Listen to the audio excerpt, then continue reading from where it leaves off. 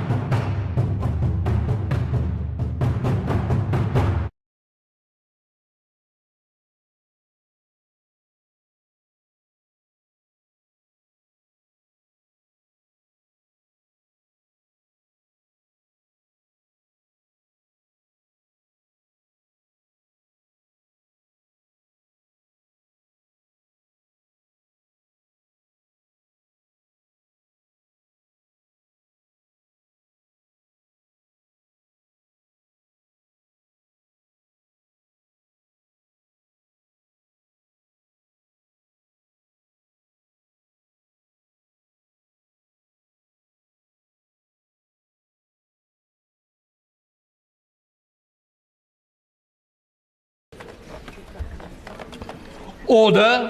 The House has directed the Speaker to make a statement at the beginning of each session about the duties and responsibilities of honourable members. The House has directed the Speaker to make a statement at the beginning of each session, as I say, about the duties and responsibilities of honourable members. It will be starting with the Code of Conduct for members and the Behaviour Code.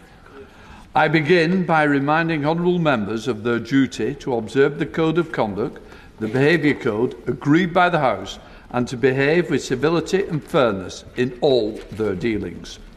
Unacceptable behaviour will be dealt with seriously, independently, and with effective sanctions. Freedom of speech. The House asserts its privilege of freedom of speech. That privilege is enjoyed by members of Parliament only in their work in this House as private individuals. We are equal under the law with those whom we represent. It is there to ensure that our constituents can be represented by us without fear or favour. It is an obligation upon all of us to exercise that privilege and responsibility. Accuracy of members' contributions. It is incumbent on members to be accurate in what they say in this House and to correct any mistakes as soon as possible. All members can now submit written correspondences directly to Hansard to amend errors of fact of their contributions, as well as being able to correct the record by a point of order. The Speaker does not have, and I reflect this to the media as well, the Speaker does not have the power to police the accuracy of members' contributions, if only I could. I now come to courtesy and temperate language. I draw the House's attention to the guidance of rules of behaviour and courtesies in this House of Commons. Members must be mindful of the impact of what we say, not only to other members, but on others who follow our proceedings. And members should be heard courteously, whatever their views. In particular, members should address the Chair rather than each other directly. And I say to honourable gentlemen, please, wear a tie, you just might not catch my eye. And members should remain in the chamber for at least 2 speeches. Or if it's questions at question time, it will be 2 substantive questions after their own. Show the respect to other members. Of course, I understand that new members may need a bit of time to familiarise themselves with the conventions and courtesies of the House, and I will take that into account when I'm in the chair.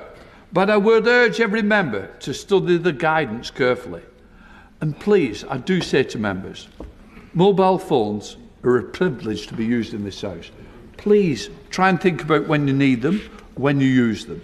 Members should be able to ask a question without reading it. Please, let's show the ability of this House. Let's show what we can do by working together. As I say, members need a bit of time, and I will work with all new members. We must ensure, and I take into account when I'm in the chair, but I would urge every member to study, as I say, the guides. Please read it. Any advice that's needed, come and check with me or the clerks. Criticism of other members. In this place, we are honourable members, and the language we use about each other should reflect that. If a member falls short of the standards expected of us all, there are ways of dealing with that, but not by accusations made as sideswipes during questions or debates. If we fail to treat each other with respect in debate, this diminishes our work. Also risks raising the temperature of discussions outside this place, particularly on social media, which already too often descend into online abuse against honourable members. My job is to look after all members, so please, if we show respect to each other here, I believe the public should also show respect to members. So please, let us get it right and let's work together. I don't want people to agree with each other. This could be the most boring chamber I've ever seen. That wouldn't be good for me either. But it's about tolerance and it's about respect. So please, let's make that our main aim. Confidentiality of speakers' correspondence with members. It's important that honourable members are able to raise matters with me freely, and for that reason, I keep such correspondence confidential. This includes applications for urgent questions. I remind honourable members it is equally important that my response, particularly on matters of privilege, are treated with the same respect. Speaking in the chair. I also wish to give some advice about seeking to speak in the chamber. I take into account the number of factors when determining who to call. One of those is how often a member speaks. In other words, if you spoke much more than colleagues, then others will be brought before you and treated. And I've got to say to Jim Shannon, remember that. I think that falls on deaf ears. But I would say that, colleagues, it's more likely to be called in the next debate for which you apply if you missed out on the last one. I know it can be frustrating not to be called in a debate or to be called very late. Prioritising the debates and question times, urgent question statements in which you seek to participate is one way of trying to avoid that happening. Staff in my office are always offer further advice. What I would say is, and I say now, it'll be very frustrating for the government side as there's so many. So just remember that. Don't take it out on my office. Please blame me at any time. When we now come to security and safety, finally, I want all members and everyone in the parliamentary community to be able to go about their work safely, both online and here in Westminster. The security of this building and those who work here depends on us all. We have a duty to be vigilant to assist those whose job it is to maintain this place as a safe place of work. But I also know it is about being a constituency MP, it is about meeting constituents, and it's about being able to represent those constituents within our constituencies that I take seriously.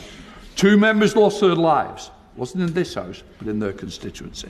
So whatever I can do to support you, I will. Make sure you follow all the security measures. I never, ever want to receive another phone call like I've done previously. So please, look after yourselves, follow the advice. Your families matter, your staff matter, and this House matters. Security is the top of my agenda. Before moving to the first business of the new session, I would like to express my best wishes to all honourable members and to all those who work in the House. And I've got to say, well, I can. Thank you to all the staff who's made this transition. This time. So I really do appreciate it. Please, let's enjoy the next session. Now then, we start with the clerk. Outlawries Bill. Before I call Leader of the House, I can now formally announce that the arrangements for the election of the Deputy Speakers. The ballot will be held on Tuesday, the 23rd of July, between 10 a.m. and 1:30 p.m. in the Committee Room 8. Nominations must be submitted to the table office between 10 a.m. and 5 p.m. on Monday, the 22nd of July. Nomination forms and an updated briefing note with information about the election are available in the vote office. Leader of the House to move the motion on temporary Deputy Speakers. I beg to move that for the period up to the first sitting day following the election of the Deputy Speakers under Standing Order 2A, Sir Edward Lee be Chairman of Ways and Means, Dame Siobhan McDonough be First Deputy Chairman of Ways and Means, and Sir Christopher Chope be the Second Deputy Chairman of Ways and Means. The question is that for the period up to the first sitting day following the election of the Deputy Speakers under Standing Order number 2A, Sir Edward Lee be Chairman of Ways and Means, Dame Siobhan McDonough to be the First Deputy Chairman of Ways and Means, and Sir Christopher Chope to be Second Deputy Chairman of Ways and Means. As many of that opinion say aye. Aye. Of the contrary, no. I think the ayes have it. The ayes have it. I now have to acquaint the House that the House has this day attended His Majesty's in the House of Peers, and that His Majesty was pleased to make the most gracious speech from the throne to both Houses of Parliament, of which I have the great accuracy obtained a copy. I shall direct that the terms of the speech be printed in votes, and the preceding copies are available in the vote office. Before I call the mover and the second of the debate, I want to announce the proposed pattern of debate during the remaining days of the Loyal Address. Today, debate of the address. Tomorrow, Foreign Affairs and Defence. Friday, Planning, Greenbelt and Rural Affairs. Monday, Economy, Welfare and Public Services. Tuesday, Immigration and Home Affairs. I now have the privilege. I shall call Peter Dowd to move, and then Florence Escher-Lobby to second the address. Peter Dowd. Thank you, Mr. Speaker. I beg to move, most gracious Sovereign, we, Your Majesty's most dutiful and loyal subjects, the Commons of the United Kingdom of Great Britain and Northern Ireland, in Parliament assembled, beg leave to offer our humble thanks to Your Majesty for the gracious speech which Your Majesty has addressed to both Houses of Parliament. Mr. Speaker, happy birthday to Her Majesty the Queen today. Yay. Mr. Speaker, it is an honour to be asked to give thanks to His Majesty. So can I start by congratulating you, Mr. Speaker, on your re-election, and a warm welcome to new and returning members, including my honourable friend, the late member for Stalybridge and Hyde.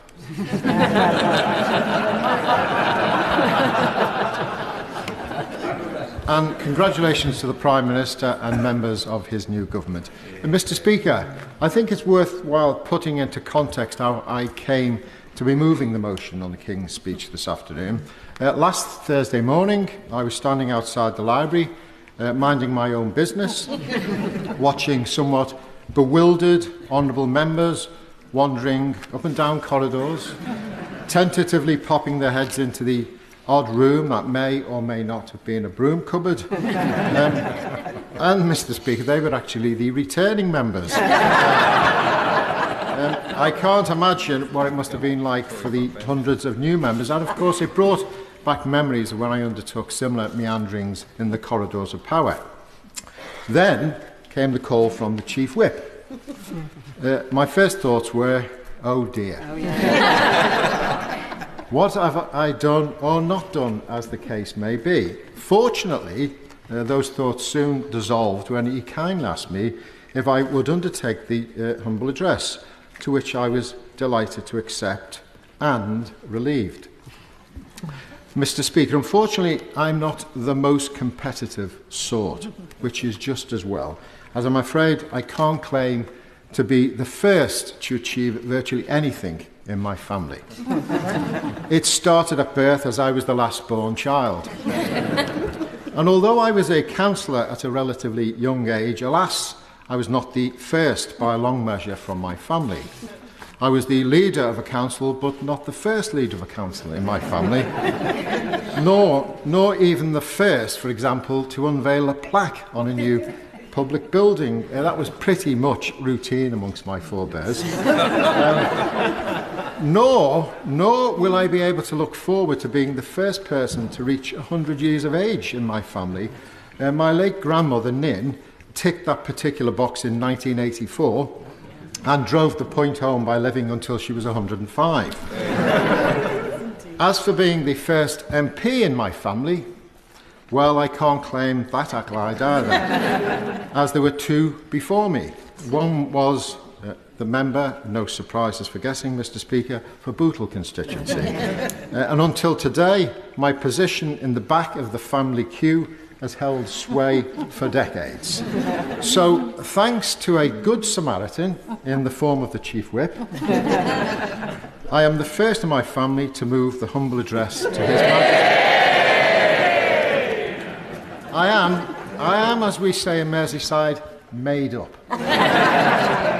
It goes without saying that being a member of Parliament is an honour, but I think being an MP representing the town I was born in is the icing on the cake. For those who don't know where my constituency is, it used to be a small fishing village, then a bathing resort for wealthy merchants just north of Liverpool. How times change. Today, my constituency comprises of a number of close-knit communities which, until after the war, were farmland. Ford, Litherland, Netherton and Old Rome. They comprised of the areas that housed thousands of families after the challenges of the war, and I think that vision can be renewed.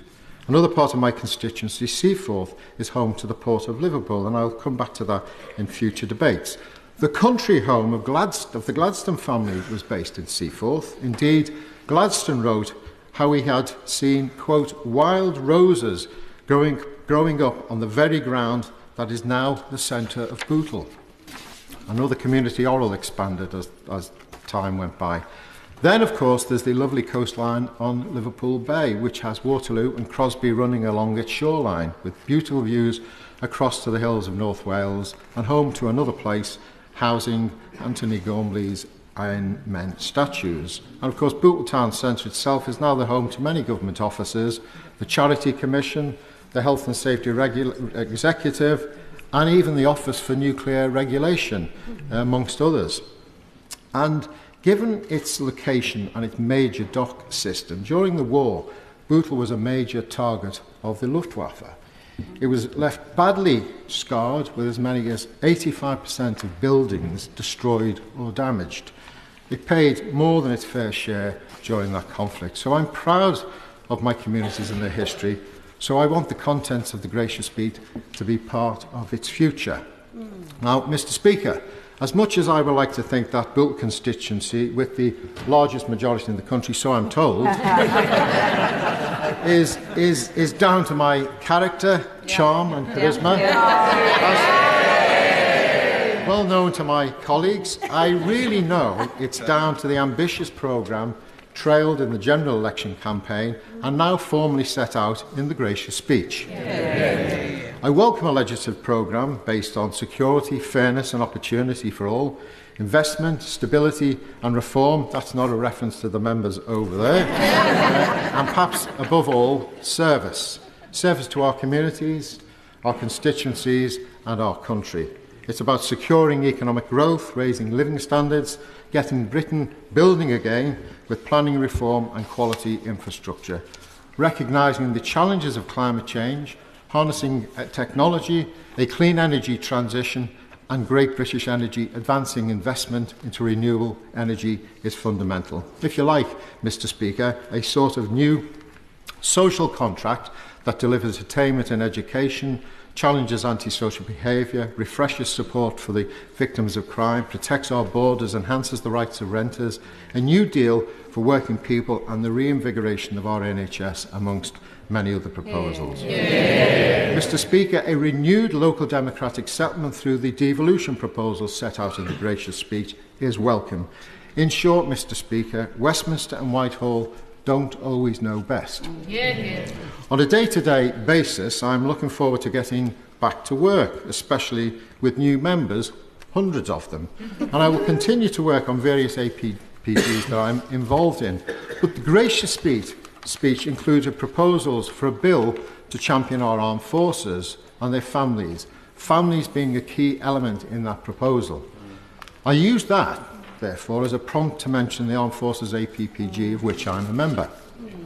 I also do this because as an associate member of my local Crosby Royal Naval Association, having links with local veterans, of whom there are over 12,000 in my constituency, and as having members of my family in the armed forces, in addition to my mother and grandmother, both having received war widows' pensions for decades, I feel the least I could do was to participate in the Armed Forces APPG.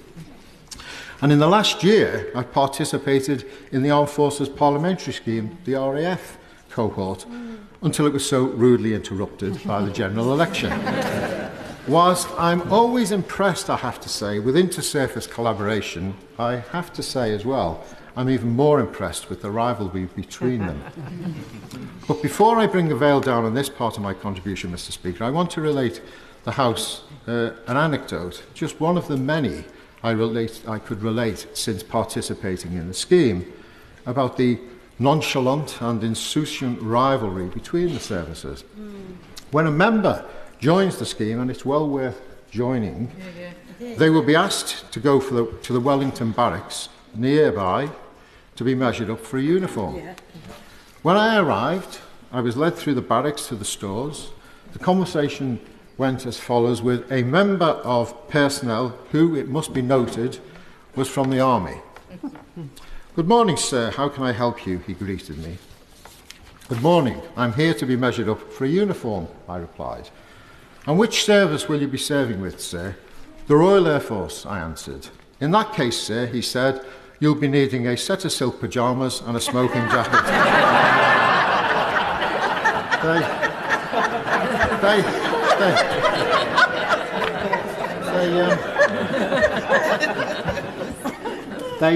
They felt like a dream, Mr. Speaker. Mr. Speaker, our country faces so many challenges, and I believe the wide-ranging proposals in the King's Speech will go a good deal of the way to tackling those challenges, both home and abroad.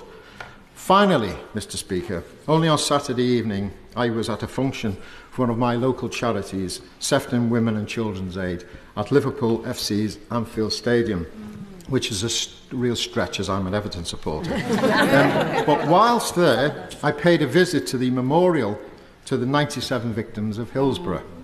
So I want to pay particular attention to the inclusion of what has become known as a Hillsborough Law in the gracious speech. I also want to thank the many individuals, families, survivors and the coalition of other organisations who have campaigned selflessly for decades to achieve this outcome, including members of this House. It means so much to the families of the victims of those who died and the survivors from our city region and beyond that the government will be fulfilling its promise to ensure a duty of candour on public services. Justice and respect at last. Thank you, Mr. Speaker. It's also a privilege to call the seconder, Florence Eshalome. Thank you, Mr. Speaker. May I start by congratulating my friend, the Honourable Member for Bootle, on his fantastic speech. And as the eldest of three girls, we like the lastborns because we blame them for everything. And it's an honour to follow to second this loyal address, not only for me, but for my constituents across Vauxhall and Camberwell Green. And Mr. Speaker, when I was asked by the Chief Whip, my excitement was quickly replaced by fear because I then remembered my attempt to make a Big Shack reference during the second reading of the Procurement Act Bill, which went completely over the head of the member for Brentwood and Ongar, and indeed many members in this chamber. See, I nearly backed out, but then I remembered that this is my opportunity to get on record that Nigerian jollof is the best jollof. Before the member for Erith and Thamesmead has other ideas. It's nearly 15 years since the last Labour member seconded a loyal address, and it was my good friend, the Right Honourable Member for Islington South and Finsbury. And I have to say, the notices I receive when she's visiting my constituency are perhaps my favourite. I once remember receiving a note from her office saying she was going to tour the Beef Eater Gin Distillery in my constituency the next evening, and that I should join her. Now, sadly, I don't drink gin, but I know that she drank my share. I can only say that I look forward to welcoming other members to my constituency many more times during this Parliament. And can I remind all of you that it is your duty to let me know if you are attending one of the many fabulous parties in Vauxhall and Campbell Green. Otherwise, I will be complaining to Mr. Speaker. And it truly is a wonderful constituency. We have the National Theatre, the BFI, the South Bank Centre, the Young and the Old Vic. The Old Vic, which is currently hosting a play about the life of an MP where James Corden turns out to be one of your constituents. Although I believe he lives in California, so maybe he should get in touch with the leader of the opposition.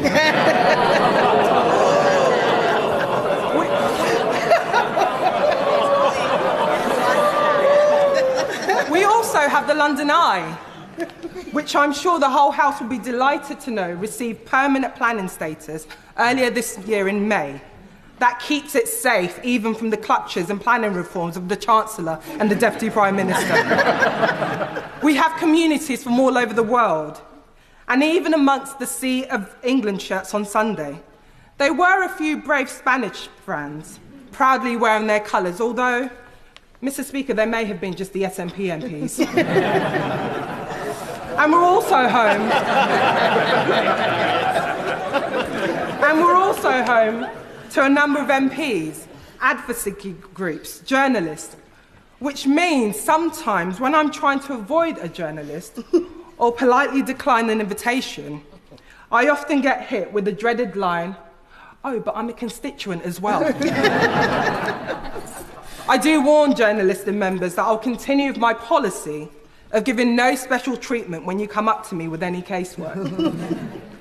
Like many continuing MPs, the area I represent has changed significantly in this election following the boundary review. This means that I sadly no longer represent one of the Brixton estates I grew up on, as well as my church and my old primary school. The church is central to my life, and it's a microcosm of Lambeth. After Mass, I can see the impatience on my family's face, as I often discuss varied casework from the congregation. And I just want to reassure my honourable friend, the member for Clapham and Brixton Hill, you are going to receive multiple blessings with all those varied caseworks. And I know the wards that I'll lose will be represented by her. But then again, Mr. Speaker, based on past experience, not all the journey lobbyists will notice that anything's actually changed.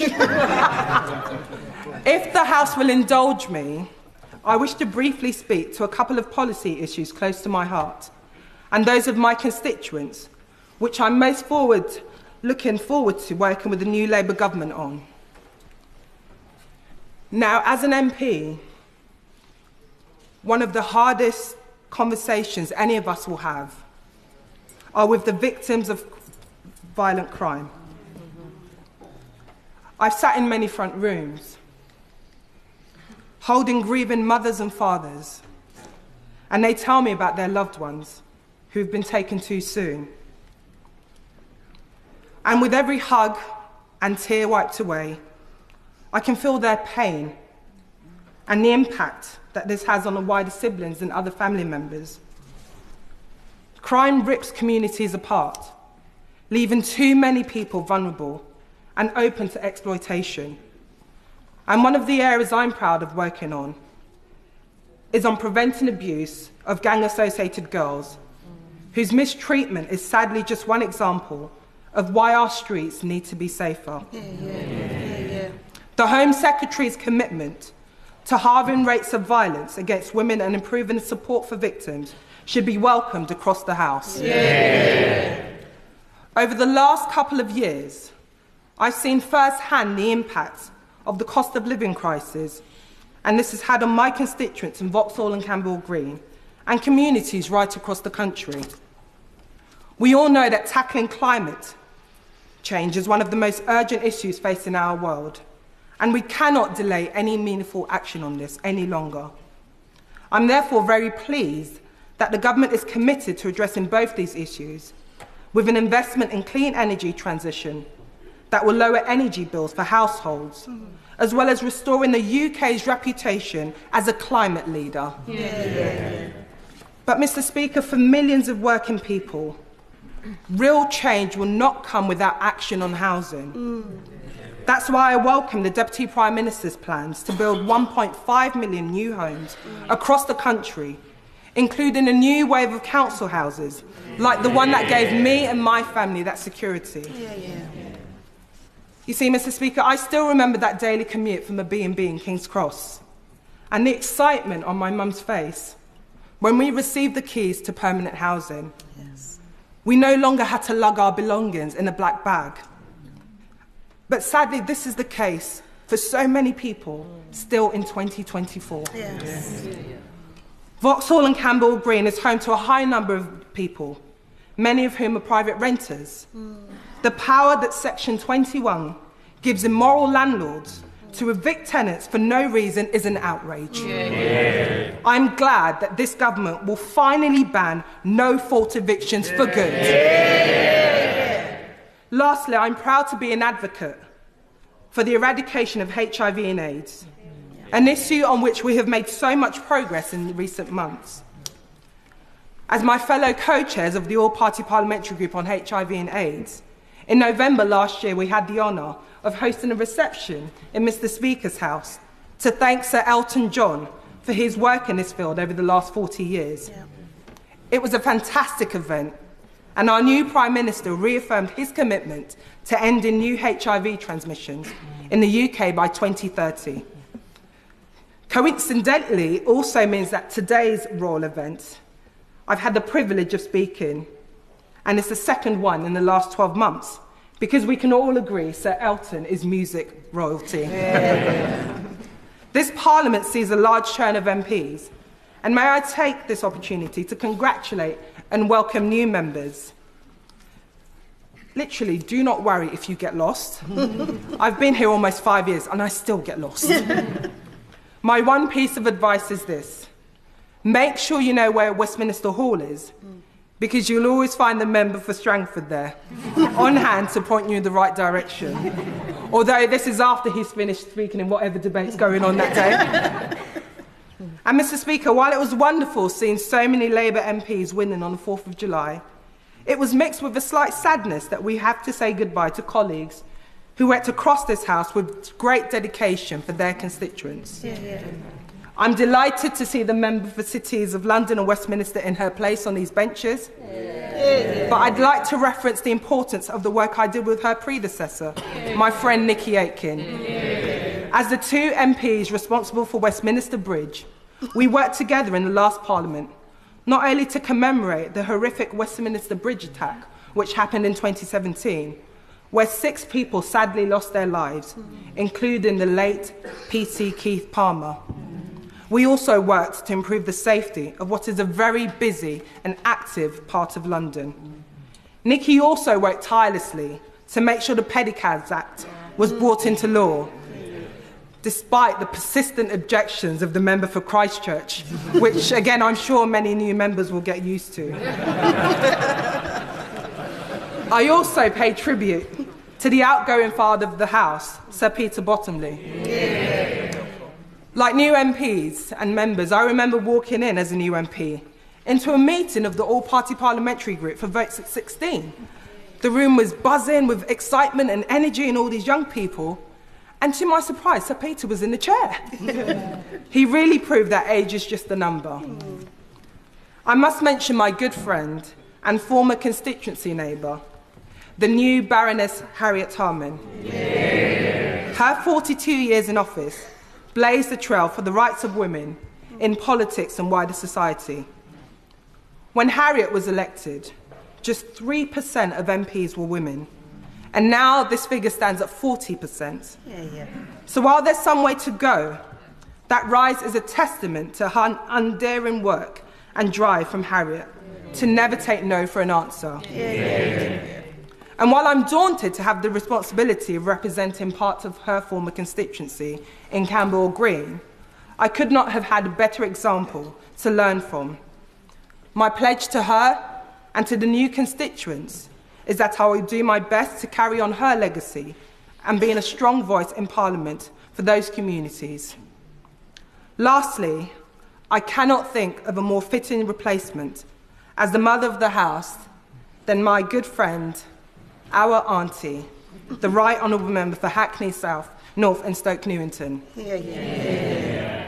She was elected when I was just 6 years old, and seeing her in the media making a voice of black women heard in Parliament gave me the confidence that I could stand here and make sure that people in my community could have a voice in the decisions that impact them.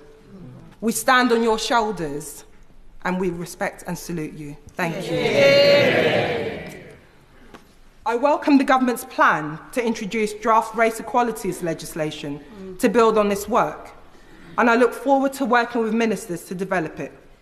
We should not underestimate the difficulties that both Baroness Harman and the Right Honourable Member for Hackney North and Stoke Newington have gone through to make their voices heard, and the challenges they face even now. But their trailblazing examples means that those of us elected today face far fewer challenges in representing our communities, and we have more friends to go through those challenges with. And because of them, Mr. Speaker, it means that a black working class girl from a South London estate can stand before you today with the honour of seconding this loyal address. The question is that the humble address be presented to His Majesty as follows.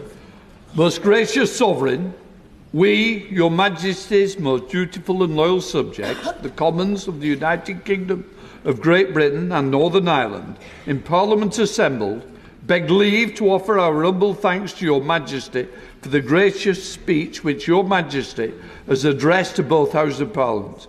I now call the Leader of the Opposition, Mrs. Sutter. Well, thank you, Mr. Speaker. And before I turn to the address, I'm sure the whole House would like to join me in paying tribute to His Majesty the King. It is typical of his dedication to duty that despite the medical challenges he has recently faced, he was here today to open Parliament and will travel to the Commonwealth Hubs of Government meeting in Samoa and to Australia this autumn. The King is a true model of public service. I know that the Prime Minister will value his audiences with His Majesty as much as I did. And I think we all recognise that the King is aided by the constant support of Her Majesty the Queen, and I know the whole House will join me in wishing her a very happy birthday. Today we also pay tribute to Tony Lloyd. Tony served the people of Greater Manchester for 45 years, and for 36 of those as a member of this House. He was a great parliamentarian, kind and wise. His family should have enormous pride in the contribution he made to this place and to the community that he loved and served. They are in all our thoughts today. I'd also like to welcome all new members to their places. Being elected as a Member of Parliament is a great honour and a great responsibility. We serve our communities and our United Kingdom. I know that whatever our political differences might be, we are all motivated by a desire to make life better for our constituents and our country stronger. And I know that the whole House will join me in deploring the assassination attempt on President Trump. Our thoughts are with the victims. Violence and intimidation have no place in the democratic process. Now, Mr. Speaker, I commend the proposer on his excellent speech. I know that the whole House will agree with me that the Honourable Member for Bootle has set a very high bar for speeches in this new Parliament.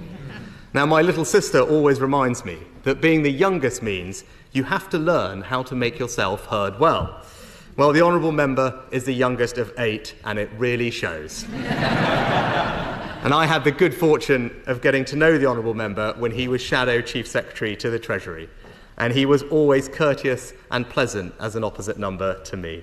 And as he outlined, the Honourable Member for Bootle comes from a family committed to public service. Both of his great-uncles were members of this House, and he himself, even though he was very modest about it, has been in public service for more than 40 years. Yeah.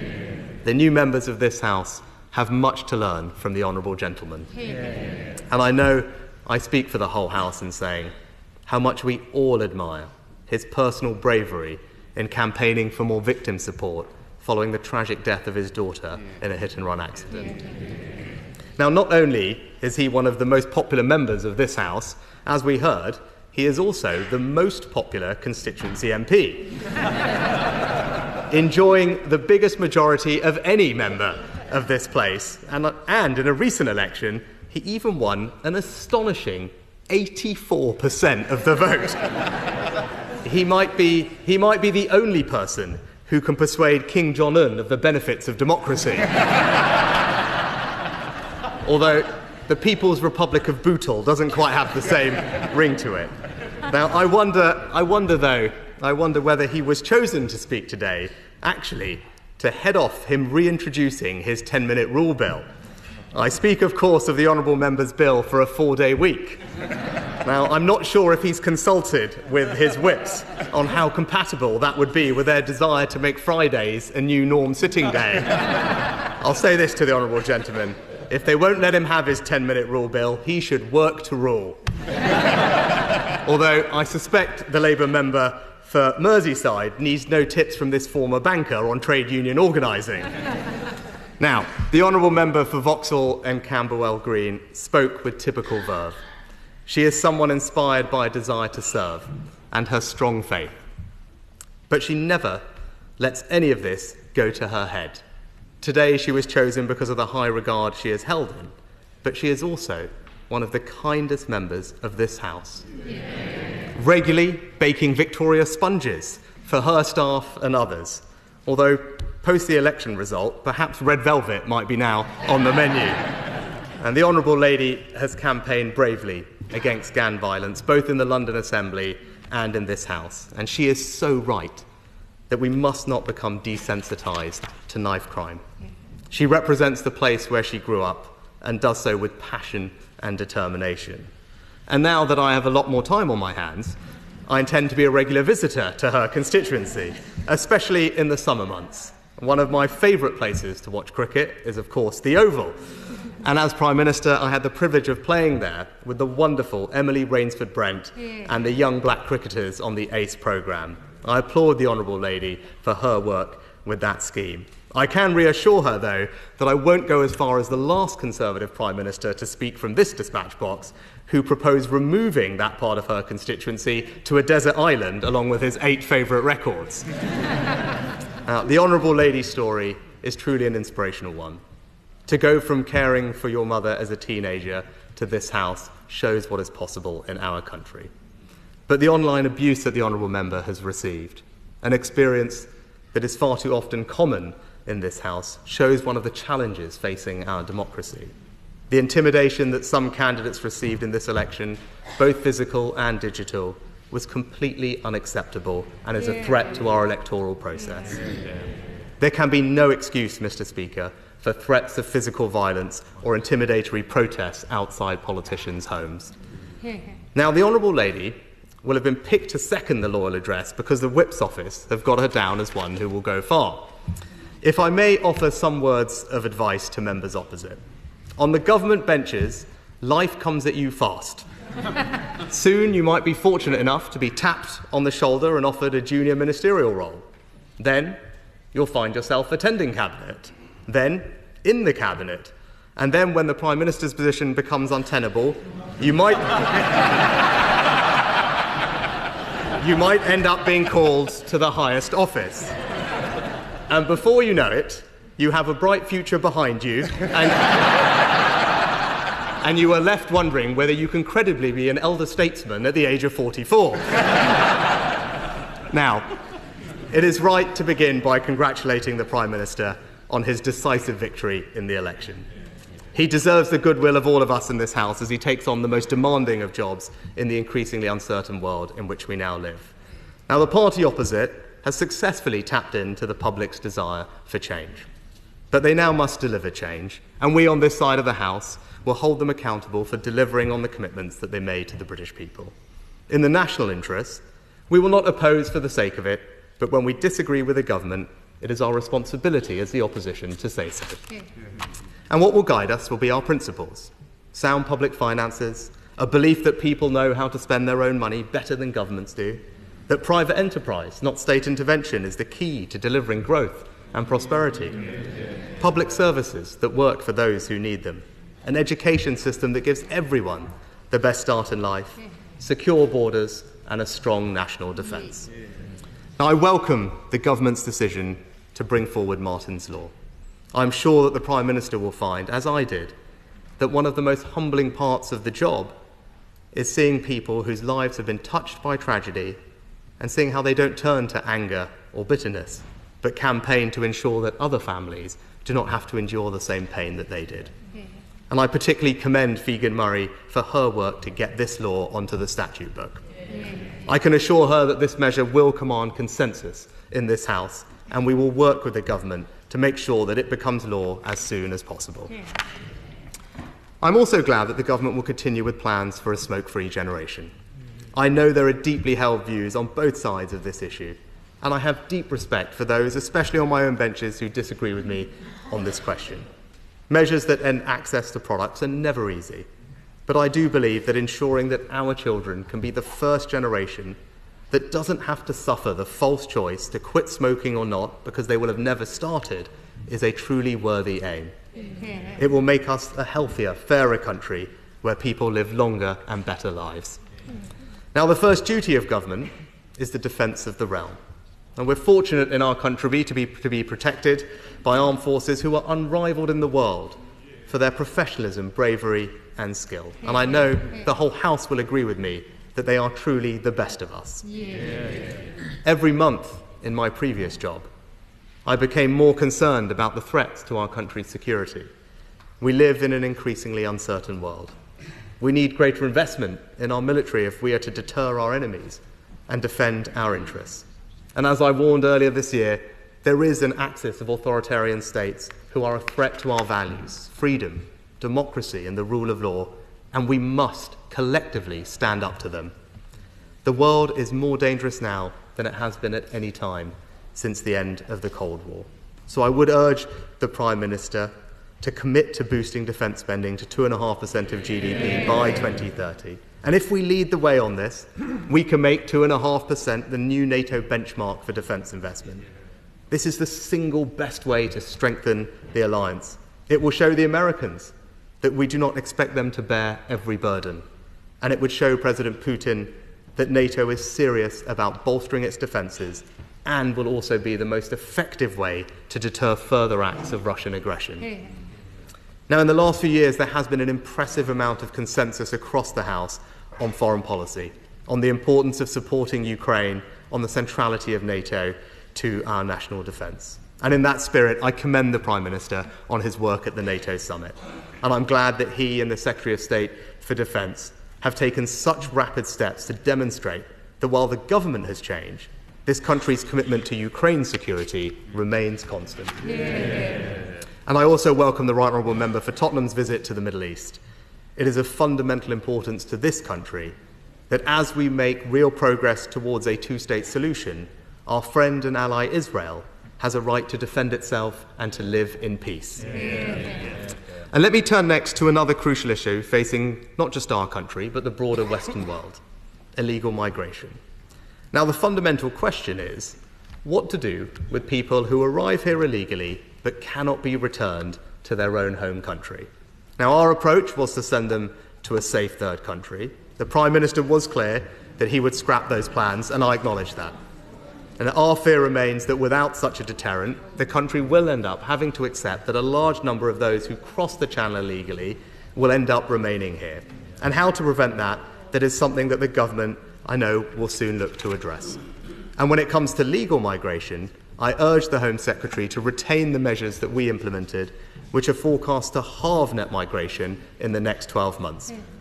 Now, if I may turn next to the economy, I understand well that the Chancellor is keen to paint as bleak a picture as possible, but I would just gently point out that this is not exactly what the facts say. Inflation at 2%, unemployment 4%, and the fastest growing economy in the G7 so far this year. The party opposite has inherited an economy that is already on an upward trajectory. Now, the government have set out plans. The government has set out plans to strengthen the role of the Office for Budget Responsibility, and we will examine those proposals carefully. But the work of the OBR already means that the party opposite did have the full details of the public finances when they set out their manifesto. Now, the OBR has rightly taken away from governments the ability to make forecasts say what they want them to. But they have also taken away from oppositions coming into government the ability to say that they did not know the true state of the public finances. As Paul Johnson of the Institute for Fiscal Studies has said, the books are wide open, fully transparent. In his words, trying to pretend that things are worse than expected really won't wash. Now, the party opposite promised no tax rises on working people and no plans for tax rises beyond what's in their manifesto, in full knowledge of the public finances.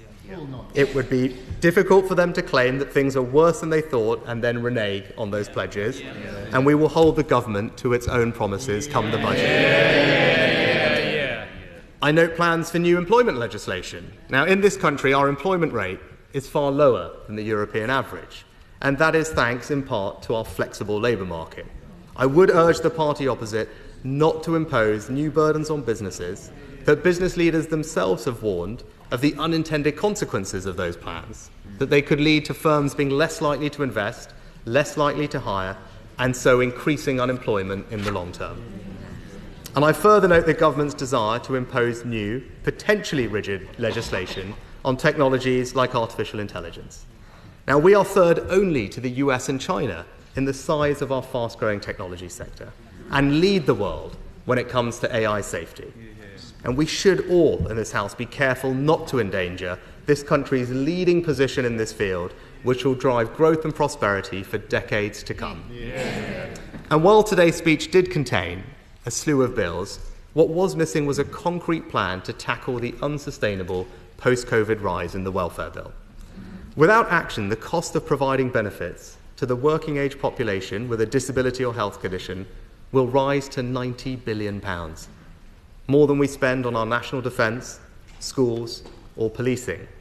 Now, that's not only unsustainable, but also unfair to taxpayers. And that's why in government we had laid out a plan to significantly reduce the welfare bill, but crucially, to support all those that could back into work.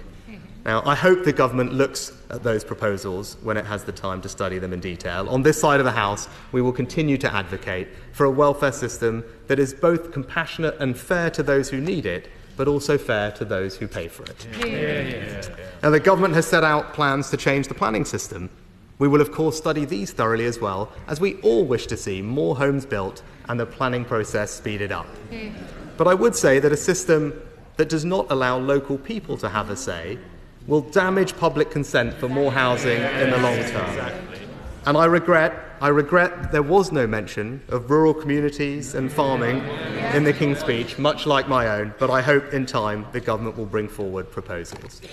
Now, turning to net zero, this country has decarbonised quicker than any other major country. And we have managed to do that while growing the economy.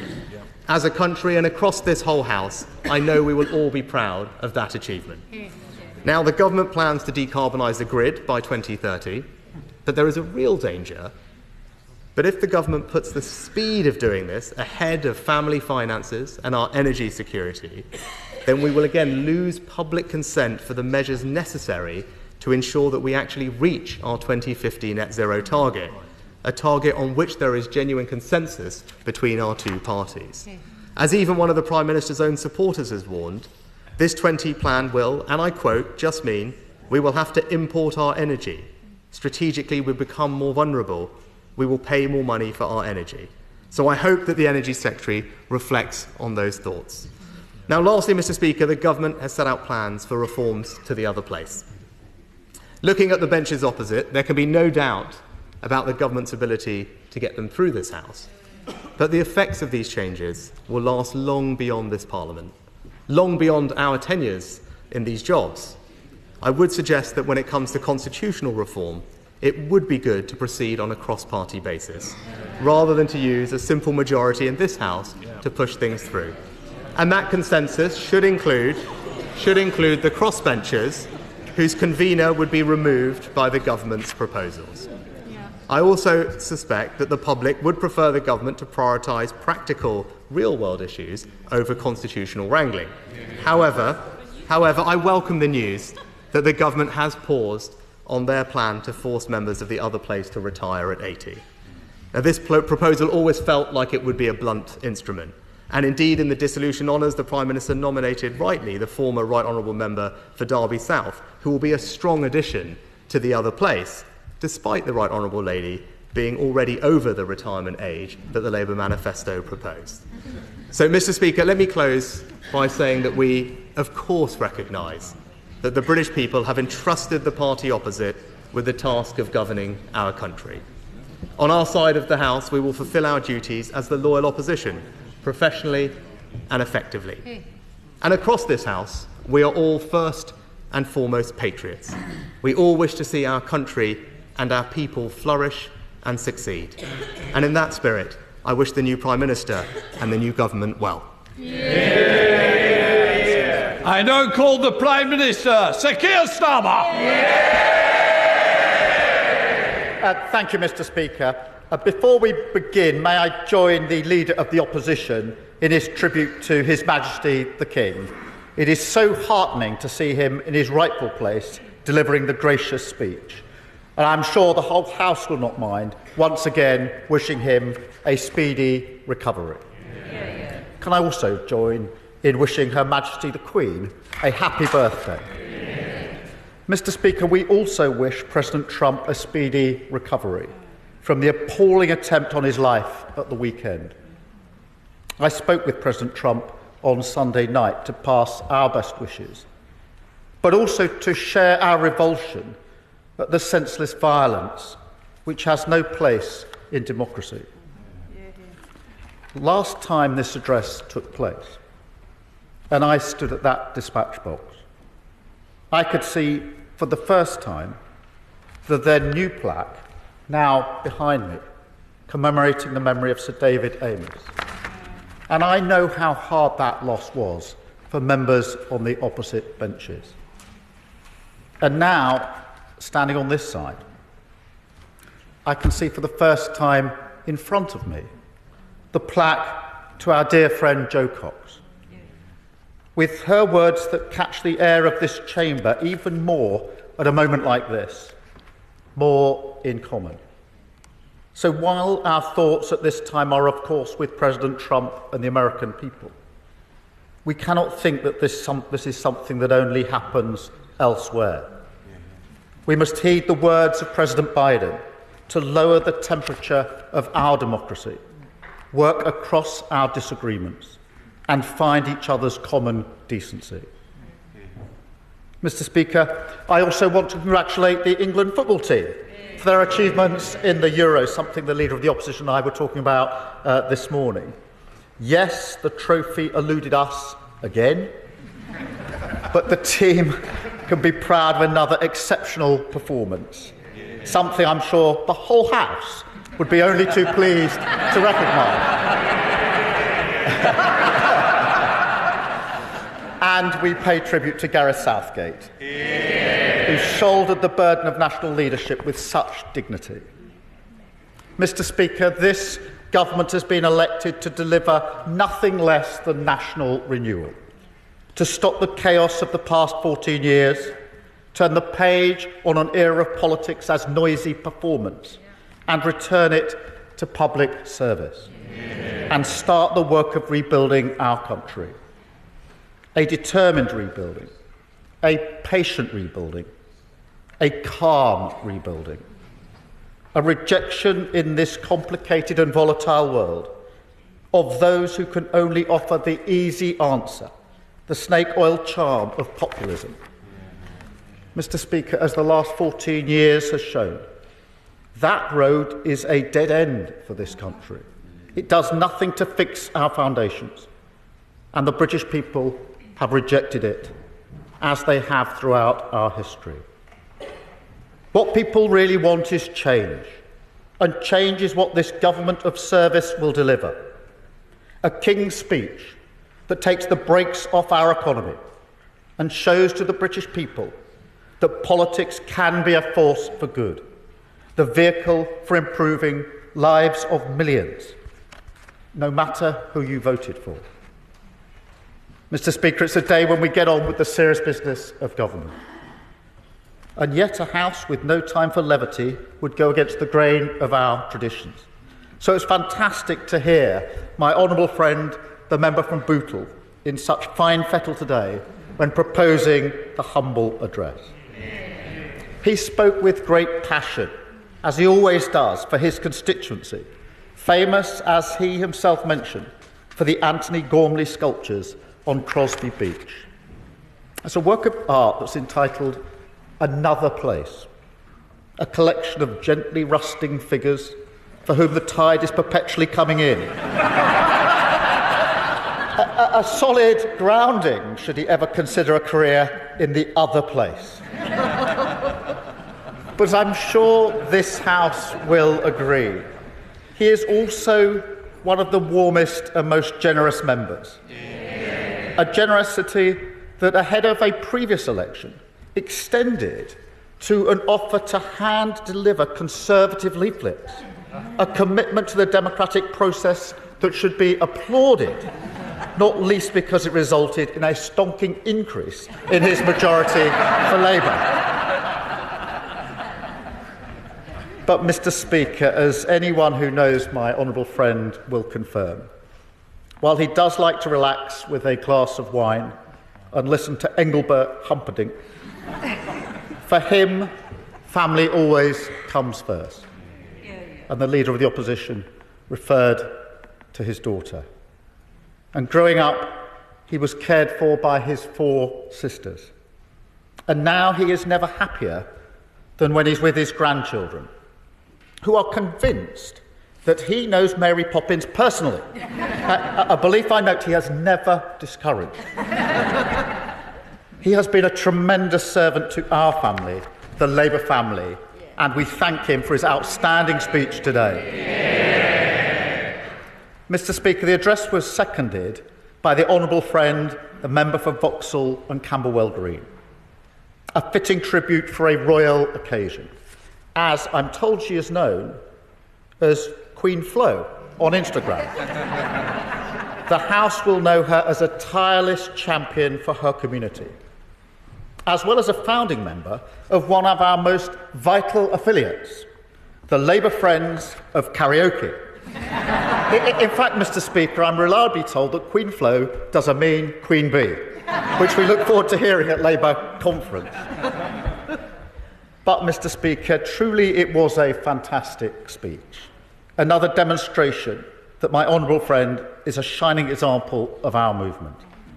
A young carer when growing up, a fighter for their causes on AIDS and HIV, on the health inequalities which still deliver poorer outcomes for black women, and on sickle cell, which her late mum suffered from.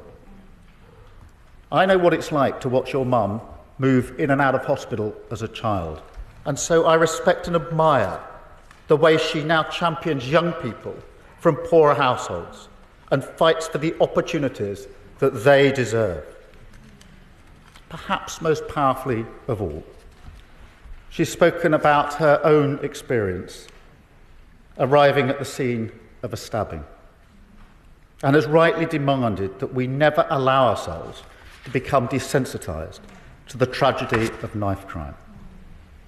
As a fellow inner London MP, I know how much this is hurting our city, as it is towns and cities across the country. I know how much potential is lost and how many families fear that their child could be next. So be under no doubt, turning the tide on this violence is absolutely central, a key mission that this government of service will take on. Mr. Speaker, both speeches were in the finest traditions of this House.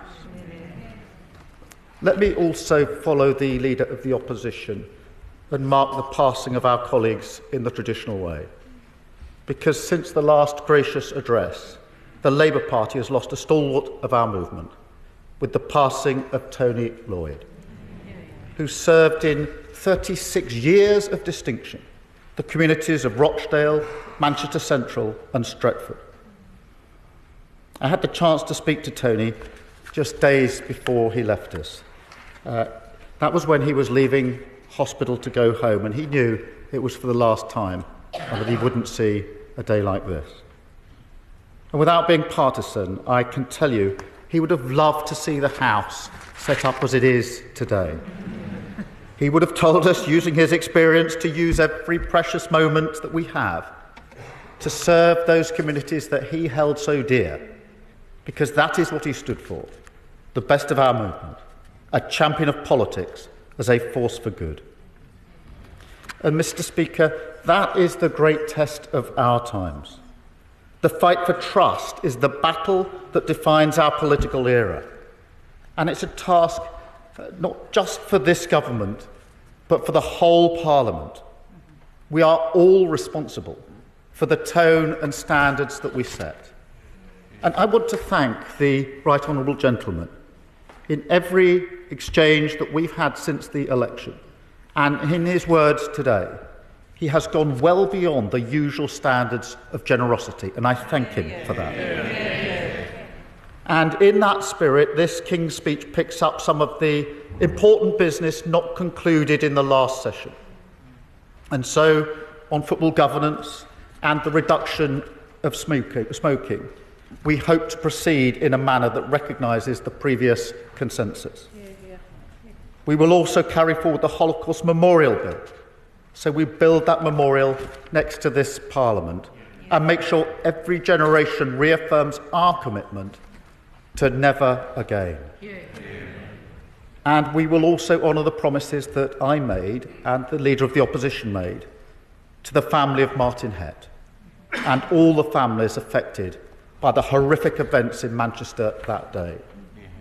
Figan Murray, Martin's mum, walked 200 miles to tell us that Britain needs that law quickly. I told her then that she would get that from a Labour government, and we honour that promise today, and I'm very grateful for the indication of the cross-party support we will have on that very important provision. Because the security of the British people is the most fundamental priority of any government. And whether our fight is against terrorists, the vile criminal smuggling gangs that weaken our borders, or foreign powers which threaten the security of this nation, we will leave no stone unturned when it comes to keeping the British people safe. And we will recognise the bravery of those on the front line of keeping us safe, with a new Armed Forces Commissioner. That's not just a name or a role, but a strong and independent champion for those who have committed to the ultimate service, as a way we can show our respect. We will also move quickly on the lessons from the infected blood scandal that the House debated in almost the final act of the last session, a day when we undertook, all of us, a solemn responsibility, not just to deliver justice to those people, but also to take on the work of prevention, to make sure that those lessons shape the future of public service in our country. Because scandals like infected blood, Windrush, Horizon, Hillsborough are united not just by the scale of the injustice, but also by the indignity that the victims and their families have been put through, merely for standing up for truth and justice. So it is high time to bring in a duty of candour, the Hillsborough Law, because a government of service must also be a government of accountability and justice. That is what service means. Yes, I will. I thank the Prime Minister for giving way during his excellent speech, outlining the hope and renewal within this King's Speech, much needed in constituencies like mine, in Luton North, where over 45% of children are growing up in relative poverty. What reassurances can the Prime Minister give me and my constituents that he personally takes this issue very seriously and that his government will address it? Prime Minister. Well, I'm grateful for that intervention, and I give my assurance to her and to the whole House that I do take child poverty extremely seriously. I'm proud of the record of the last Labour government in reducing child poverty. It clearly had a strategy, and we will have a strategy, and I'm very pleased to have announced today the task force that will lead our strategy to reduce child poverty. No child should be growing up in poverty. And we will work across the House on that issue, and I will take an intervention. Very grateful. Thank you, Mr. Speaker. I'm very grateful to the Prime Minister for giving way on his newly announced task force, which of course Beth Rigby was announcing on Twitter as we were all within this chamber. Mr. Speaker, can the Prime Minister outline how many children will remain in poverty whilst that task force undertakes the work, which will ultimately lead to the same conclusion we are proposing, to scrap the two-child benefit cap? Well, look, I do welcome this. I know this is an issue across the whole House. I don't think there's a single member that doesn't care about child poverty. The point of the task force is to devise a strategy, as we did last in government, to drive those numbers down. It can't be a single issue, it's across a number of strands, and we will work with people across the House in order to do it. What matters is the commitment to do it and to drive those numbers down. That is what we did last in government, and we will do it again. But, Mr. Speaker, I'll just make some progress and then I will. Mr. Speaker, whilst I respect the tone of the Leader of the Opposition's contribution, I can't stop my mind wandering back to 9 months ago when he was at this dispatch box. His great political hero, Nigel Lawson, once said, "To govern is to choose." And every day serving the people of this country is a chance to make a difference for them. Yet, Mr. Speaker, the last King's speech was the day when the veil of his choices slipped. And we all saw a party, his party, content to let our country's problems fester, content to push aside the national interest, as they focused almost entirely on trying to save their own skins. Mr. Speaker, we will have time over the weeks, months and years to debate the measures in this King's speech and the choices of this government. But I defy anyone on those benches or elsewhere to look at the ambition and purpose of our intent and not to receive a return to the serious business of government. No more wedge issues, no more gimmicks, no more party political strategy masquerading as policy. This is an agenda focused entirely on delivering for the people of this country. Legislation for the national interest that seeks only to fix our foundations and make people better off. Solve problems, not exploit them. Because, I'll just make some progress in the way. Because, Mr. Speaker, with each day that passes, my government is finding new and unexpected marks of their claim. Scars of the last 14 years where politics was put above the national interest. Decline deep in the marrow of our institutions. We've seen that in our prisons, writ large. We've seen it in our rivers and seas, even worse than we thought. And we've seen it in our councils, pushed to the brink by the previous government, now unable even to deliver basic services to children with special educational needs. And, Mr. Speaker, we've already taken first steps on so many of the priorities we put before the British people. The work of change has begun, but we know, as they do, that national renewal is not a quick fix. The rot of 14 years will take time to repair. Nonetheless, I will give way. I'm grateful to the Prime Minister for giving way, and he talks about priorities. Well, of course, people in rural communities around the country see the vast majority which the Right Honourable Gentleman has assembled, and they're afraid. They see a manifesto in which just 87 words are used about farming.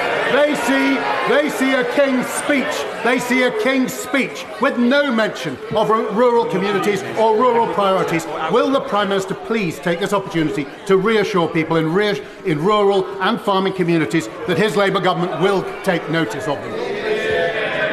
Prime Minister, just to say, look, intervention one thing, but to actually make a speech is not the best time to do it. Prime Minister.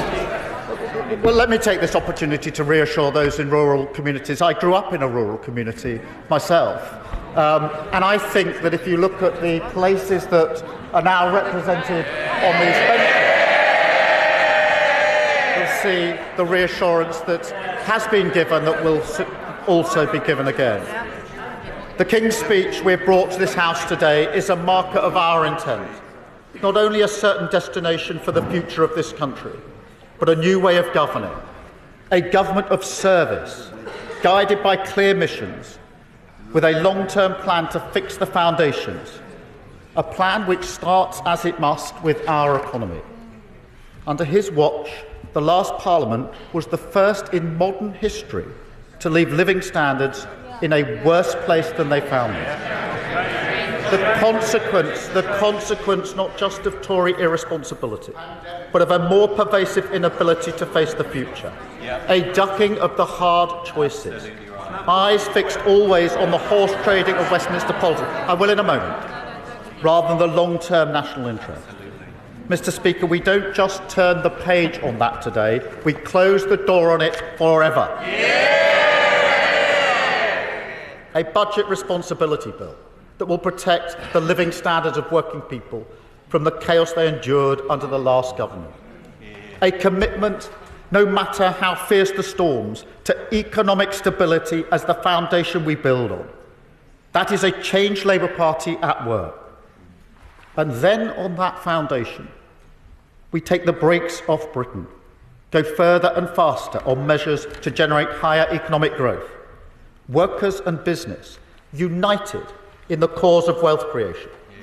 We will reform the planning rules, a choice ignored for 14 years, to build the homes and infrastructure that Britain needs. We will level up rights at work, a choice ignored for 14 years, to deliver security and dignity at work. We will create a new industrial strategy, invest in cleaner, cheaper British energy, harness the power of artificial intelligence, improve our public transport, confront our historic challenges on technical education, transform our skills agenda in partnership with business, and push forward devolution to the cities, regions and councils of England.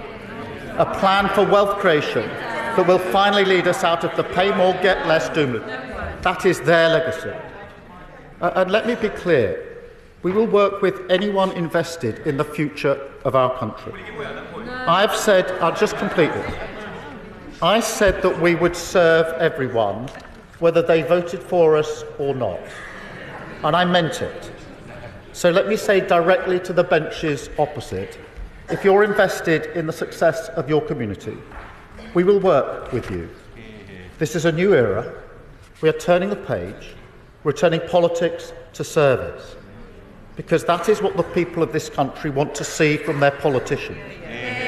And service is a stronger bond than political self-interest. That is what country first means. The only way we can restore trust, and the reason this government of service was elected. Mr. Speaker, we were also elected to repair our public services with investment and reform, to make them once again beacons of justice for the communities that they serve. A signal to our country of the cause that fires national renewal. My determination for everyone in our country, England, Scotland, Northern Ireland, Wales, no matter where they started in life, to feel that success belongs to them. It is a cause, Mr. Speaker, that I do believe unites this House and indeed the people of this great nation. So I will. Mr. Speaker, can I commend the Prime Minister? There are many within this House, both sides of this chamber, both in opposition but also in your party, who welcome your election as Prime Minister and look forward to the delivery of some feel-good factors for all of this great nation of the United Kingdom of Great Britain and Northern Ireland. Always better together, is what I always say, and even those in the chamber who maybe have different ideas perhaps think the same as well. Prime Minister, in the paper, of my provincial paper 2 weeks ago, we recognised that Northern Ireland was very much part of your 10-year plan. Can I ask the Prime Minister, can he perhaps outline exactly what that plan will be for Northern Ireland to ensure that our position will never weaken and always get stronger? Say, Jim, you'll be definitely bottom of the list, but don't worry. Prime Minister. I'm grateful for that intervention. It was very important to me and to my government that within days of being elected, I went to Scotland, to Northern Ireland and Wales with the message that I did about working together. As he will know, I worked in Northern Ireland for 5 years on reforms to the police service in Northern Ireland. It matters to me that we make progress on all matters across all of our nations, and that is the way that we will operate as a government. That was a statement of intent going as I did in those early days, and I will continue in that vein in direct answer to his question. Mr. Speaker, so as well as our plan to cut waiting times, we will modernise the Mental Health Act and finally drag it into the 21st century. And we will raise standards in our schools, improve the confidence, the well-being and the happiness of our children, because that is so often the barrier that holds them back. We will also work on landmark legislation on race equality, tackle the structural injustice of unfair discriminatory pay. Now, Britain has come a long way on matters like this. One look at this Parliament shows that we're moving forward. And I recognise the efforts of so many in this House, on all sides, to tackle this injustice. But, Mr. Speaker, we can still do more, and therefore we must, and we will. We will also begin work on banning conversion practices and bring forward tough new protections for renters. Promises that have lingered in the lobby of good intentions for far too long. And, Mr. Speaker, we will signal our intent to transform society with measures on crime and justice that will not only rid our streets of antisocial behaviour, but also launch a new mission to reduce violence against women and girls by 50%. In this, we're inspired by the work of unbelievable campaigners: Mina Smallman, Claire Waxman, Melanie Brown, and my friends John and Penny Clough. Mr. Speaker, I will never forget the day that John and Penny came to my office and told me what they had been through just to get justice for their daughter Jane, murdered in the car park of the Blackpool Hospital where she worked by the man awaiting trial on multiple charges of raping her.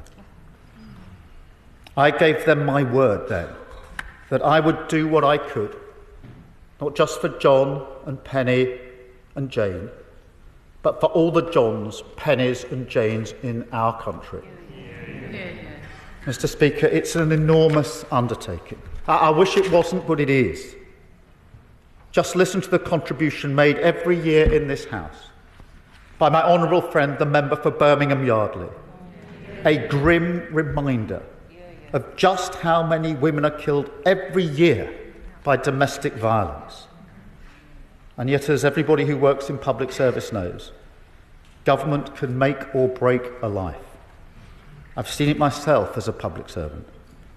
I also know from those campaigners what service can do when it listens and empowers people far beyond the walls of the state. So, Mr. Speaker, this is how we will go about our business: mission-driven, focused on ambitious goals, bringing together the best of our country, committed to the practical difference, big and small, that we can make together. That is the reward and the hope of service, the business of change, and the work of this government of service that we will take on. We will stop the chaos, fix our foundations, and take the brakes off Britain. A King's Speech that returns politics to serious government, that returns government to public service and that returns public service to the interests of working people. That is the path of national renewal, the rebuilding of our country, and we take another step today. Thank you, Mr. Speaker.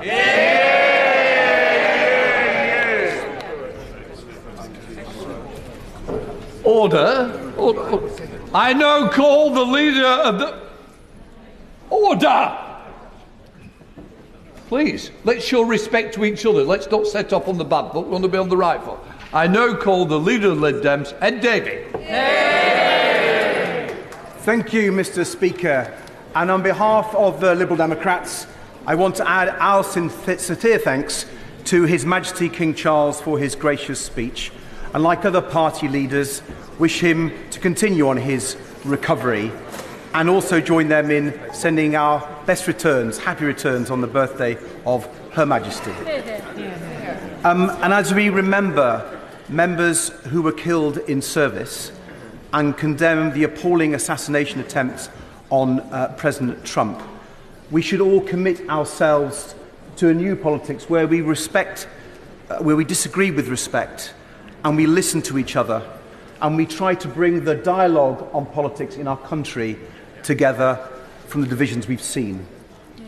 And can I join others in paying tribute to the late Tony Lloyd? He had many campaigns and many issues that he championed in this House. I had the huge privilege of joining him on an all-party trip to Israel and Gaza, because one of his commitments was to peace in the Middle East, for justice for the Palestinians and for a two-state solution. And let us all commit ourselves to that again. And I would also like to pay tribute, Mr. Speaker, to the honourable members for Bootle and Vauxhall and Camberwell Green for their accomplished speeches, proposing and seconding the loyal address.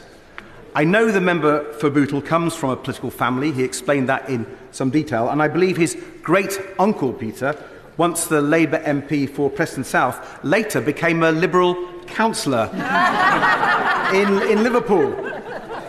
So may I say to the honourable gentleman, if he does follow in his great-uncle's footsteps, he won't be the first in his family to see the Liberal light, and our door is always open. The honourable member for Vauxhall and Camberwell Green made an impressive mark in her first Parliament as she campaigned on things like knife crime, on the NHS and on housing, and also spoke very eloquently on an issue that's close to her heart and mine, care. She spoke movingly about how she cared for her mum when she was just a very young child, learning at a young age about all the different painkillers needed to treat her mum. And as someone who believes we need to hear the voice of carers in this chamber far more often, it was a pleasure to listen to her speech today, and I'm left in no doubt that she will make an even bigger mark in her second Parliament. Yeah. And while I'm paying tribute, Mr. Speaker, let me add our thanks to the Three Lions, who captivated the whole nation and came so agonisingly close to ending all those years of hurt. They did us proud, and let's hope the Lionesses will retain their European crown next year. And so may I welcome the Prime Minister to his place and congratulate him and his party on their election victory. As he says, they now have an enormous undertaking, and we wish them well. I read somewhere that the Prime Minister apparently surfed to power on a wave of Conservative failure. But can I say to him gently, with a pang of envy, water sports are my thing. But Mr. Speaker, the challenge awaiting this new government are certainly great, and set against that challenging backdrop, there is much to welcome in the programme set out today. Not least the government's focus on getting our economy growing strongly again. And the Prime Minister is right to say that building more homes is an essential part of that, as you can see from the work of many brilliant Liberal Democrat councils, from Cumbria to Eastleigh, and in my own area, the Royal Borough of Kingston. The best way to build the many extra homes we need, especially those extra social and affordable homes, is to properly engage local people and communities and bring them along with you. And that is the community-led approach that we on these benches will continue to champion. Very happy to give way. I'm delighted to see that the leader of the Liberal Democrats seems to be openly advocating the work of Eastleigh Borough Council. Could I just remind him that that council is only building double the number of houses required because his party leadership has got them into £800 million worth of debt to pay off the debts that they accrue? Well, I'm delighted to say that today we welcome the new Honourable Member for Eastleigh to the Liberal Democrat benches, and I'm sure she will have all the answers the Honourable Gentleman needs. But growth and house building are not the only challenges, crucial though they are. I'm sure all of us across the House, as we knocked on doors during the election campaign, heard the same from so many people, a common refrain from people of all backgrounds and all walks of life, that nothing seems to be working as it should. From the health and care crisis to the sewage scandal to the cost of living, the British people have overwhelmingly rejected the past out-of-touch Conservative government that has gone. But after so many years of being taken for granted, many people have simply lost faith in our political system to solve their problems. So we on these benches do recognise the scale of the challenge now facing the new government. They have a big job to do, and so do we. We will work hard on behalf of our constituents. We will scrutinise the government's plans carefully and strive to improve them. And, Mr. Speaker, we will oppose them when we think they've got it wrong. But where they act in the national interest to solve these problems and improve people's lives, we will support them. One issue came up more than any other on door after door, and I'm sure it's the same for members in all parties: the issue of health and care. Patients waiting weeks to see a GP or an NHS dentist, if they could find one. More than 6 million people waiting on NHS waiting lists. Tens and thousands of cancer patients waiting months to start urgent treatment. Patients stuck in hospital, ready to leave, wanting and waiting to leave, sometimes for weeks, but unable to, because the care home place wasn't there. The care worker, the support for the family carer wasn't in place. And, Mr. Speaker, fixing this crisis in our NHS is essential, not only for people's health and well-being, but also for our economy, for growth. Only if we get people off these waiting lists and into work can we get our economy growing strongly again. I have to give way. He mentions the delays and the waiting times in NHS social care. So how much does he regret his role in the 5 years he spent in coalition with the Conservatives creating that situation? Well, I do disappointed in the Honourable Gentleman's intervention, because we could all go back to things that other parties did in government and say that they were wrong. And I would just say to the Honourable Gentleman, I come to this task now in a spirit of constructive opposition to work through for the best for our country, and I hope he and other members will too. And it's why I welcome in the King's speech a number of measures for the NHS, for reducing waiting times, and particularly on mental health.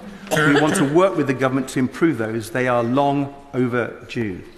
But I would also urge the government, of course, to look at the proposals in our manifesto on the NHS, boosting GP numbers so that everyone can get an appointment within 7 days or 24 hours if it's urgent, improving access to dentists and, crucially, to local pharmacists too.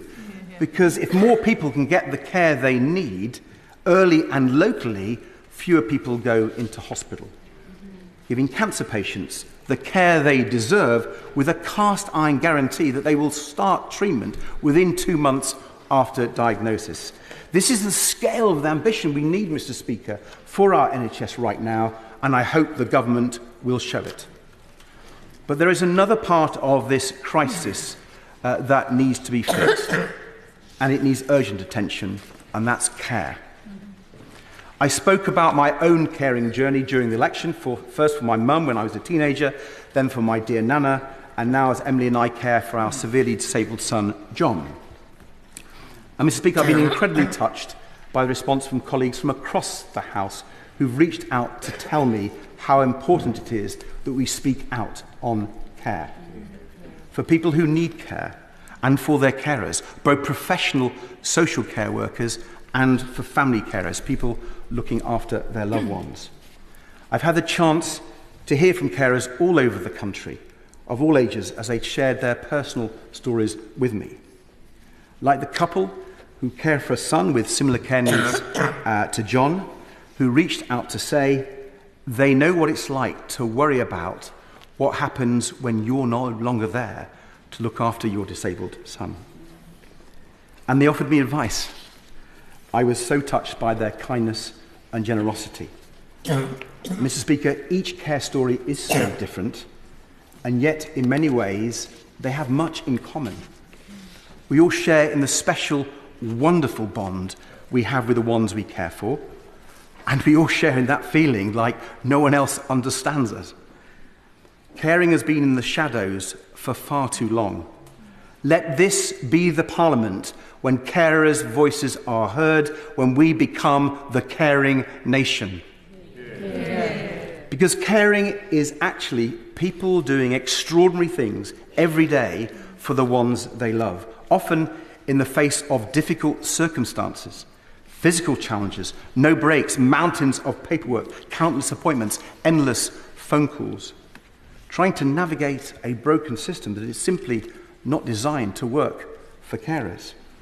So we on these benches will do our very best to get a fair deal for carers, whether on issues like carers allowance or the big challenge of fixing social care, so that our loved ones get the support they need when and where they need it. Now this, of course, will not be easy, Mr. Speaker. After years of neglect, fixing social care will be incredibly complicated, but we cannot shy away from it. So, although it wasn't in the King's speech today, I'm encouraged by reports the government is planning a cross-party commission on social care. We urgently need that to find a solution that will stand the test of time. So I hope we'll hear more about that from the government very soon. Fixing social care is essential, not just to give people the care and dignity they deserve, to support family carers, but also to fix our NHS. Without it, we can't. Now, if health and care was the only major crisis facing the government, that would be a big enough task. But clearly it's not. Inflation may have finally come down to normal levels, but the cost of living crisis persists. Families and pensioners are still facing record energy bills, sky-high housing costs and food bills. They need support and understanding. And that begins with the government's promise to be fiscally responsible. It would mark a big and welcome shift from the previous government's rather reckless approach to the budget. But with energy bills forecast to rise by 10% in October, clearly we need bold action to bring costs down, from home insulation to expanding renewable power. Liberal Democrats have a proud record of investing in renewable power, almost quadrupling it when we ran energy policy. And our policy drove the cost of renewable electricity below fossil fuel generated power. So I hope this government will act with the same level of ambition to tackle not only the cost of living crisis, but climate change too. Because urgent action is needed now to prevent catastrophic climate change. And we've shown how it can be done. And that, if you do it well, it benefits consumers, the economy and the environment too. So we welcome the focus the government has placed on this challenge, and we will push them to meet it. As we will when it comes to another environmental challenge, ending the sewage crisis.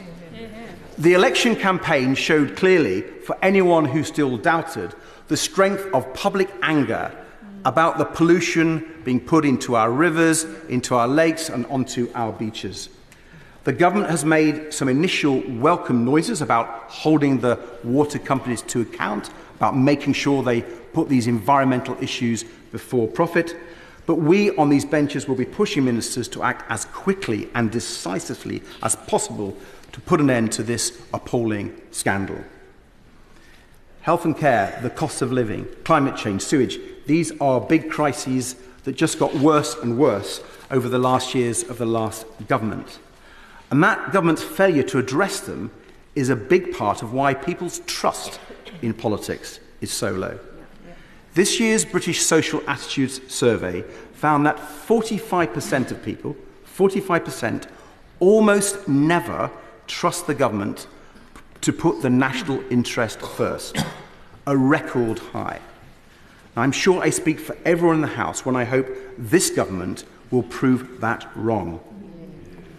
But restoring public trust and confidence in our politics is a major task for us all, right across this House, no matter our party. And I think there are two parts of how we restore that trust. The first is by tackling the root causes of so many scandals that have caused so much harm and done so much damage to public trust, from Hillsborough to Horizon to infected blood.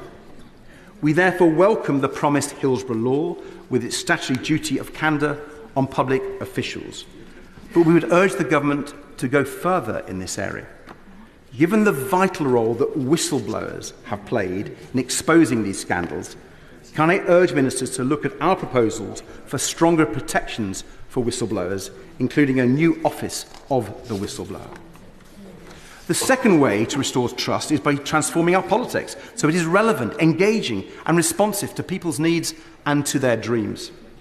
The measures that the government have promised to strengthen democratic rights and participation are therefore welcome. Also welcome is the principle of shifting more power out of Westminster and Whitehall so local decisions are made by the people for them and the communities they live in. But I'm sure the Prime Minister will know that the devil is in the detail, so we will scrutinise these plans carefully when they come. We fear they won't go far enough, for it won't surprise anyone in this House, Mr. Speaker, to hear that we on these benches believe that political reform must include electoral reform. Proportional representation, giving everyone equal power to hold members of Parliament properly to account, and maybe even the Conservatives support that these days. And I note that according to the same social attitude survey, a majority of the public agree with us. Mr. Speaker, I've focused on many big domestic challenges facing us, but I want to conclude by touching on the enormous, challenging international picture too. From Vladimir Putin's appalling war in Ukraine to the dreadful conflict in Israel and Gaza, with the terrible humanitarian catastrophe there and hostages still being held by Hamas, these are tumultuous times indeed. They demand that we work together with our allies through international institutions. And yes, that means working constructively with our European neighbours. To rebuild the ties of trust, trade and friendship with our European friends, so badly damaged by the Conservatives. As Liberals, we believe that the UK can be an incredible force for good when we stand tall on the world stage, championing the vital British values of democracy, liberty, human rights and the rule of law. So when the government does that, they will have our full support. Mr. Speaker, I would like to close by paying tribute to those on the front lines of that effort, our armed forces deployed around the world, whether securing NATO's flanks in Eastern Europe, combating Daesh terrorists in the Middle East, or supporting peacekeeping missions in Africa. They serve our country with incredible courage and professionalism, and we all owe them an eternal debt. Dave Begg-Hillier. Thank you, Mr. Speaker. And Mr. Speaker, it's a pleasure to follow the honourable gentleman, the member for Kingston and Surbiton, but I have to confess... Just round, look.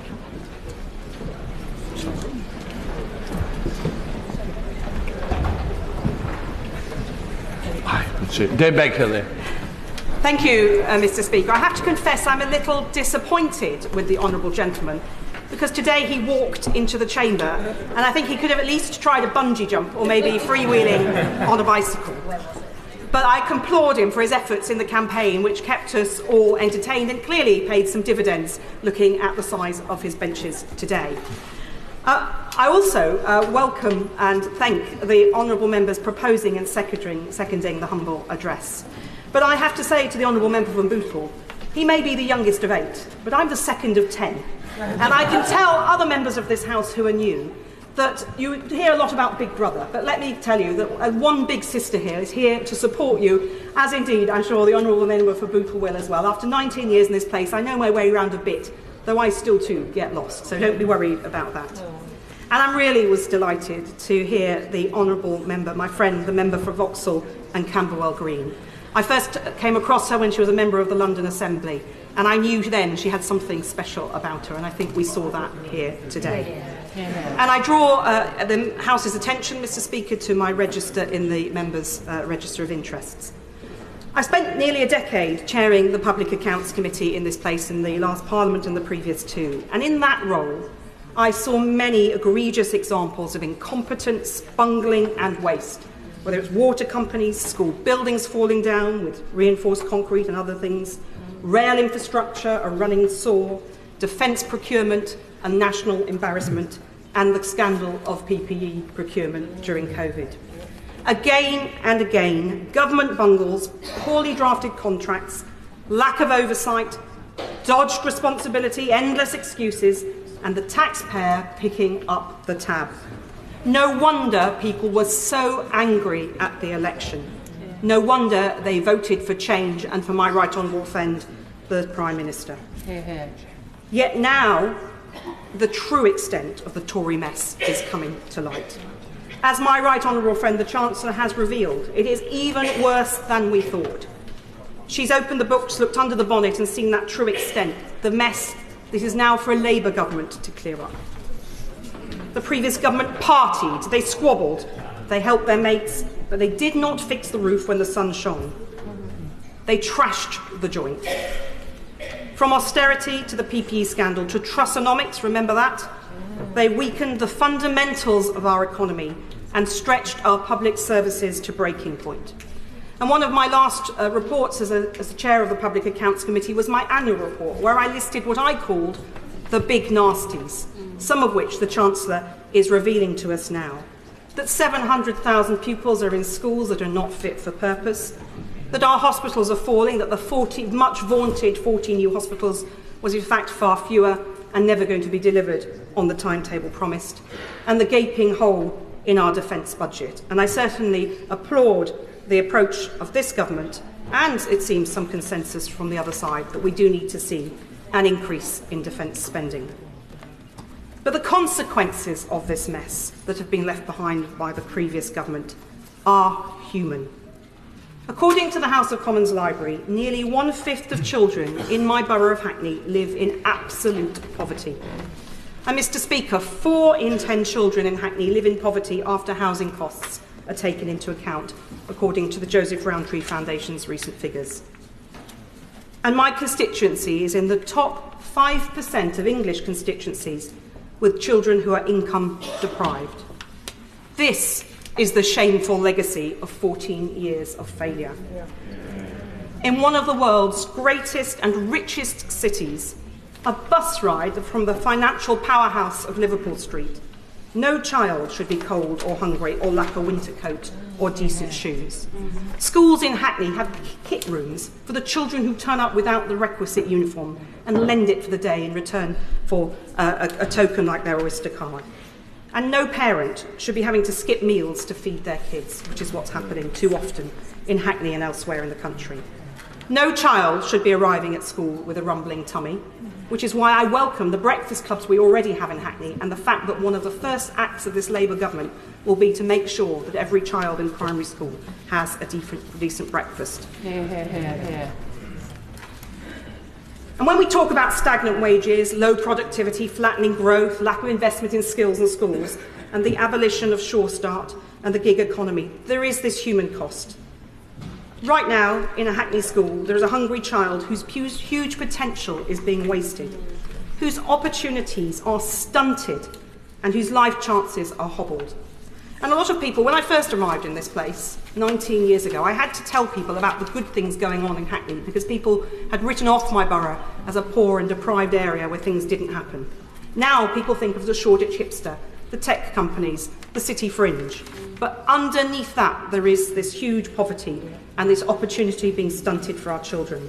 And this is the mess that this government now has to clear up. And another example of this is the housing crisis. A safe, warm, affordable place to live should be and is a basic right.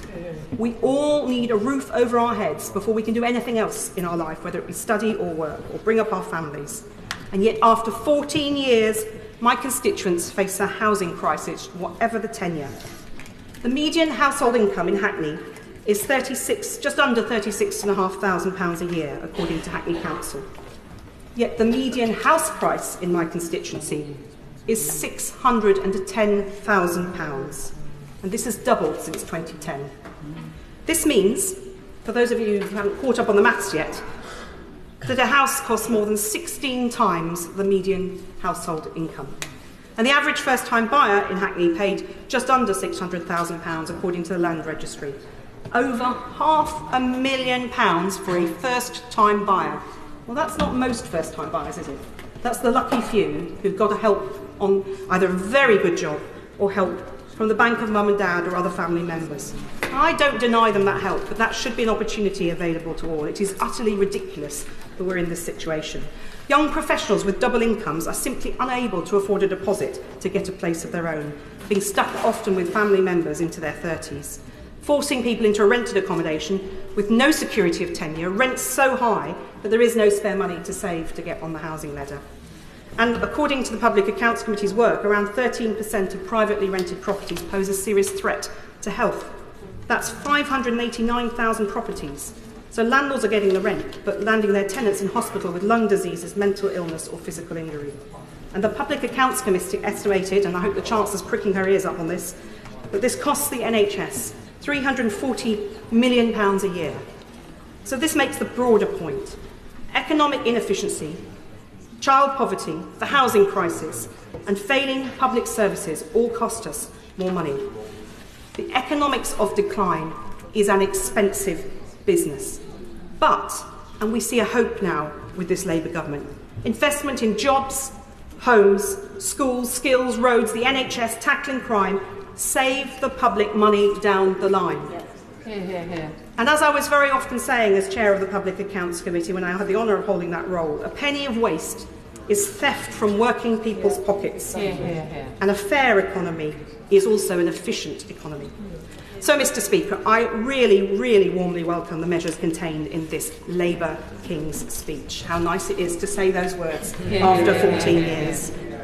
And the move as well, since the 5th of July, from my colleagues in the Cabinet, I was about to say the shadow Cabinet, old habits die hard, from colleagues in the Cabinet, Labour Secretaries of State, who've moved into action from the inertia of what went before, means we are on the road to recovery. It's going to be a long haul. But I welcome the measures to support start-ups and tech companies, particularly as I represent Shoreditch, where so many are based. The measures to revive skills, to modernise our health services, particularly prioritising mental health, and get more teachers into Hackney schools, and crucially to build more affordable homes.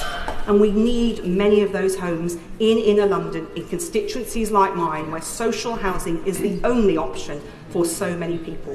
And only last week at my surgery, a woman came to see me, 4 children in a one-bedroom flat. Her elderly, sick father had had to come to live with them. That's how the family live, 4 children in a one-bedroom flat. And that is not uncommon at all. So we need to really drive that change to deliver not just the housing around the country, but particularly in the inner city. And I also recognise the lead and a step change in tackling net zero to decarbonise our economy with investment in renewables, insulation, carbon capture and green jobs, something I've examined a lot over the last decade, and we've seen the previous government fail on so often. And above all, I welcome the commitment of His Majesty's government, our Labour government, to kickstart growth in our economy.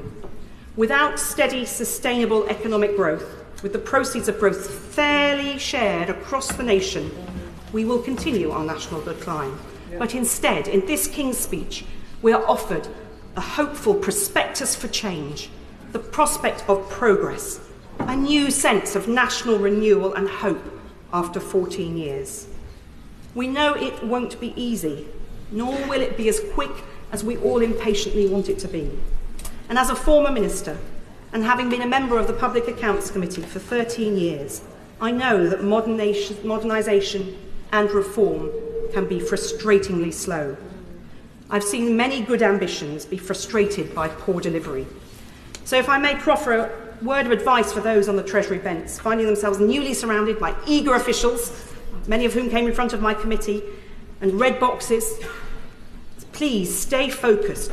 Look up at that horizon.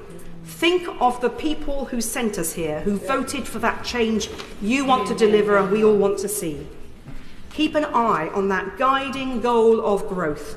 Test every proposition that comes across your desk against that simple question: does this promote or hinder growth? Because successful government, as the Prime Minister said, is mission-led. So we want to, of course, tackle poverty, build homes, transform our NHS. But the main mission is growth, because without that, we cannot deliver any of the others. I now come to Stephen Flynn. Thank you, Mr. Speaker. Let me begin by congratulating the Prime Minister on his first King's Speech. I'm sure it's an incredibly important moment for both him and his family, and I do wish him well over the months to come. I'm sure it's going to be an incredibly challenging time, but I do again repeat my best wishes to him and indeed all of his new colleagues on the benches beside him. I just want to firstly reflect, though, Mr. Speaker, on the fact that the day the election was called, there was a Prime Minister's questions, and I perhaps goaded the former Prime Minister in respect of calling a general election. I think I referred to him as being feared. Should he not do that? I'm not sure entirely who fared worse from his decision to do so out of the two of us, but it's maybe something we can both reflect upon in due course. But, Mr. Speaker, the opportunity that is now in front of this Labour government is enormous. They have a parliamentary majority which will go down in history. And that majority affords them something incredibly important. It affords them the ability to deliver change. And what that change looks like, and perhaps more importantly, what that change feels like for people in their homes, is so important. Now, my colleagues and I on the SNP benches will try to do everything that we possibly can to be as constructive as we can. We will. However, I was a little bit disappointed today by not necessarily some of the things that were within the King's Speech, but some of those things that weren't. And in that regard, I just want to bring the House's attention to the amendment which my colleagues and I, ably supported by other members from across the chamber, in relation to the two-child benefit cap. This is a policy, an iniquitous, heinous policy, which was introduced by the former Conservative government in 2015. Each and every one of us in this chamber knows that it retains children in poverty. Hundreds of thousands of children across these isles. In Scotland alone, it impacts 27,000 households. It's estimated that 14,000 children would immediately be taken out of poverty were it to be scrapped. But it was not mentioned in the government's programme for government today. Instead, all we have heard is that a task force is going to be created. No time frame for that task force, no indication of when that task force will conclude, and all the while those children will remain in poverty. Surely it should be the bare minimum expectation of a Labour government to seek to do everything it possibly can immediately to lift children out of poverty. I'm particularly interested in the views of Scottish members of Parliament from the Labour Party in this regard. I would be delighted to give way. Could he explain to the House why the SNP government in Scotland, who have the power to do so, have not? I would be more than happy to enlighten the honourable gentleman in that regard, because as he knows, in the UK we have reserved policies and we have devolved policies. Some 70% of welfare policies are reserved to this Parliament. Now, what the Scottish Government has sought to do over recent years is to mitigate the worst excesses of the Conservatives. Some £800 million worth of money that we could spend on other things, we choose to mitigate Tory policies, including, of course, the likes of the bedroom tax. And I'm sure the honourable gentleman opposite me would be very keen to see his own front bench mitigate and end that particular policy. But we do that within the confines of the financial remit set, in large part, by this place. And if the honourable gentleman is suggesting, as indeed I'm sure some of his Scottish colleagues would agree with, that the Scottish Government should mitigate this place, then he should outline, as they should, where that money should come from. Should it come from Scotland's NHS? Should it come from our schools? Should it come from our police? Should it come from our young people's budget? The reality is that the constraints placed upon Scotland by this place do not afford us the opportunity to mitigate. And quite frankly, I find it absurd and deeply disingenuous to suggest that the remit of Scotland's Parliament should be to mitigate Westminster. Our horizons should be so much greater than that. So I would return to the point that I was making, that Labour members in Scotland supposedly agree with the Scottish National Party that the two-child cap should and must be scrapped. So how will they vote? Will they follow the lead of their Prime Minister in London, or will they follow the lead of the leader in Scotland and indeed respect the views of the people that they were sent here to represent? But of course, whilst my disappointment is very much great in that regard, there is one area where I hope the Prime Minister can put a smile on my face, and that's in relation to GB Energy. Because I'm moderately surprised that we haven't had an announcement yet that is due to be headquartered in Aberdeen. Perhaps, of course, in the Aberdeen South constituency that I represent. Indeed, Aberdeen and Grampian Chamber of Commerce hired a van today which has been patrolling the streets outside Parliament, calling for it to come home. And that is the only time I will ever use those words, and it should come home, Mr. Speaker, straight to the energy capital of Europe. But whilst I would welcome its placement in Aberdeen, I also want to see much more detail about what GB Energy is going to deliver. Because if I've read correctly, £8.3 billion cumulatively over the course of the next 5 years will go towards GB Energy, some £1.6 billion each and every year. Well, one hydro pump storage project in Scotland would almost blow that entire budget apart. We know that GB Energy isn't going to sell energy. We know that it's not going to distribute energy. We appear to know it's not going to generate energy. It's suggested that it will be an investment vehicle for projects to go forward. But if it's going to be capped at £1.6 billion per year, I have to question the ambition of members opposite. How does that deliver the change that is required? The change which they previously agreed to would actually require some £28 billion each and every year. What a contrast! What a contrast to the ambitions that they once had. And of course, net zero is going to be absolutely crucial to our economic future, the growth and prosperity that we all want to see. But ultimately, that growth can only also come about through productivity.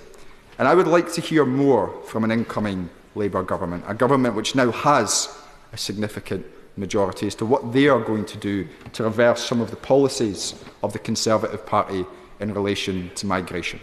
Migration which is dramatically and drastically impacting Scotland's higher education institutions, which will be impacting higher education institutions in each and every one of the members' opposite constituencies. And we know that universities are a key driver of productivity. But on that point of migration, I wish to seek consensus in this House, which might be moderately difficult given some of the people who now sit behind me.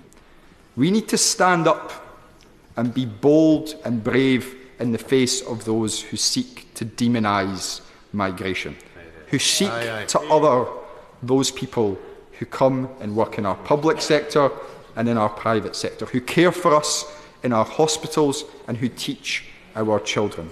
We should be seeking to increase migration, to increase our economic output and to grow our economy and indeed to enhance our communities. Brave politicians would do that, and I hope that members opposite share that bravery. But of course, our economy isn't just about net zero. It's not just about productivity. It's not just about migration. It's also intrinsically linked to our relationship with the European Union. And I look forward to seeing what the government comes forward with in respect of its proposed new relationship with our friends and allies in Europe. We should, of course, be seeking to rejoin the European single market. We should, of course, be seeking to rejoin the European Customs Union. It makes sense to all of us. The politicians in this House, they're afraid of doing so. Well, they're going to come to realise that the only way to achieve the aims that they want to achieve is to do just that. So on all those issues and so many more, we will seek to be a voice of reason in this House and to work constructively with members opposite. And I look forward over the coming hours and coming days to hearing their contributions and what they intend to bring to our national discourse as we all try to better improve the lives of the people that we are so fortunate to represent. Thank you, Mr. Speaker. Can I just gently say to members that we've got a lot to get in today, so if we can look to try and keep it below or up to 8 minutes, I'd be very grateful. John MacDonald. Thank you, Mr. Speaker. Can I add my commendations to those of others with regard to the speeches that introduced this debate? I have only one anecdote with regard to the Honourable Member for Bootle, who was in my Treasury team. He's a fan of Shostakovich, and one occasion we went to the Royal Albert Hall to listen to a Shostakovich symphony. It was the symphony that Dmitry Shostakovich upset Stalin by, and it almost cost him his life. But we thought the performance was superb, but there were two grumpy old men in front of us, and at the end of this symphony, one turned to the other and said, "Stalin may have had a point." We enjoyed it. I thought the speeches today were superb. I want to get to the business of the next few days, really, of examining the King's speech. We all come to it. We all come to this House with a mandate from our own constituents, and therefore it's important that we bring to the House the experience of our constituents. And I just say that when the exit poll landed that night, in my community, there was almost like a collective breath of relief, a sigh of relief that we are ending 14 years of a Conservative government. Because mine, like many others, and the Honourable Member for Hackney South has said that my community couldn't take any more, to be frank. And like her, I've got 1 in 3 of the children in my constituency are living in poverty. Some of them are living in destitution, according to statistics. I've got a housing crisis. I've got a housing crisis, even though there's 4,000 properties being built in the centre of my constituency, but most of my constituents can't afford them. And those ones that have scraped together and have got a leaseholder access to those properties now being hit by massive increases in service charges, some of them wanting to hand the keys back.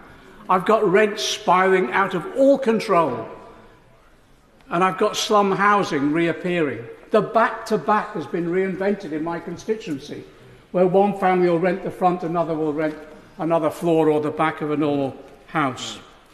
And in terms of employment for my constituency, wages have virtually been frozen for the last 14 years. I've got Heathrow in my constituency. People would fight to get a job at Heathrow because the wages were so good. Not anymore. We're running low-pay campaigns. And insecure work is endemic in my constituency. It was Heathrow that started fire and rehire. It was Heathrow Limited.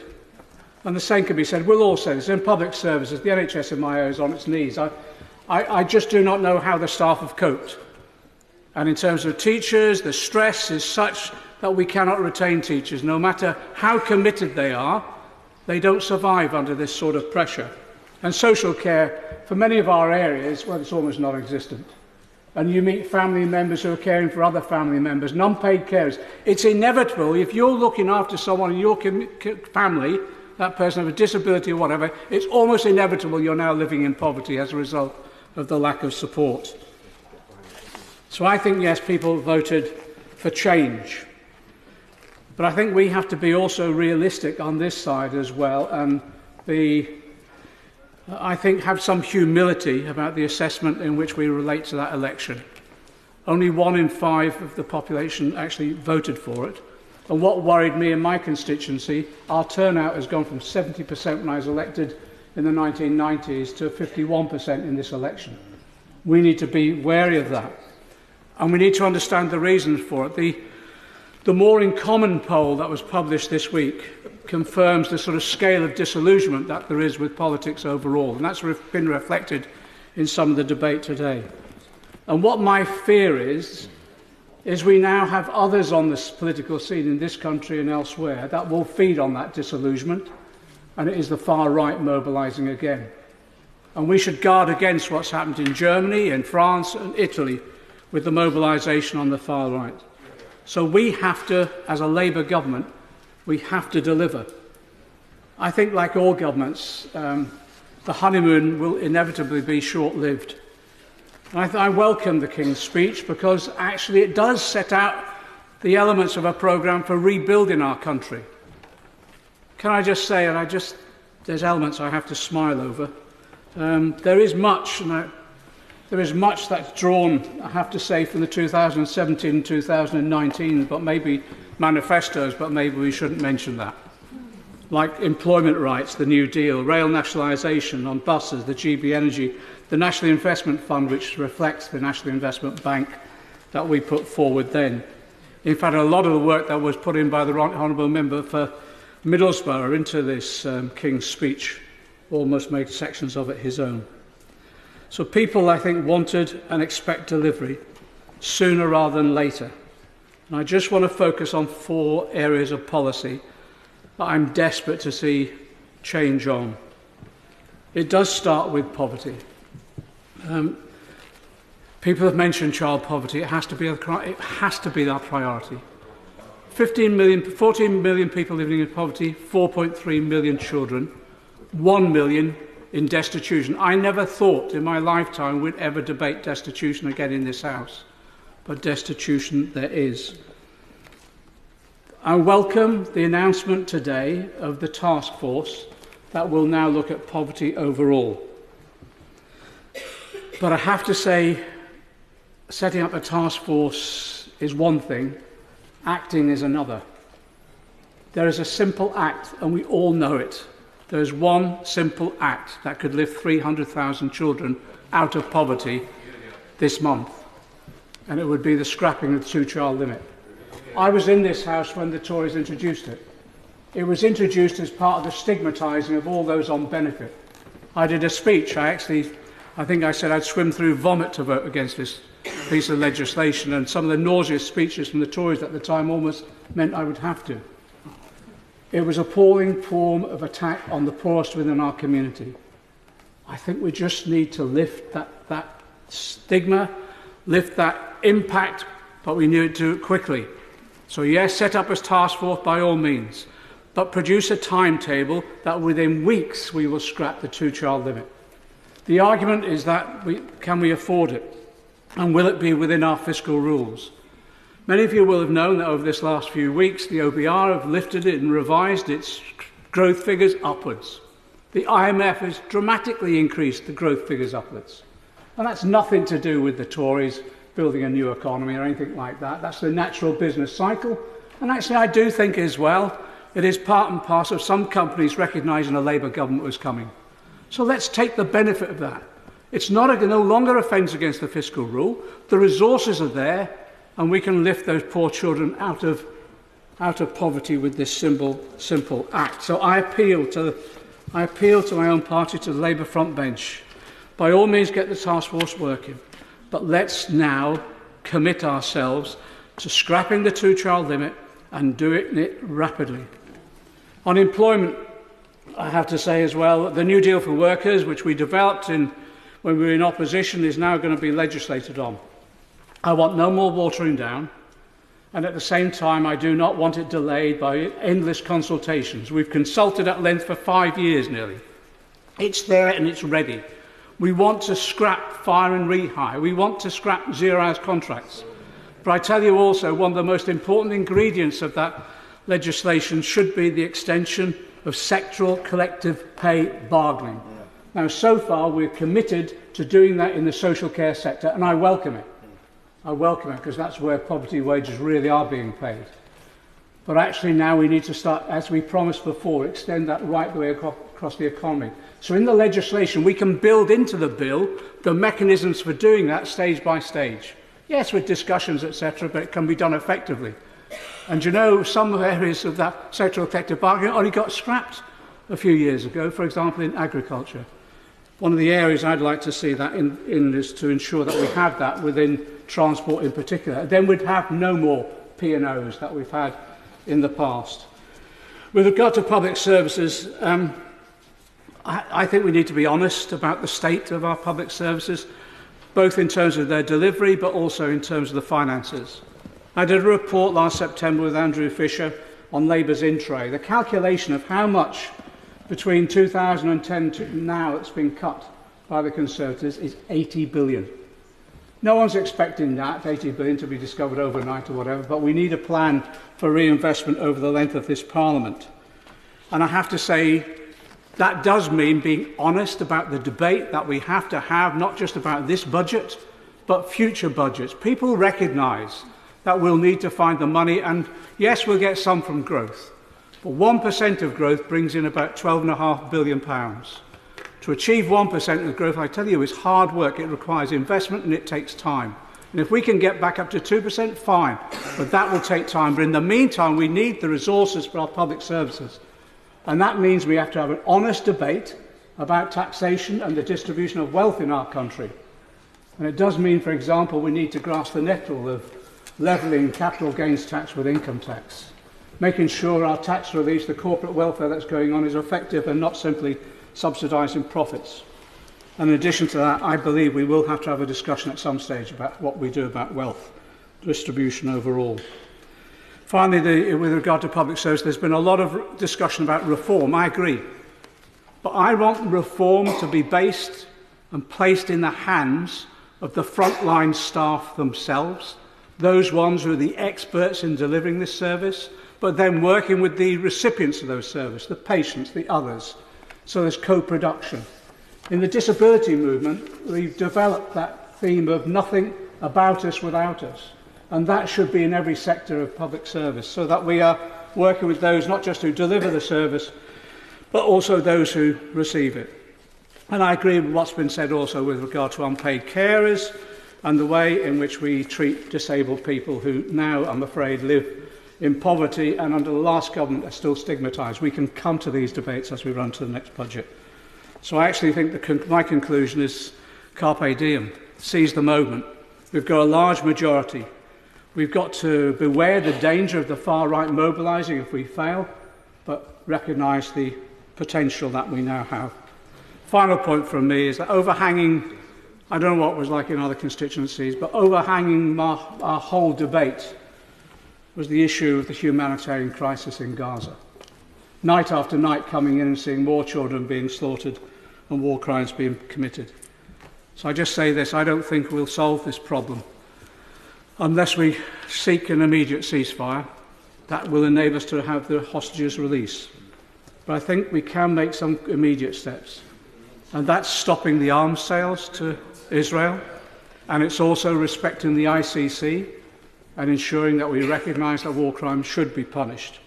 One final thing I've been trying to do since January is I've been trying to mobilise the last government, as other governments across the world have been doing, is to accept seriously injured children in Gaza to come here for treatment.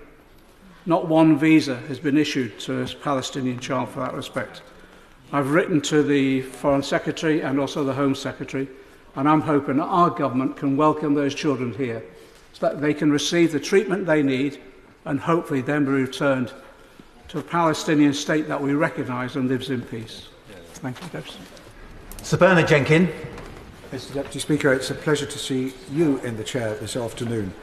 And it's an honour to speak so early in this debate and to follow the Right Honourable Gentleman for Hayes and Harlington. And I would remark that his speech, preceded by two others we heard from the opposition benches from the party leaders, is demonstrating that you can't keep a good Parliament down, Mr Deputy Speaker. We've already got the Liberal Democrats trying to rerun the referendum on proportional representation. The SNP want to rerun the referendum on Brexit and, of course, on Scottish independence. And I would encourage the Right Honourable Gentleman to continue a healthy debate about matters such as the two-child policy, because the idea that the bigger majority, the more control you have over your party, has just been demonstrated by the Honourable Gentleman's speech, and I look forward to an entertaining Parliament in that respect.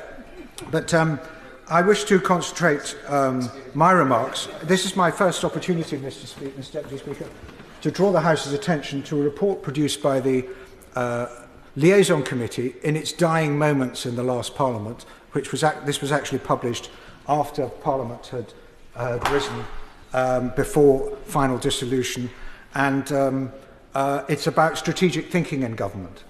And I ask myself whether this King's speech really reflects comprehensive strategic thinking in government. I think it does in parts, but certainly not in others. And it's a significant moment when a newly elected government's King's speech is delivered, because that is when the rhetoric of the campaigning hits the reality of government.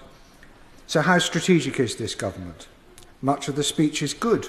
Budget responsibility, prioritising wealth creation. These are good. But how is this to be achieved? With enhanced employment rights, which we know is a threat to the flexibility of the labour market, which business is already warning will destroy jobs. And what about all these new super quangos, which are rather an echo of Labour governments past? A new Great British Railways, like the failed Strategic Rail Authority under John Prescott, or a new Great British Energy. I don't suppose that's going to be quite like the old Central Electricity Generating Board, but I thought the limits on its authority and spending power make it rather less significant, as the leader of the SNP pointed out. Or the new Industrial Strategy Council, rather like the unlamented National Enterprise Board set up by Tony Benn in 1975. The Prime Minister claimed that this is nothing less than national renewal, but I would suggest that these are little more than the recycling of old failed ideas. And Lords reform, I thought that was going to be not a first-time priority for a Labour government. That's probably just red meat for a few Labour MPs. And a new House of Commons Modernisation Committee. I mean, that's 25 years out of date. The House of Commons modernises itself without having a modernisation committee. But is that really deserving of such prominence in a King's speech as a strategic priority of the government? And the government appears deaf to the ironies of its conflicts within its own programme. It talks of greater devolution of decision-making is at the heart of a modern dynamic economy, and I welcome that. But it's only to do things like take control of buses. It's certainly not to take control of where the houses are built and what the housing targets are in different areas. I welcome the commitment to speed up infrastructure investment. And to that extent, I hope the government will welcome the inheritance of the free ports from the previous government, and particularly the one in Harwich and Felixstowe in my constituency, an initiative which the government should be pleased to advance. It has the support of all the political parties in Harwich who are committed to its success, and with the new government's commitment to fund infrastructure, I look forward to meeting the new minister to discuss how we can develop the Bathside Bay to generate industry and jobs for local people. But the Norwich to Tilbury pylons proposal is a less welcome inheritance, I think the government will find. I welcome the government's objective, quotes, to unlock investment in energy infrastructure, but I would like to assist with that, and it does not mean that the government must blindly approve of anything that National Grid produces at first flush and thinks is a good idea. The Norwich to Tilbury pylons proposal has been much in the national use because of the local campaign against the desecration of unspoiled countryside. But this is not opposition for its own sake. The submission which I will be making in response to the present consultation later this week will set out how Norwich to Tilbury's objectives cannot be achieved with the present scheme and can be achieved more quickly and at less lifetime cost than the present Norwich to Tilbury proposals. Despite what the Prime Minister is trying to insist his programme is, it is still dominated by short-term, the tactics of gaining power and retaining it. You heard it in his jibes at the Conservative Party, rather than addressing the fundamental challenges which threaten our national survival, and I put it at no less than that. What are those challenges? They can be summarised as the 6 big Ds. Debt, digitisation, which is transforming the way we live our lives, decarbonisation, deglobalisation, which has thrown globalisation into reverse as a result of the pandemic and as a result of rising international tensions, demographics, which are afflicting every OECD country, and defence. I very much welcome the appointment of Lord Robertson to help oversee a bipartisan defence review. It will find we need to commit far more than 2.5% of GDP to defence to help prevent another major war. And just keep thinking about Ukraine, and I'm very glad that the Prime Minister mentioned it in his remarks. If Russia succeeds in Ukraine, we can say goodbye to European and transatlantic security. One of the findings of the Liaison Committee report on strategic thinking in government is that long-term strategy can only be truly sustained if it lasts across successive parliaments and periodic changes in government.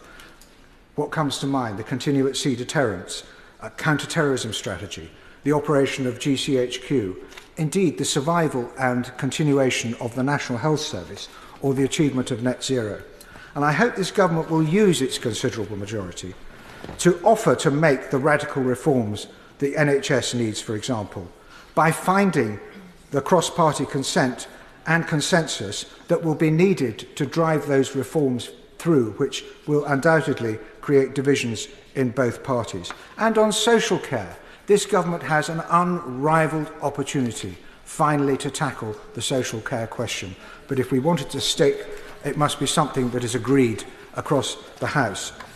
Our report covers the capacity of Whitehall for strategic thinking, how the centre of government can lead strategy more effectively, how strategy must engage the public, particularly younger generations, for the governing for the future, and how scrutiny by select committees can promote strategic thinking in government.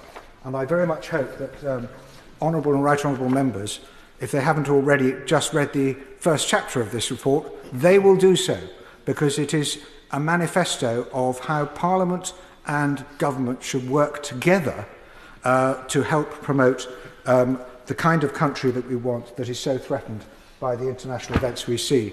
And while ministers are sagely nodding on the front bench, and I appreciate that, they have the government has yet to respond to this report, and there are 2 particular proposals in it which I very much hope they will adopt. One is that they will recreate a national school for government to train our civil servants and SPADs and even members of Parliament in what strategic thinking really is, instead of just scrabbling around with focus groups and opinion polls to tell us what to do. And the other is that this House should establish a committee for the future, which is the same as is happening in other parliaments around the world. We draw a lot on international experience, and a committee of the future should be looking much further ahead than most select committees have time to do, and I think that would be a great reform for this government to bring in. Derek Twigg. Thank you, Mr. Hill. It's a real pleasure to be speaking in the King's Speech debate today, setting out Labour's new programme for government after 14 years of disastrous Tory governments. It's also an honour for me to be taking part in this debate as the MP for the new constituency of Widnes and Hale Wood, a constituency I was born and bred in. The Prime Minister has made it clear that Labour will be a government of service with a clear mandate to deliver the change the country desperately needs. The King's Speech shows that Labour have a plan to govern with serious solutions. Labour will make difficult decisions needed to fix basic problems facing this country. And I'm really pleased that we've made growth a central plank of government's policy. and of course the development of an incredible industrial strategy. We must also address the serious and long-term problem of productivity that this country has faced, and I hope that the new government will get onto that very, very quickly, because it's something that is a real hold on this country and holding us back. Now, the new Labour government has this government of ours has a daunting job in tackling the many challenges facing the country after 14 years of mismanagement of our economy, epitomised by the disastrous Liz Truss budget, but also the running down and underfunding of our public services. The NHS and social care are in crisis. People are dying because of delays in treatment. Waiting in a corridor in a hospital now is the norm. And local authorities are struggling to remain financially viable. Rather than stick our heads in the sand or pull the wool over people's eyes as the Tories did, Labour will be straight with people about the problems we inherit. The truth is, there isn't a switch we can flick to fix the country's problems overnight. This is a packed King's speech, and there's limited time to speak, so I'll focus on just a few areas. I really welcome the decision to bring rail services back into public ownership and improve passenger journeys and deliver better value for taxpayers and establish the Great British Railways. Anyone who's travelled on Avanti West Coast will know of the many, many problems faced over a long period of time now, whether it's the fact that they're late, cancelled, Wi-Fi doesn't work, or they haven't got any hot water, or whatever. There are continual problems. We know it's been a failure, so I welcome the decision on that. On the announcement to implement a Hillsborough law, this is something I think is really, really important, and it'll place a legal duty of candour on public servants and authorities. This government is determined to rebuild trust and foster respect and improve the transparency and accountability and address the culture of defensiveness in the public sector. And I'd like to pay a particular tribute in regards to this decision to the member for Liverpool Garston, who has worked tirelessly to get this to this stage. And I'm really pleased the government has adopted this. But also many colleagues here have worked with her and others on this particular policy. But also, I'd like to say that the member for Liverpool Garston and I go back some many years and work very closely with the Hillsborough families. I was actually at the Hillsborough disaster myself, and we know how terrible the experience has been for those families and the fight they've had to fight over the years and the way they were treated by the establishment is just absolutely a scandal. And I hope that they will be somewhat relieved and pleased now to see this progress. Now, also, I want to refer to the tackling the mental health crisis and modernising the Mental Health Act so it's fit for the 21st century. And this will help deliver the government's mission to see people living healthier lives for longer and put patients at the centre of decisions about their health. But I want to just raise as well, there's a massive challenge in terms of children's mental health waiting list and children's mental health services, the Children's and Adolescent Mental Health Service itself. So I'd like really the government to focus on that particular part, because there is really problem. I'm sure every member of Parliament here will face many constituents come to them around this issue. But also the issue about suicides and having a proper policy and a plan to try and do all we can to reduce that, particularly amongst young men. So I welcome any changes and involvement the government is going to take place there. Now, planning, a lot has been said about planning, but I'd like to just really mention the issue about high streets. Many of us in our constituency are facing real issues around high streets and the way they've just been under massive pressure, many shops closing down and a need for renewal and regeneration. So I hope that part of the planning bill will actually look at that. I of course welcome the reform of the bus service and bus system, because many communities actually, particularly over the last 10-15 years, have become more and more isolated because the bus services are being cancelled or reduced. So I hope, again, with this change in policy, we can actually make some improvements in the many communities who do feel isolated across this country, not least in my own constituency of Widnes and Hale Wood. Now, in the King's speech, the government made a very clear commitment to NATO and said that remains unshakable, and it will maintain a strong armed forces, including a nuclear deterrent. And I welcome that from the Prime Minister and the government. Now, the Strategic Defence Review, which has been commissioned by the Prime Minister and was overseen by the Defence Secretary, is very welcome indeed, and it is a root and branch review. Now, those of us who've been around here for some time and actually put up with a Conservative government which has let down the armed forces and actually put our defence and security at risk in this country will welcome this review. Because we have to look at the state of what the situation, we've got the smallest army since Napoleonic times. Even the previous Secretary of State, a Conservative Secretary of State of the Armed Forces, have been hollowed out. We've got a shortage of munitions. There's major problems on procurement and wasted money that needs addressing, and I'm sure will be a priority of this new government.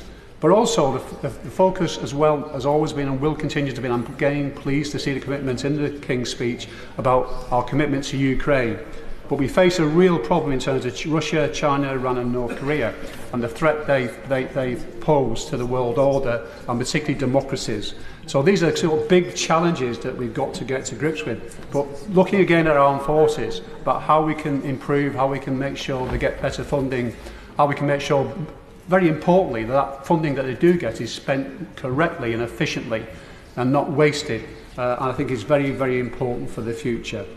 Now, I'll certainly give way to the Honourable Member. Can I commend the Honourable Gentleman for what he's saying about the Defence Forces? Very obviously for us in Northern Ireland, there's always been a large recruitment of those who serve in the regular forces, but those who also are part of the territorial aspect of it.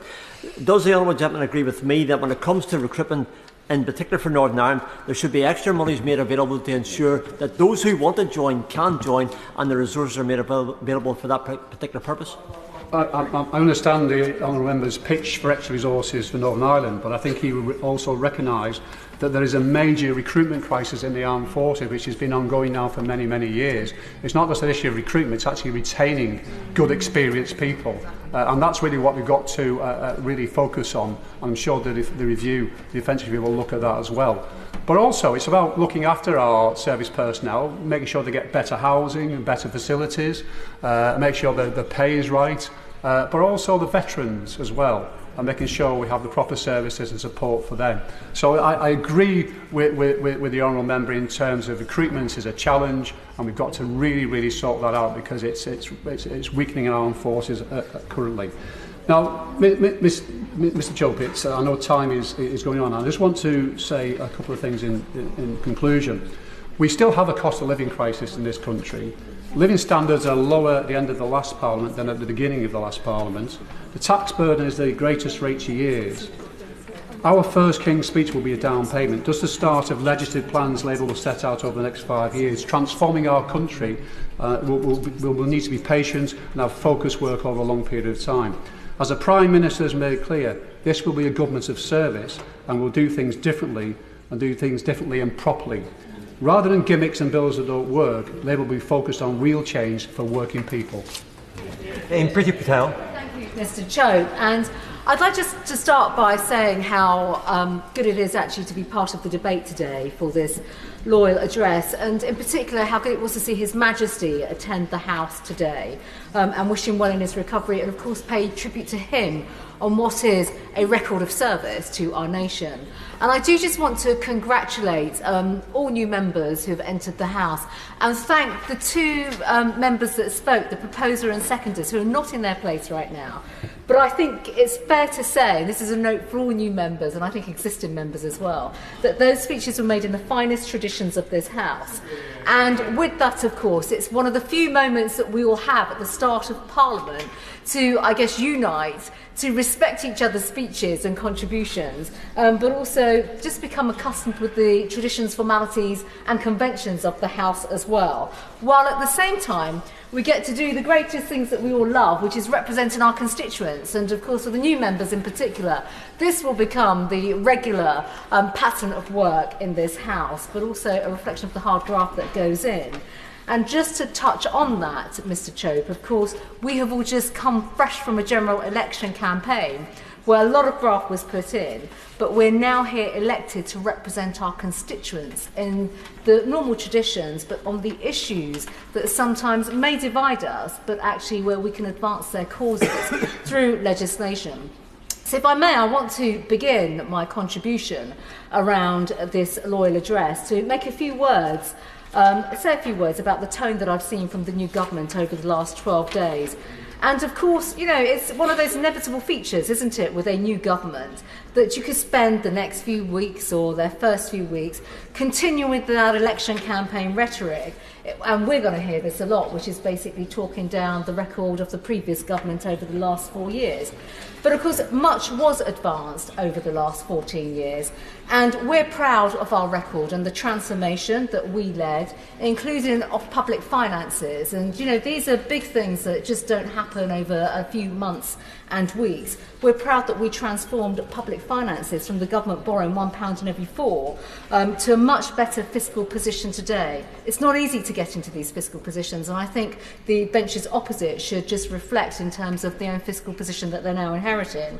We're proud to have supported the creation of 800 jobs per day on average, having the faster economic growth of many of our competitors, cutting the tax burden on incomes on fuel duties, overseeing increases in doctors and nurses working in our NHS, more teacher numbers, and schools raising standards. That's a record that we are proud of, including, if I may say so, in getting more police officers on our streets fighting crime and law and order.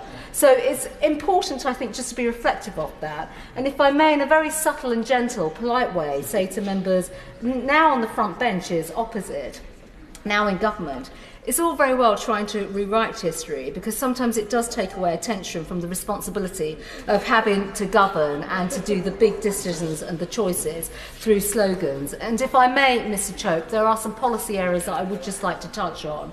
One area is, of course, an area that I want to make some observations where the government has already put forward a programme of government, where I have some experience, which is, of course, having been Home Secretary for over 3 years.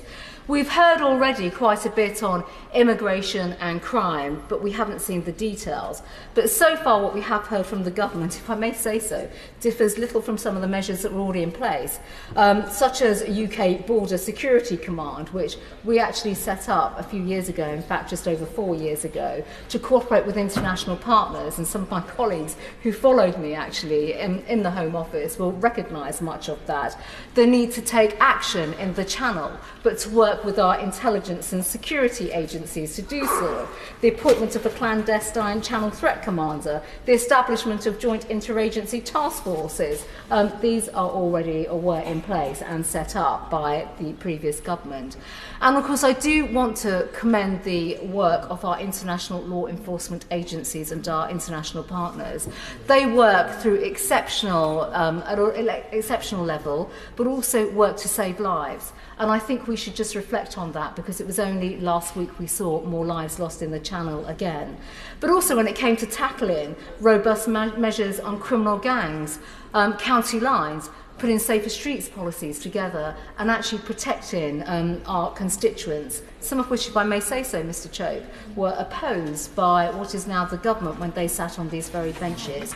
So it's important that we reflect that some things do not happen overnight. There's no single solution to tackling some of these issues, but it is through collaboration and working together that we can actually drive the right kind of outcomes as well.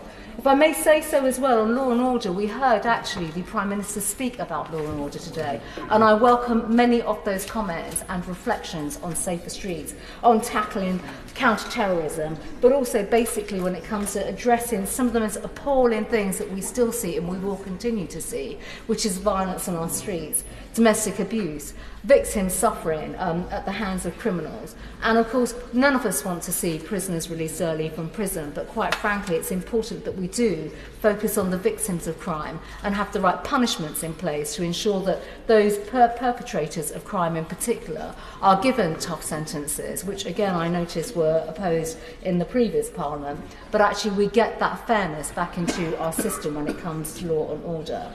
If I may, Mr. Chope, one of the great achievements of the last government was actually the expansion of renewable energy generation.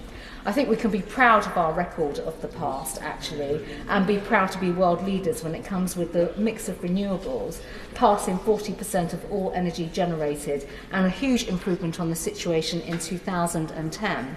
Now, if I may, I do want to touch on, in fact, the Right Honourable Member for Harwich and North Essex has touched on this already, which is how we can actually work on generating new technology when it comes to energy. And with that, I genuinely believe that it's technology, not taxation, that is a path to a much more sustainable future. And with that, of course, I think colleagues actually in the government are now going to realise the reality of some of the projects that exist and will really be dominating their inboxes now, which is the National Grid's attempt through the Norwich to Tilbury plans to impose over 100 miles of new pylons and overhead power lines across the east of England. The National Grid are pressing for these proposals. I and my right honourable friend, the member for Harrington North Essex, are working basically to find alternatives through technology and looking at how we can actually upgrade the grid by not destroying the countryside across East Anglia. And there are farmers, there are local communities, there are community facilities such as White Notley Football Club who will lose community football pitches to bring in pylons across these constituencies. And that's a huge loss of local amenity, is deeply concerning. My constituents and constituents across Essex and East Anglia want to see alternatives such as an offshore grid or the use of greater tunnelling being considered to actually build up this grid infrastructure capacity. And of course, the proposals for the Infrastructure and Planning Bill will be considered with a lot of detail, and I think, if I may say so, the right level of scrutiny does need to come to that legislation, along with the legislation that is being proposed around planning and new housing, and ensuring that local views and the views of our constituents are simply not disregarded. And if I may say so to the front bench of the government, I am aware that they're already proposing a consultation in this area.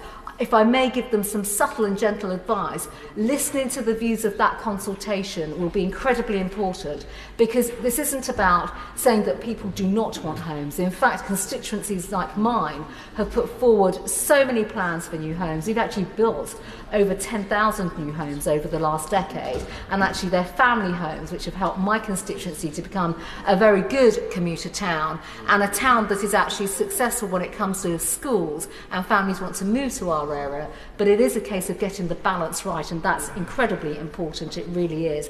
In the minute that I have left, I do just want to basically make a point about economic growth. Of course, everybody across the country and in this House absolutely fundamentally believes in securing higher levels of economic growth.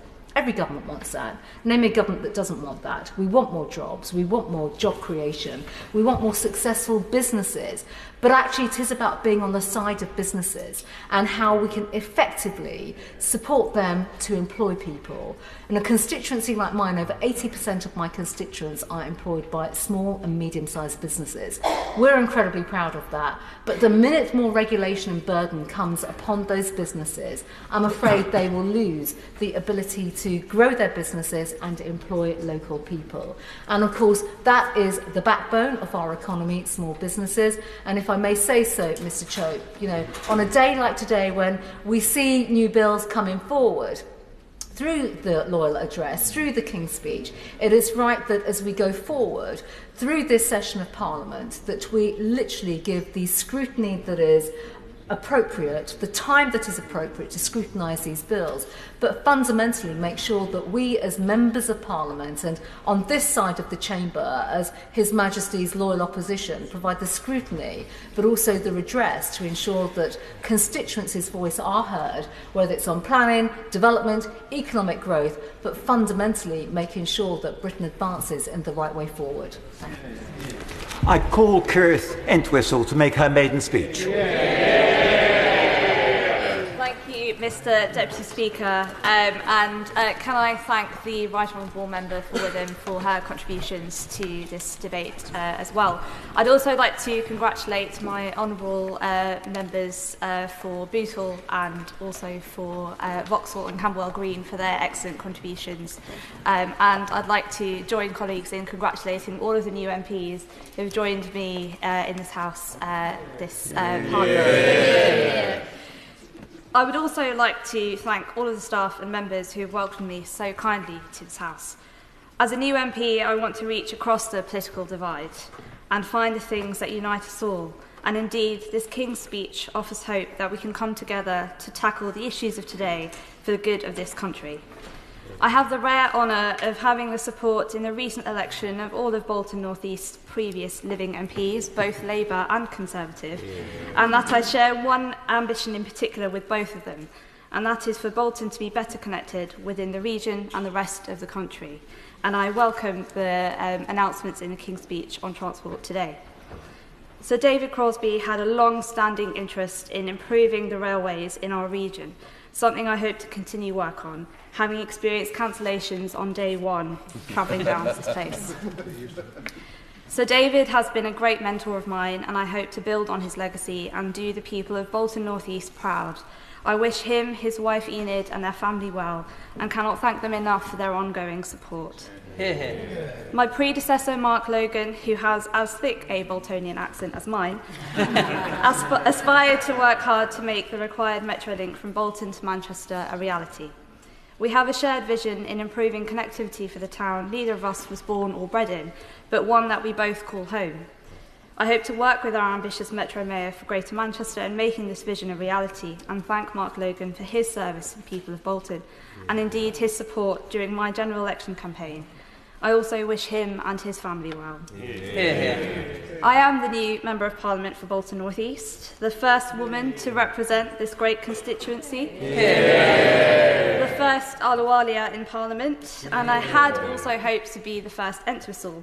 However, Major Sir Cyril Fullard Entwistle, and I thought Kirith Kaur Ahluwalia Entwistle was long, beat me to it in 1918, and indeed he later returned to represent the great town of Bolton in 1931. Mr. Deputy Speaker, Sir Cyril and I share some similarities. He was born in Bombay in 1887 to a cotton manufacturer and came to Bolton, where he was educated at Bolton Grammar School in my constituency. How fitting is it then, Mr. Deputy Speaker, that all these years later, a second-generation Indian immigrant would move to Bolton, settle down, and then represent our great town in Westminster? Sir Cyril was also an early advocate for equal rights, introducing the Matrimonial Causes Act 1923 as a private member's bill to give women legal equality in divorce cases. We have come a long way since then, as a nation and society, in improving the rights of women and those from ethnic minority backgrounds, such as myself. It is my hope that I can go further during my time here and support great initiatives like the Pregnant No Scrooge campaign, play my part in closing the gender and ethnicity pay gap, improve parental rights, and continue to shape a country that is more accessible, accommodating, and inclusive. Bolton is a town of great innovation, entrepreneurship and industry, with it being the birthplace of the spinning mule invented by the late, great Samuel Crompton. Mr. Deputy Speaker, having had the privilege of meeting so many fantastic entrepreneurs throughout my campaign, I want to pay particular tribute to the great female entrepreneurs I encountered. Alison Angel, a female mentor who has helped women launch, grow and develop sustainable businesses, and Mrs. Farida Patel, who owns the shop Mum's Mate in Halliwell, a particularly formidable woman who, alongside her daughters Nazanin and Mezzabine, go above and beyond for their local community. I also had the privilege of meeting Anita, who set up the Bolton Women in Business Awards and voted for the first time in this election and decided to put her faith in me. I also want to mention the inspirational organisation Fort Alice, a Bolton-based charity providing frontline services for people who are or have been affected by domestic abuse and violence. These women helping women, standing up and being exceptional role models in our town, Mr. Deputy Speaker, are the reason I am so proud to stand here today, to tell their stories, to do what I can to support them, and to highlight the incredible work Boltonians have done and are doing.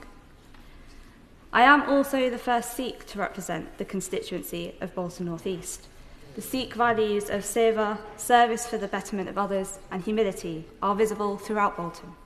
It's in our history, and it has been woven through the very fabric of our town. Community assets like the Bolton Lads and Girls Club, the Octagon Theatre, Bolton Museum and Library are testament of this. And I will do my utmost to keep these at the heart of everything that I do here, and will do my best to protect them and restore rich heritage centres such as the Hallithwood Museum. I have found a great source of pride in Bolton, Mr. Deputy Speaker, and it is this pride for our great town that I wish to reflect here in Westminster. I have both the desire and the determination to improve our town, in particular our town centre, which I wish to see revitalised and renewed, and to give our young people hope and a chance of a brighter future again, and finally to see our history and heritage rightly celebrated. For this little Indian girl from the culture-rich Southall, it is a great honour and a privilege to represent this fascinating and heritage-rich town of Bolton. It is time for me to get to work on the role that the wonderful and humble people of Bolton North East have sent me here to do. Robert Kendrick. Thank you, Mr. Deputy Speaker, and can I begin by congratulating the Honourable Lady on her maiden speech. It's quite clearly a real achievement to be the first to make a maiden speech, and I'm sure members on both sides of the House will join me in congratulating her and wishing her well in the years ahead here in Parliament. Can I welcome all new members to this House, not least because some of you make me look older, which I've been looking for some time. I remember when I was first sworn in the House and I entered in a by-election and so swore in on my own in a class of one, and there was a real heckle on that occasion from the beast of Bolsover. And he said, "Is he here on work experience?" And everyone laughed. But I have a few more grey hairs now, 10 years on, and have just been through a difficult general election in North Nottinghamshire. And I want to begin my remarks by saying a special thank you to my constituents for doing me the great honour and privilege of re-electing me, made all the more so on a difficult night, clearly, for my party. I will use my time in this House over the course of this Parliament to represent them with all of the vim and vigour that I possibly can. Having served as a minister in each of the governments of the last 5 Prime Ministers, I know what a special privilege it is to serve as a minister, and so can I wish our successors in office all best wishes and all good luck in the years ahead. As a patriot, we all know that this government's success is our success, and we want them to tackle the great challenges facing our country and to enjoy their time in office as much as I did in my years in ministerial office. The course of the general election made a number of things clear to me. There were many things that I was deeply proud of that our government achieved, and which I will fiercely defend in the months and the years ahead, taking a bankrupt country and righting our public services and public finances, ensuring a decade of good employment when we inherited high unemployment, particularly amongst young people, ensuring that we led Europe in the defence of Ukraine. I'll give way in a second to the honourable member, but let me finish my point. Ensuring that we reformed our education system, and so that we now outstrip countries all over the world for the literacy and the numeracy of our children. Ensuring that we were one of the greatest countries in the world for tackling environmental challenges, decarbonising faster than any other G8 country. For all those and other reasons, I will always defend the record of the last Conservative government. But I'll come on in a moment to some of the lessons that I learnt of its failings. But I'll give way to the honourable member first. I thank the honourable member for giving way. Is he suggesting that voters on July the 4th were ungrateful? I didn't quite hear the honourable, but if he was asking whether or not the electorate was wrong, no. No politician should ever doubt the electorate. But it's right that we defend the things that we did well in government, and that there is a proper diagnosis of what we got right and what we got wrong. I think we did get some things wrong. When we stood in 2019, we promised to get Brexit done, and we did that. We got Brexit done, and we restored our sovereignty as a nation, a great and lasting achievement. But we also promised that we would secure our borders, that we would ensure a strong economy and lower taxes, and a strong NHS and public services, which the public rightly expect. And on those counts, we did not deliver the services, the lower taxes, the level of economic growth, and the migration system that we promised and which the public rightly expect. The baton for those things now passes to this Labour government. And where it succeeds, I will welcome and support it. Where it falls short, I will challenge it. Because we want to ensure that those great issues facing our country are properly addressed.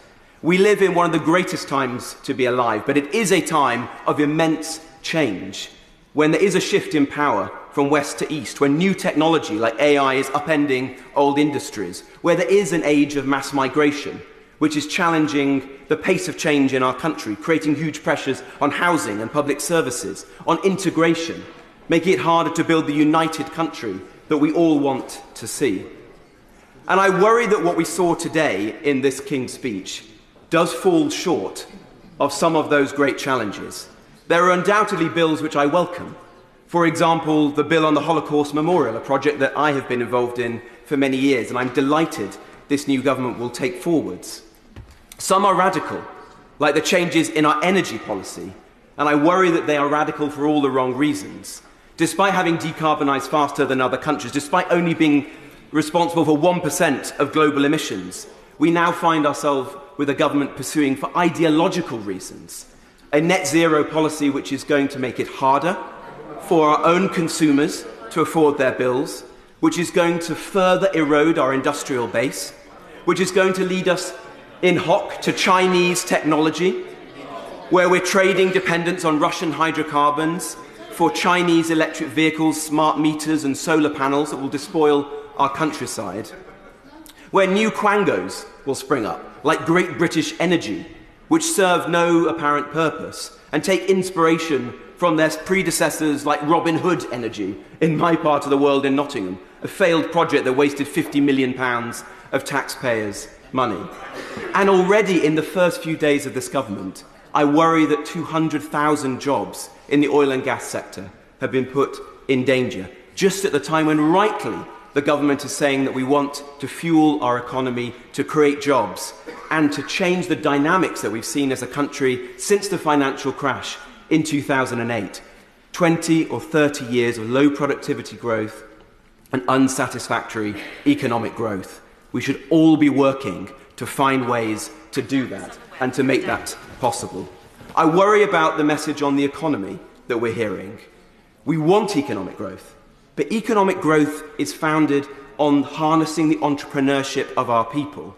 It is about creating a start-up country. It is about helping small business people to found businesses around their kitchen tables, like my parents did. It is not a statist vision of this country. It is not about using new quangos or a national wealth fund, which is an oxymoron because it's going to borrow the money it seeks to invest. It's not about changing our employment laws, which make us less competitive and will drive the kind of higher structural levels of unemployment that we see in Europe and which we mercifully have avoided over the last 10 years. And I worry about immigration, because we do live in an age of mass migration. And I have been honest, painfully honest, about the failings of the last government on this topic. But I worry that the same or worse mistakes are about to be made again. What we're seeing in the Channel is a national security emergency. We're seeing tens of thousands of people about whom we know next to nothing crossing into our country, breaking into our country in flagrant abuse of our laws. Some of them are subjects of interest being followed by our security services. This has got to stop. And scrapping the only known credible deterrent with nothing else to put in its place is going to surrender to the people smuggling gangs. That's wrong, it's a mistake, and I worry that we are going to rue the day that we did that. I also hope that the government will take seriously legal migration, because we have to accept that the public in this country, in most parts of our country, have been voting for 20 or 30 years for governments and in referendums promising to control and to reduce the level of legal migration, only for governments of all political colours to do precisely the opposite. And that is immensely corrosive to public trust and confidence in politics and in democracy. And as one of our colleagues said earlier about the rise of far-right parties around the world, if we centrist parties on the left and the right do nothing about this, if we do nothing about this, then you will see the rise of far-right parties in this country. And I think that would be a great mistake. So I hope that the reforms that I started to reduce the number of people coming into this country legally are taken forward, and that we further reduce them. Because we could have used this King's speech today to implement a legal cap on net migration, embedded by Parliament in law. We haven't done that. And that will mean further pressure on housing, on public services and on the pace of change. Let me close with this. The Prime Minister has said that he wants this to be a new era in which politics is defined by service. And I think we will all agree on that point. It should be. But the question is, who do we serve? I don't think that we come to this place to serve the interests of new quangos and commissions and reviews. I don't think we're sent here to serve the interests of the legal fraternity and contested notions of international law.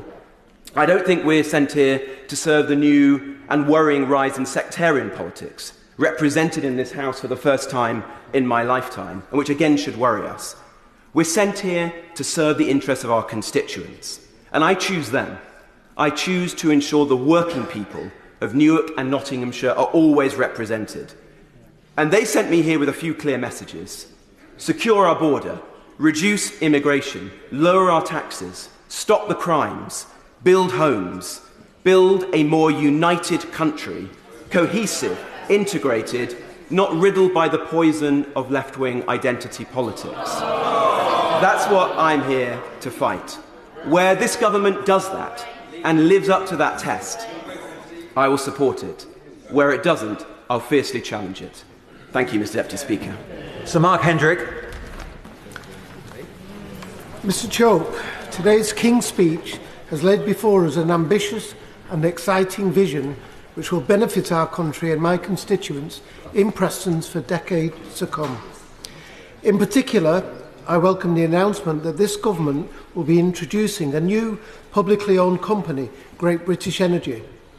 As a first step, Great British Energy will take back control of our energy supply, producing cheaper power for our country and ensure that profits go back into our communities. And as a Cooperative Party MP, I want to see more community energy companies based on the cooperative model.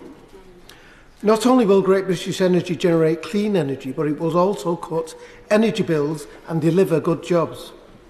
This news comes at a time when our constituents are desperately in need of support. For too long, they have been exposed to the energy insecurity created under the previous government, which has seen a cost of living crisis and bills skyrocketing to eye-watering prices. Every family and business in Britain is still paying the price of 14 years of Conservative failure with sky-high energy bills. The Conservatives have squandered our advantage in clean energy and left the country dangerously exposed to international energy markets manipulated by dictators like Vladimir Putin. And under the plans that Labour have, oil and gas giants who have made record profits from energy insecurity in this country will now be held accountable. A windfall tax on their excess profits will benefit the entire nation, lifting the burden off the public. Working alongside the private sector, we have the opportunity to double onshore wind, triple solar power and quadruple offshore wind by 2030.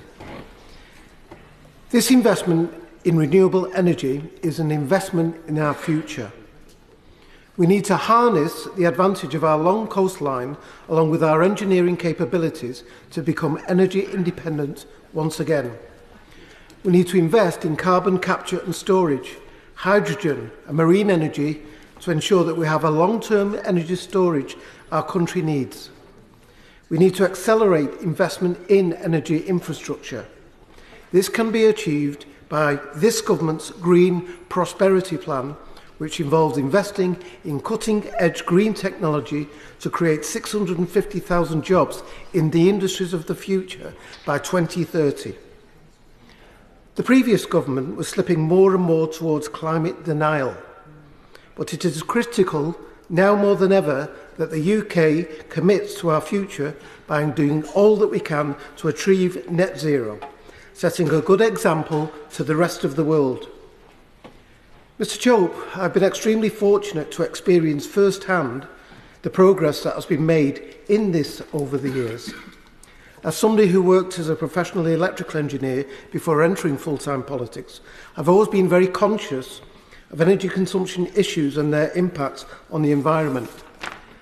I also served as a member of the European Parliament, where I sat on the Environment and Consumer Protection Committee, where we helped develop the European Emissions Trading Scheme.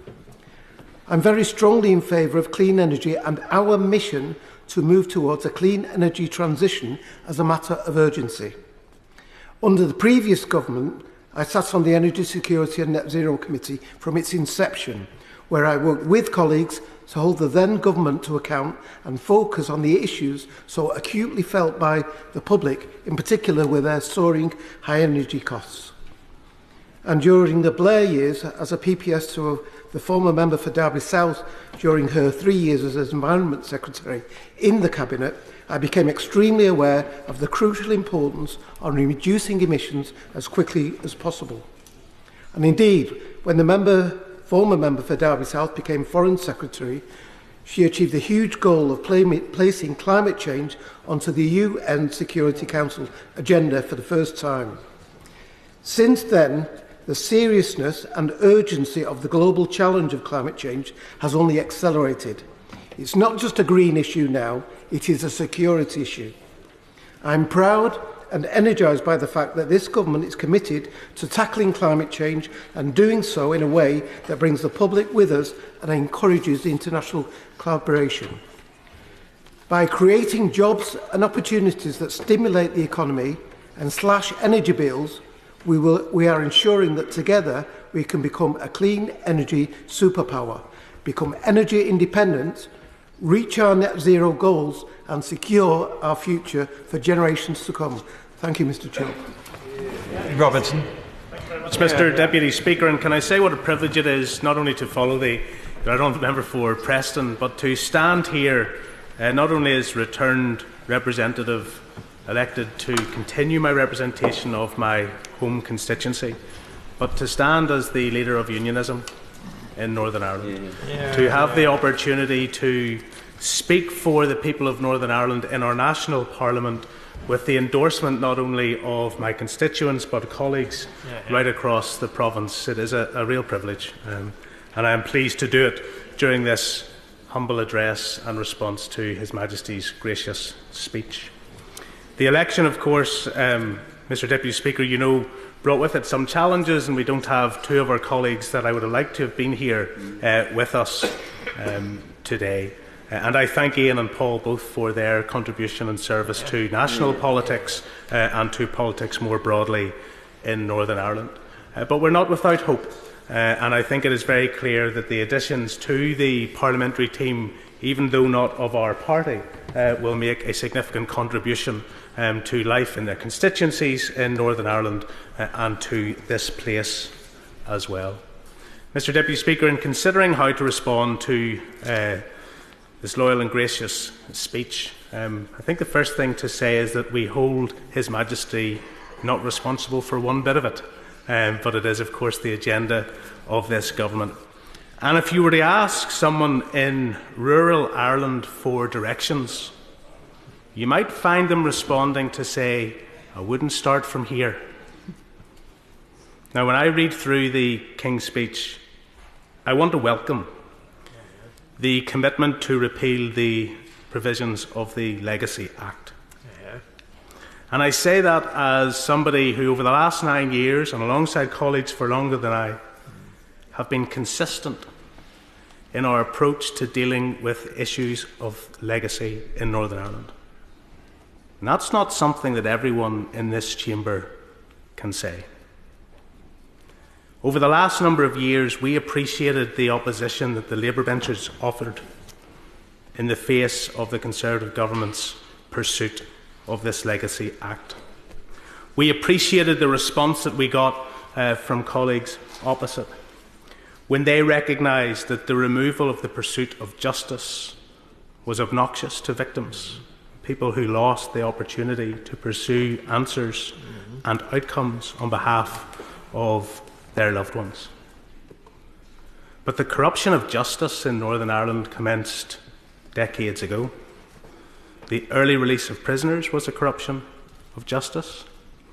The on-the-runs legislation, ill-fated though it was a corruption of justice. And the letters of comfort indicating to terrorists that they would not face prosecution was a corruption of justice. And so I'm well aware this evening that the Prime Minister is due to meet with the Taoiseach of Ireland, Simon Harris. And I am well aware that as part of this King's speech, he's indicated very clearly that he is keen to reset relations. And I think that is important. We should have good relations with our near neighbours. But I want to take this opportunity to say very clearly that the corruption of justice, which has now been highlighted by, and we have a commitment from government that they are going to act upon it, should mean that we should have an engagement that's based on honesty with the government of the Irish Republic. And there should be gentle and encouraging challenge to say they have failed in their responsibilities on legacy.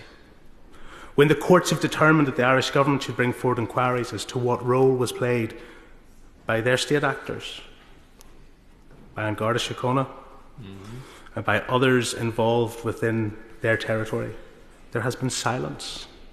In fact, all we've had over recent years from the Irish government was a case against the UK government on this legislation. So let's balance it up. If the engagement this evening is to be fruitful, if there's to be a positive outcome on what is a good commitment and a commitment that we welcome, then I think it is to ask our near neighbours to play their part in ensuring truth on that point and justice. Can I commend my honourable colleague and friend from East Belfast and what he said?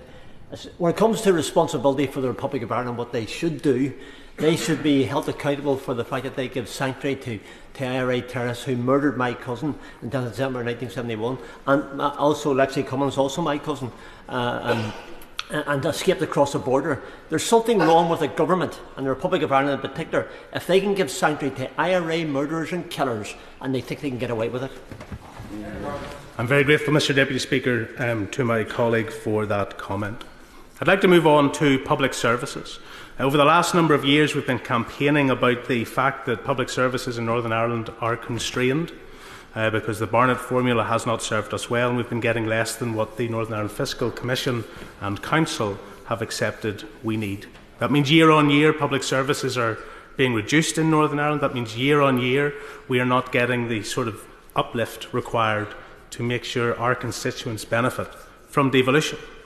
And new members of this House won't have probably experienced the protracted agony around devolution in Northern Ireland and the importance of getting it restored 5 months ago. But one part of that was ensuring that there was sufficient public finances available. And I think there is a key opportunity, though not mentioned in this King's speech, but hopefully something that a new incoming government will focus on, to draw upon the lessons of the Holtham Commission from Wales, to draw upon the positive uplift that is there, not to provide us with need, but what we need and what we need to reform, what we need to transform public services. Because at the moment, the challenges aren't about how we grow, how we develop the provisions for our people, irrespective of their community background in Northern Ireland. It's about what special schools we close.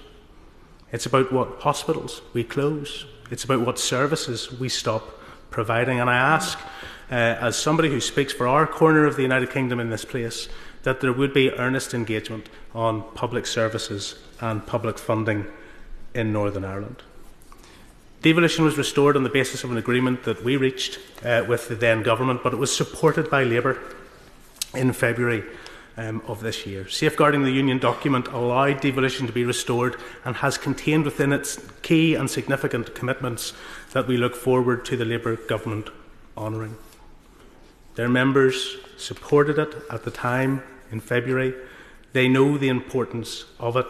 And whilst I see reference in the King's speech to resetting relationships with the European Union, and as I said earlier, we should have good relationships and we should build upon those good relationships with near neighbours, we need to carefully nurture the arrangements that were agreed in February and need to be delivered. It's about removing barriers within our own country. We can focus on relationships with others outside, and we should. But that should not be to the detriment of that which makes this country work. There are opportunities about regional connectivity, opportunities to build on the Union Connectivity Review.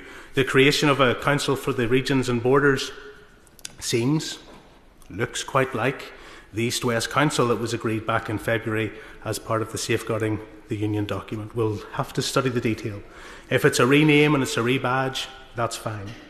But we need to talk about how do we move people and products from one part of our country to another. Where's the connectivity review work on the A75 when you move from Northern Ireland into Scotland and down toward Carlisle? How do we think about this as a national endeavour? There will be Scottish members of Parliament now newly elected on the Labour benches who will take a keen interest in making sure that the Union works across the United Kingdom, and we want to play our part in that. Mr Deputy Speaker, on defence, I've spent the last 8 years on the Defence Select Committee. I've spoken many times of the contribution from my constituency of Talis and the in-laws and how important they were in the initial weeks of defence of Kyiv particularly and Ukraine more generally.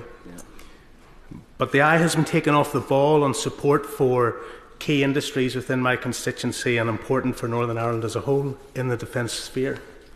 You will have seen negative briefing in the last 24 hours around Harnla Wolf. I want to see a very clear commitment from this government that they believe in the contracts that have been awarded to Belfast. They believe in the renaissance of shipbuilding in Belfast. They adhere to the commitments of the National Shipbuilding Review that talks about building skills and opportunities throughout our United Kingdom, and that irrespective of the ups and downs, highs and lows of any individual company, that the aspiration and the economic benefits of retaining shipbuilding and growing the shipbuilding capacity in Belfast is highly important. So too the issues around Boeing wishing to bring Spirit Aerospace back in to their company. Significant issues arise in that for the economy of Belfast and Northern Ireland, the largest private employer with high-skilled manufacturing jobs in my constituency, but servicing the entirety of the United Kingdom, something government needs to focus on, something previous business secretaries did, and current secretaries for business are. I'm not suggesting they aren't, but there's a huge opportunity in the next 6 months that we need to land to secure the importance for us. And finally, Mr Deputy Speaker, because I realise I'm going beyond what is the suggested time limit, there is a proposal here for a football regulator. Good. And we'll have the debate in the next number of weeks and months, probably by the Honourable Member for Strangford, as to whether that's a football regulator for England or in this national parliament, whether that's a football regulator for football within our country. But if I didn't close with this, I would probably have one less vote come the next election. My constituent, Davy Warren, who used to serve me on my way to school in the newsagents, texts me to say, Gavin, support England if you like on Sunday. They're not your team, but they're the only team from our country, so support England if you like. But remind them all that Neil Diamond's Sweet Caroline is a Northern Ireland football team anthem. And the Green and White Army were very happy to lend that anthem to all of you. But we will reclaim it. And just to remind you gently that the last time Spain faced a home nation in any significant final or competition, and Jim Shannon was there and I wasn't born. Northern Ireland beat Spain. Thank you, Mr Deputy Speaker. To make his maiden speech, I call Reverend Just.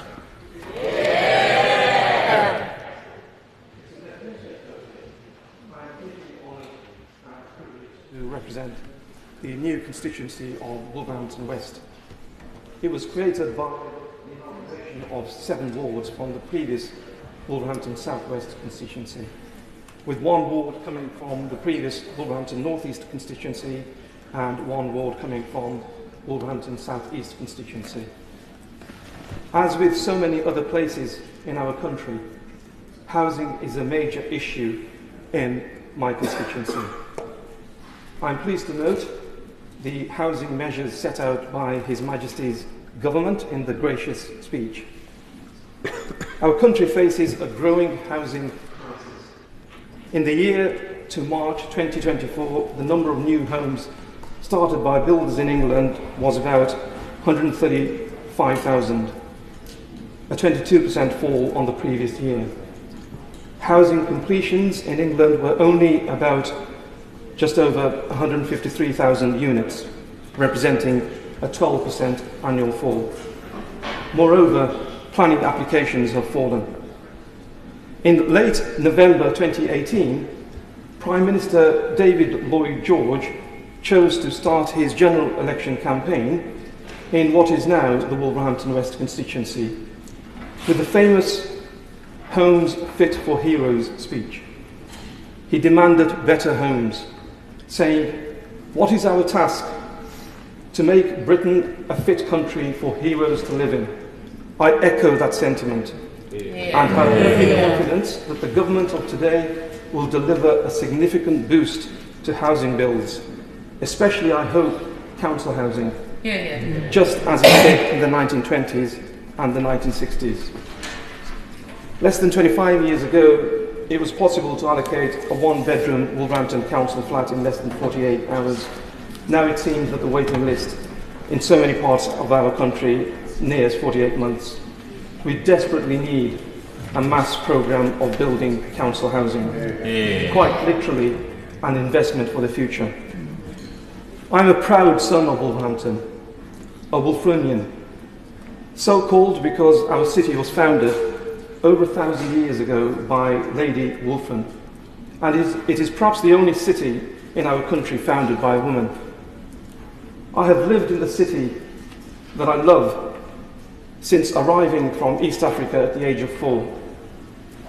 I went to school in the city, went to college there, went to university, did my law degree, did my professional exams there, and did my legal training in a solicitor's office in the city to begin with. I've spent my working life as a social justice lawyer in the great firm of Thompson Solicitors, focusing on work for trade union members and on clinical negligence cases. Wolverhampton has a long and proud tradition of manufacturing, formerly being home to the renowned companies such as Sunbeam Cars, which held the land speed record, and Dye Motors, and incidentally my father worked on a lathe machine at Dye Motors. The constituency also contains the headquarters of Marston's, a big pub chain whose brewery in this month is being sold to Carlsberg, and I wish to work with others to encourage them to continue our city's 149-year tradition as a major brewing location. Our city has a fine tradition of assisting the disadvantaged. For example, headquartered in the constituency is the Haven, which is the second oldest charity in the country, providing refuge accommodation for women and children escaping domestic abuse. We are also the head office of the excellent Refugee and Migrant Centre, a national centre of expertise. I'm a long-standing and active trade unionist and on the Executive Council of the GMB. And I'm always conscious that the first national union agreement with an employer for an 8-hour day was actually signed in Wolverhampton in the 1930s. Those who are unfortunate enough not to know Wolverhampton are often surprised as to how much our city has to offer. We have a Premier League football team, Wolverhampton Wanderers, the Wolves, and I'm a proud wearer of the Wolves badge as well. I'm fortunate enough to have a season ticket at the club with my son. And in this week of English football, and our England players did us proud, we have achieved so much as an England football team.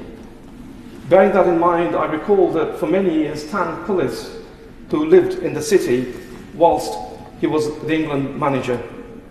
And I also recall the great Wolves player Billy Wright, who captained the England football team on the most occasions. And we have a statue of Billy Wright in the city centre stadium, the Molyneux. Correspondingly, perhaps the best-known captain of the England cricket team was Rachel, later Baroness Hayhoe Flint, who in 1963 hit the first six in a women's test match against the old enemy Australia, and who was unbeaten in 6 test series. Also capped for England in hockey, she grew up in the city and lived there all of her life. The constituency is also home to the country's first all-weather floodlit racecourse.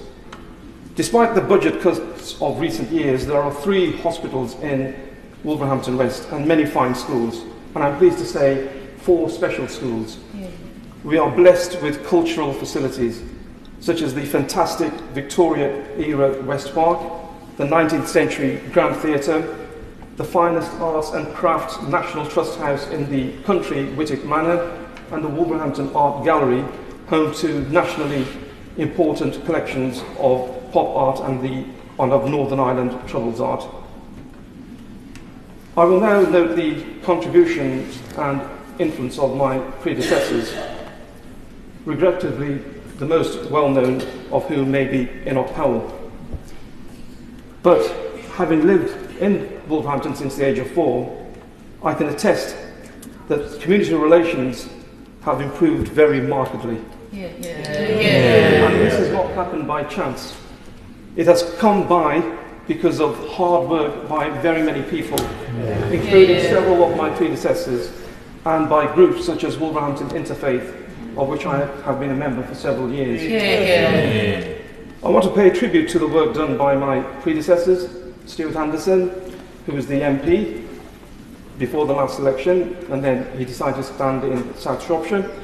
Jenny Jones, who fostered the developing democracy of Eastern Europe around the turn of the century, and most of all, the work carried out by the backbencher of the year 2008, my great friend and predecessor Rob Maris, with his assisted dying bill and his pioneering work on adaptation to climate change. I have to say that Wolverhampton is underrated. It is a great place to live and a great city.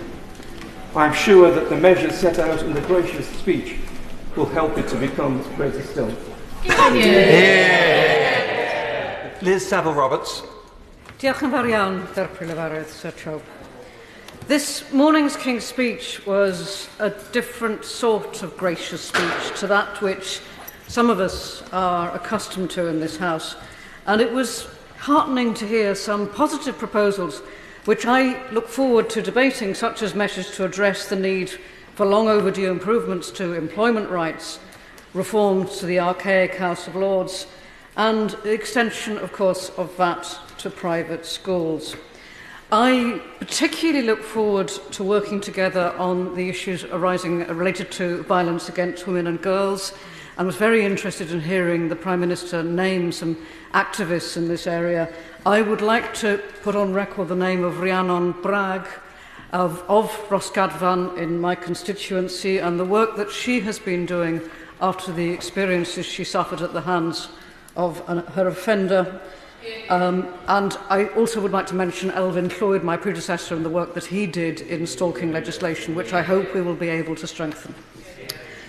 But also, of course, considering Labour's message of change, I was disappointed not to hear legislation addressing the inadequate present funding framework that leaves us shortchanged in Wales, which we have heard, of course, about as the situation in the north of Ireland, and where I believe there has been further steps taken than have been done in Wales. And while Labour's government in Wales has been distracted by internal party politics, Plaid Cymru has reiterated our clear and credible call for fairness and ambition for Wales. This means, of course, a fairer funding deal so we can properly invest in our public service. This means the billions owed to us from HS2 so we can connect our communities north to south. And it means powers over our natural resources so we can ensure energy profits are directed into Welsh communities, helping us build an economy fit for the future and creating well-paid green jobs. Of course, we face the immediate challenge to the economy in Wales of the situation of Port Talbot, and I think that everybody in this House will be very much aware that we need security of supply when it comes to virgin steel for all the other projects that we hope to bring forward with net zero. And that, of course, is something that the UK government needs to be working closely to find some solution to what is happening in Port Talbot. And I think this is an important point. When we're talking about fairness, it isn't a matter of begging for money from Westminster. This is, on the one hand, demanding the money rightly owed to Wales, And if people are arguing for the strength of the Union, and that's not something that my party does, but if you are, I would be looking that the strength of the Union does give the nation of Wales fair funding from the other side of the House, quite possibly. But equally significant to me and my party is that we have the necessary levers, the tools that we need to drive up our own economic development in Wales. We don't want to be with our hands out for the begging bowl. We want the means to grow our own economy and for that to be answerable in Wales. Interestingly, this is raised in the King's speech today in relation to devolution in England. I think, having had a quarter of a century of devolution in Wales, under the model devised by Labour and under a Labour government, it would be very interesting to strengthen the economy in Wales as well. And Plaid Cymru's amendment, of course, sets out this vision in plain terms. It calls for measures to reform Wales's fiscal framework to provide consistency, transparency and fairness. And it calls for replacing the Barnett formula with a needs-based formula, also to introducing multi-year funding settlements, to restoring the Welsh budget to 2021 spending review levels. This is how Labour could bring about real change in Wales. And indeed, of course, what's missing in this King's speech is just as important as what is in it. The decision not to scrap the two-child benefit cap shows Labour choice not to prioritise the immediate needs in the here and now of nearly a third of children in Wales who live in poverty. Labour officials have repeatedly refused to make this so-called unfunded commitment. But the point is, and this matters, the decision not to fund it is a political decision. Now, Plaid Cymru, of course, have championed what would be real change, alternative means of taxation which would enable the funding of progressive policies, equalising capital gains tax with income tax, which would raise £15 billion a year. Now, £2.5 billion a year is what is needed to fund the abolishment of the two-child benefit cap. And that would require less than a fifth of all that potential income. Just imagine how much we could do with the remaining contribution to the public purse. And scrapping this cap alone would help lift 65,000 affected children out of poverty in Wales. That is 11% of children in Wales. Child poverty levels are unacceptably high, and this policy only increases it further.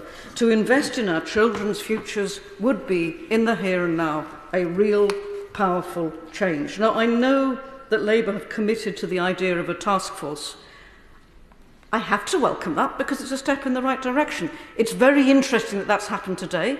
Is this the first indication of a U-turn on the part of Labour? If so, I would welcome it, and I look forward to hearing more on that, quite frankly. Thirdly, of course, Labour today committed to strengthen devolution in England. And it is, of course, important that communities have a real say in decisions that affect them, and yet similar promises were not made to Wales.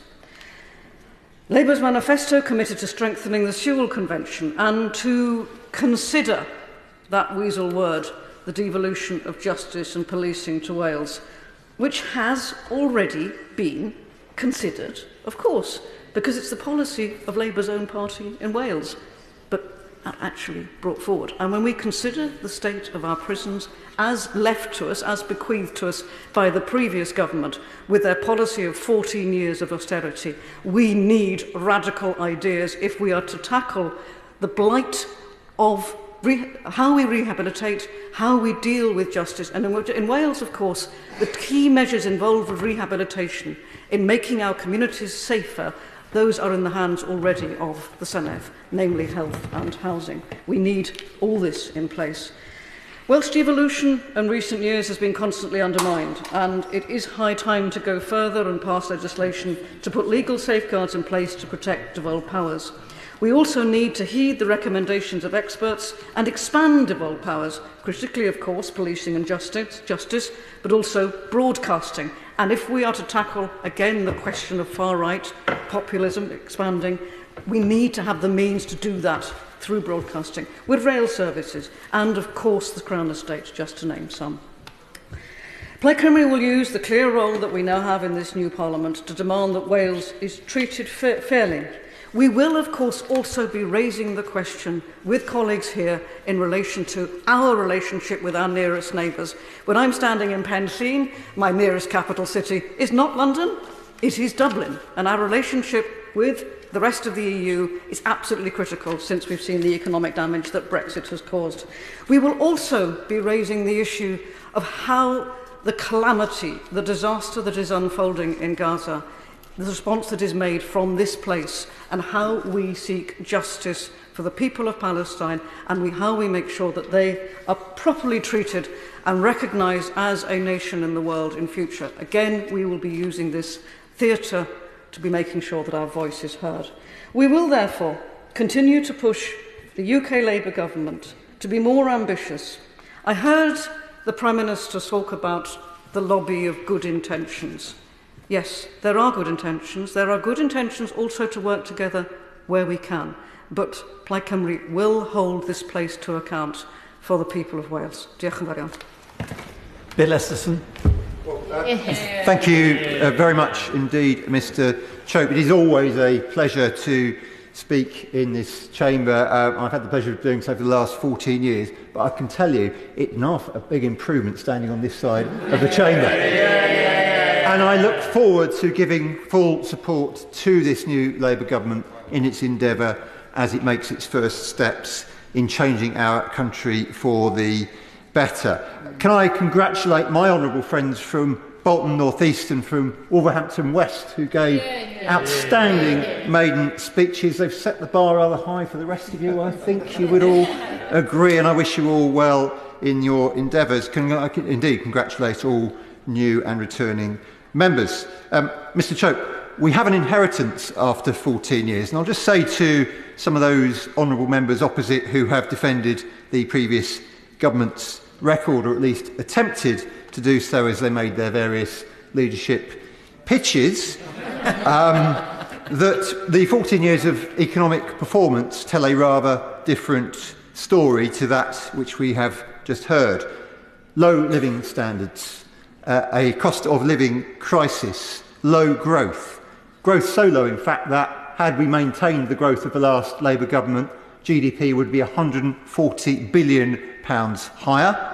Every household would have, on average, £5,800 more every single year, and there'd be £50 billion more on the same tax rates for spending and investing in our public services and in our infrastructure. That is what 14 years of Conservative government has meant for this country, and to cap it all, we had the Liz Truss quasi-Kwarteng exuberance, or the mini-budget, the disastrous crashing of the economy, which has left people paying high interest rates even now, 2 years later.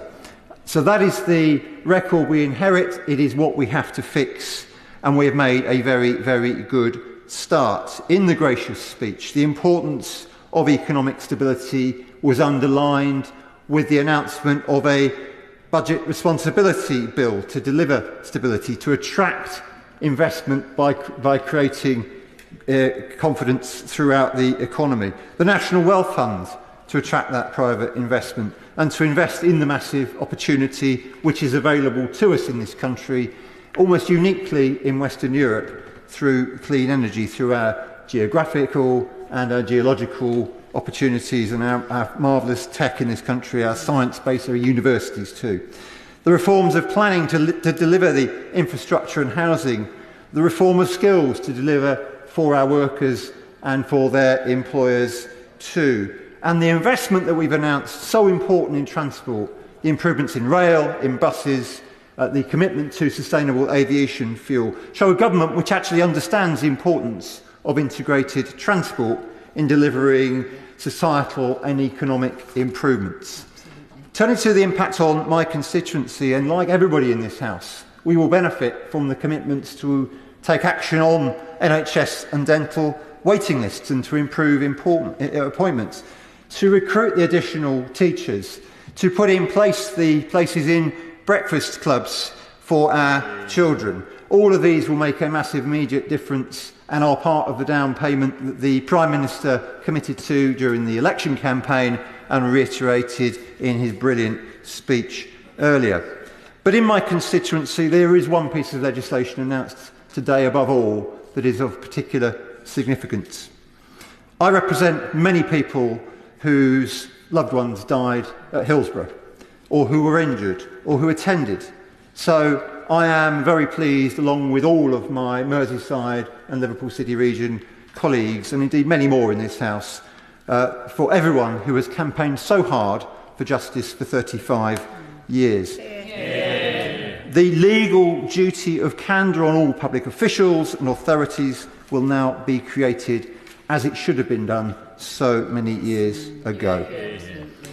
I move on to mental health. I am thrilled at the announcement and the commitment to mental health in the gracious speech. Maghull Health Park in my constituency has arguably the most comprehensive array of mental health services in Europe. We have medium secure and low secure to go with the well-known high secure Ashworth Hospital, and that is the best arrangement on a single location. But Merseyside Merseycare NHS Trust, along with the Liverpool Combined Authority and Liverpool City Region Combined Authority and Sefton Council, all want to see, as do I, investment in a world-leading diagnostic and research facility in mental health on that same site. I think what we heard today in the gracious speech, it gives me great confidence that such investment is likely to be available so we can make the most of what we're already very good at in this country and make so much more of it. And it must be right that, as the Sovereign said in the other place, that physical health should have the same attention, mental health should have the same attention as physical. Now, this brings me in more detail onto energy. The Liverpool City region and the northwest of England are supremely well placed to be at the heart of the government's plans for investment in clean energy and in energy security. Contrary to what some Conservative members have been saying, this is about jobs. It is about cheaper transport and lower energy bills. It is an economic investment as much as it is an environmental one. And it's essential that we support workers, of course it is, in the oil and gas industry, so that we avoid the mistakes of deindustrialisation, so that there are jobs, so that there is training for people to make the transition and to take advantage of the lower carbon future that we all know is coming. So in the Liverpool City region and across the country, it is absolutely right that we make the most of the opportunities in fixed and floating offshore wind. In onshore wind, I'm so pleased that the Secretary of State ended the ban as one of his first acts, and indeed that he announced the 3 new solar farms, but also in the northwest and elsewhere in hydrogen, in carbon capture and storage, in nuclear, and uniquely in the northwest, in the city region, we have great plans for the Mersey Tidal project. They are all key to growth, to prosperity, and to addressing the climate crisis. So I am thrilled that this is front and centre of Labour's plans for government. And there are many other aspects to the low-carbon future.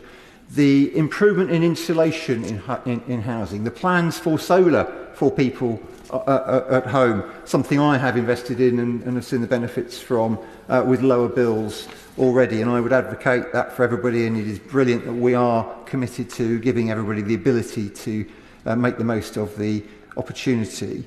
But also in the city region in the northwest, we're part of the HyNet project, which is a commitment to a series of green hydrogen generation units. We're also committed to improvements in green transport through the rollout of EV charge points, something that has to happen more quickly right across the country. And in the city region, there are already net zero hydrogen buses in service.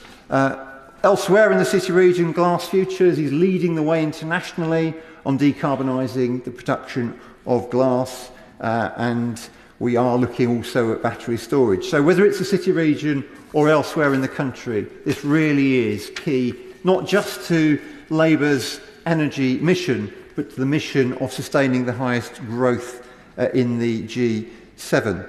And whether it is to do with the investment in energy or the improvements in public services. By having growth at the centre, we really will see improvements in this country. We really will see a change from what we've seen over the last 14 years. 14 years of chaos are over.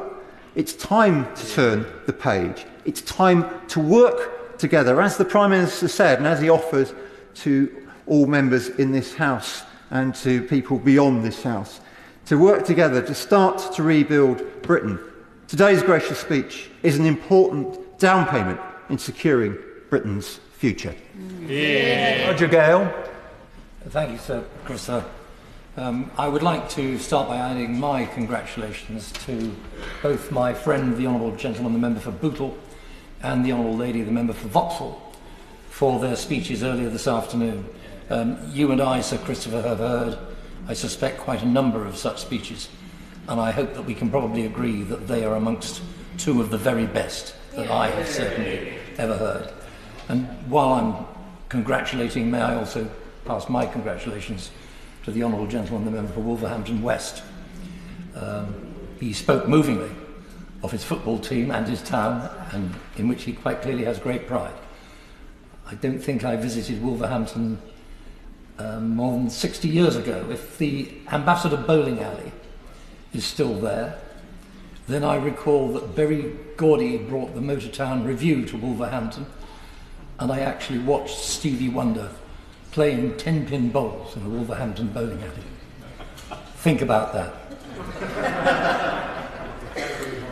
Sir Christopher, it's 41 years since I was first elected to this House as the then youngest Member of Parliament for the new seat of North Thanet. And I'm delighted that 41 years later I find myself elected as the youngest Member of Parliament for Herne Bay and Sandwich. Colleagues on both sides of the House, new colleagues who haven't heard these speeches before, will find over, and you and I, Sir Christopher, both know this very well indeed, will find that over the coming weeks and months you will make great friendships right across the House, and that is as it should be. Out there in the real world, people don't understand that. They don't understand that we work so closely together. But we do, and so we should. And Jo Cox was absolutely right when she memorably said, there is much more that unites us than divides us. And so it is with this speech today. And I should also place on record my thanks, and I hope the House, thanks to the whole House, to the manner in which both the Leader of the Opposition and the Prime Minister have managed with great dignity the transfer of power. We do state openings rather well.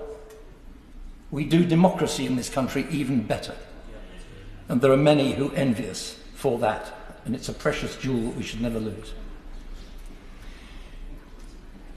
This King's speech has much in it that I trust we can all applaud. The clear reference to defence of the realm, which is so vital to our country. Our commitment to NATO. Our commitment to support for Ukraine in what is not just their war but our war, a war to defend democracy. And commitment to, and not everybody will agree with this, but a two-state settlement in the Middle East. Those are all laudable, and we can all, I trust, support them. There are other areas that are greyer and that we shall have to take some issue with. And that is the job of opposition, and the Prime Minister would expect that. And the opposition will hold his feet to the fire and hold him to account when we think that he's got it wrong. There are three issues that I want to raise very briefly this afternoon. I have grave concerns about the proposed reforms of planning law.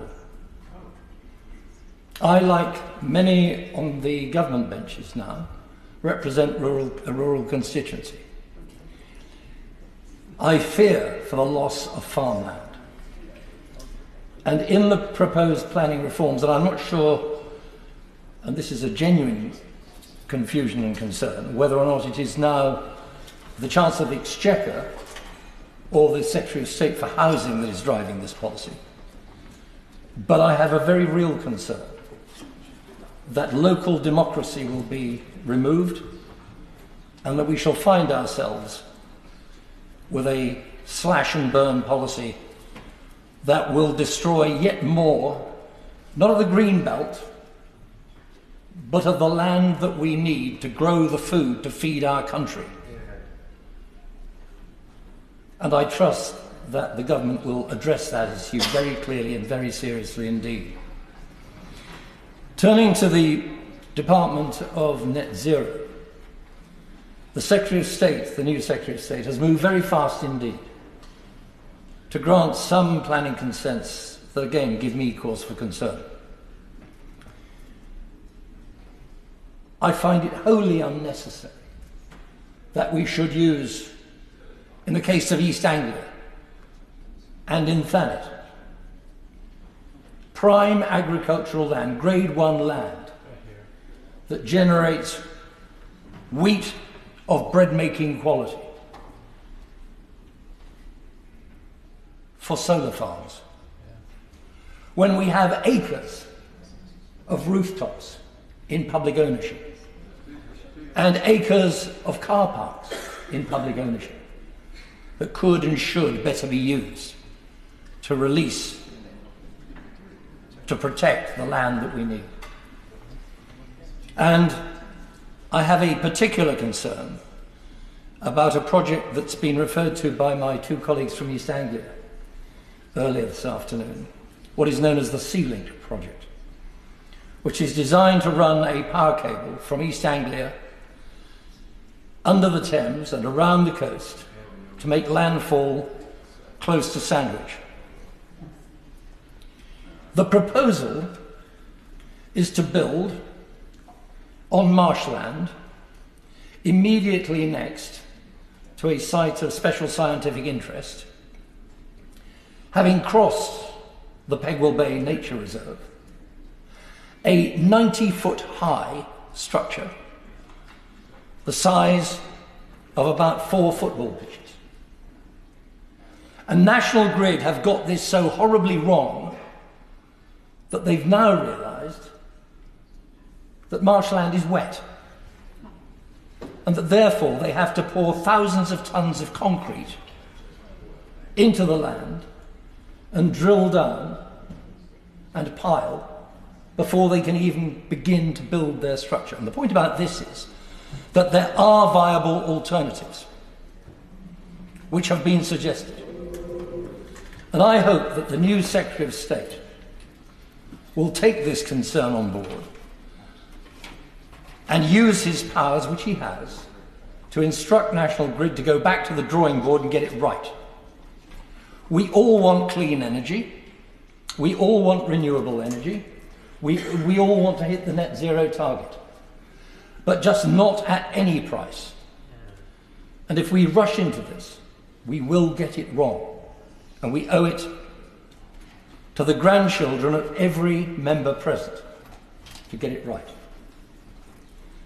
My final and very quick remaining concern is an omission from the King's speech. It is a sadness to me that, given the amount of comment and publicity, there is not one mention that I can see of animal welfare anywhere in the speech at all. And I would hope that at the very least, Her Majesty's new government will reintroduce and ram through the trophy hunting bill that 2 members of Parliament, one Labour and one Tory, tried to get through the last Parliament and failed. And with that, I would simply say, in the interests of this United Kingdom, I wish the government and its programme well.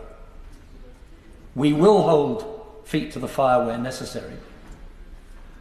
But I trust, as the Freudian slip, the Leader of the Opposition this afternoon said, we shall not be obstructed. A government has a right to get its business. Thank you. I call Patrick Hurley to make his maiden speech. Thank you, sir, for calling me to make my first speech as part of this important debate. Firstly, may I thank the Right Honourable Member for Herne Bay and Sandwich for his contribution. May I also pay tribute to all of those who are making their first speeches today. I wish them well today and for the remainder of this Parliament, and I hope that we each manage to repay the trust that our new constituents have placed in us. I'm led to believe that certain conventions apply to members' first speeches. I wish to assure the House that I will abide by those conventions. Accordingly, I wish to pay sincere tribute to my predecessor, Damien Moore, who diligently served Southport for the past 7 years, paving the way for a new government to ensure that the town's best days lie ahead of it. I wish him nothing but the best for the future. I also wish to refer to another of my predecessors as Southport's MP, somebody already mentioned in today's debate. At the 1865 general election, William Gladstone was elected as one of the 3 members for the South Lancashire County constituency, which took in both Southport and also my original hometown of Prescott. As I'm sure members will appreciate, this fact helped me somewhat over the past 12 months or so in drawing a link between where I was born and where I now represent in this House. Now, I expect I am not alone amongst new members in having been rather overwhelmed over the past couple of weeks by the mountain of email correspondence that we've been receiving from constituents and others since our elections. I can, though, take some comfort in the fact that my inbox refers solely to the much smaller constituency of Southport, rather than the whole of the South Lancashire constituency that William Gladstone represented. And I can only imagine the additional stresses and strains on members in Gladstone's day if they too had had access to a parliamentary email address. As well as being part of the same old county constituency, both Prescott and Southport were also within the boundaries of the old 100 of West Derby. This fact was brought further to my attention when the Boundary Commission announced during the last Parliament that the new Southport constituency would from now onwards also contain Tarleton and Hesketh Bank, 2 beautiful villages on the south coast of the Ribble. As a result of this change, I researched at my local library whereabouts the boundary of the West Derby 100 was, hoping that I'd be able to say that Tarleton and Hesketh Bank had, many years ago, also been under the same county division as Southport. Alas, this was not to be. After quite some hours of research, I realised that the information I was looking for had actually been staring me in the face all along. It appears that the boundary between the hundreds of West Derby and Leyland lay along, would you believe, Boundary Lane. And that Boundary Lane is situated in a hamlet called 100 End. It's a lesson, I think, in not ignoring the obvious when it's right there in front of you. My predecessors in previous parliaments have talked about how they have felt that Southport has sometimes been taken for granted or taken advantage of, and so have subsequently sought to discuss and elevate divisions between the towns of the local borough. I wish to assure my constituents that I will take a different approach. Instead, I will work to ensure that our country's new government will not look to cause divisions with our neighbours, whether they be other countries thousands of miles away, or even just other towns just a few thousand yards away. Instead, I will work with colleagues to ensure that the government will look instead to unite our country in the task of national renewal, because the politics I believe in is a politics of the common good, a politics where each of us looks out for the well-being of the other rather than tries to do us down. Many towns and villages in this country have seen better days over the past few years. Southport is no different. Whereas other areas have had, for instance, much-needed housing not built or much-needed transport links not implemented, two issues I'm pleased to see the new government planning to address.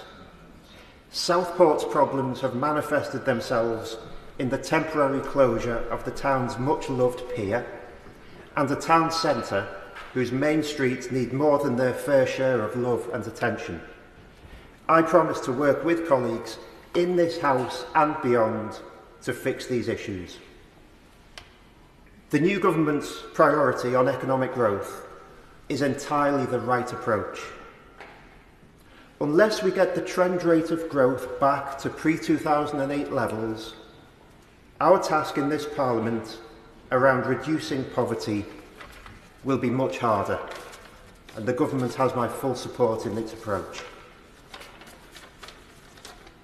I wish it to be known that I will do my utmost to make sure that Southport's best days lie ahead of it, that the decline of recent years will be arrested, and that the town's fortunes will be turned around, and that I will work with good people of good faith to bring that about, no matter what their party affiliation. And with that, I would like to thank you, sir, for allowing me the opportunity to make my first speech in this place, and I thank the House for the manner in which the speech was received. Order, order. We still have 25 members wishing to speak. So after the next speaker, who will be Sir Julian Lewis, I'm afraid I must impose a time limit of 7 minutes. This strict time limit will not apply to maiden speeches, but I'm sure that they will also want to keep an eye on the clock. And remember the courtesies of the House. If we don't impose this time limit now, and if the people don't keep to it, not everybody will get in this debate. So after the next speaker, there will be a time limit of 7 minutes, and I now call Sir Julian Lewis.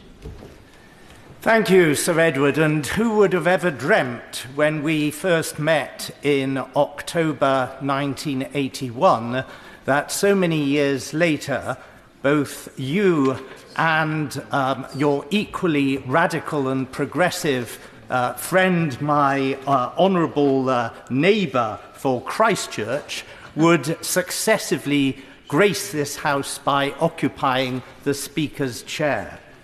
I wish to make congratulations indeed a theme of my short contribution. I want to congratulate in particular the three maiden speakers that we've heard so far. It takes quite a bit of doing to make your maiden speech so soon after entering the House of Commons, and it is greatly to their credit that they made such generous tributes to their predecessors. The Honourable Lady for Bolton North East talked about working across party boundaries, and that's something I wish to come back to.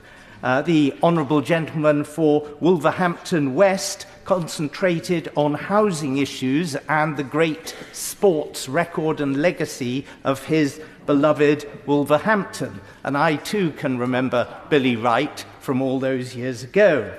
And the Honourable Gentleman for Southport, who's just spoken, showed an intimate knowledge of the local issues affecting his new seat, and I'm sure he will be extremely assiduous in attending to them. Now, I believe that congratulations are a theme that's in order, and I wish in that respect to echo what was said by my right honourable friend for Herne Bay and Sandwich when he talked about the result of the election and the way in which power was transferred. Now, it goes without saying that whenever you have a general election and one side achieves a significant absolute majority, as has happened in this case, there will be a majority of people in the chamber who are feeling self-congratulatory. But I suggest that we all ought to congratulate ourselves and each other on the way in which we have handled the transfer of power.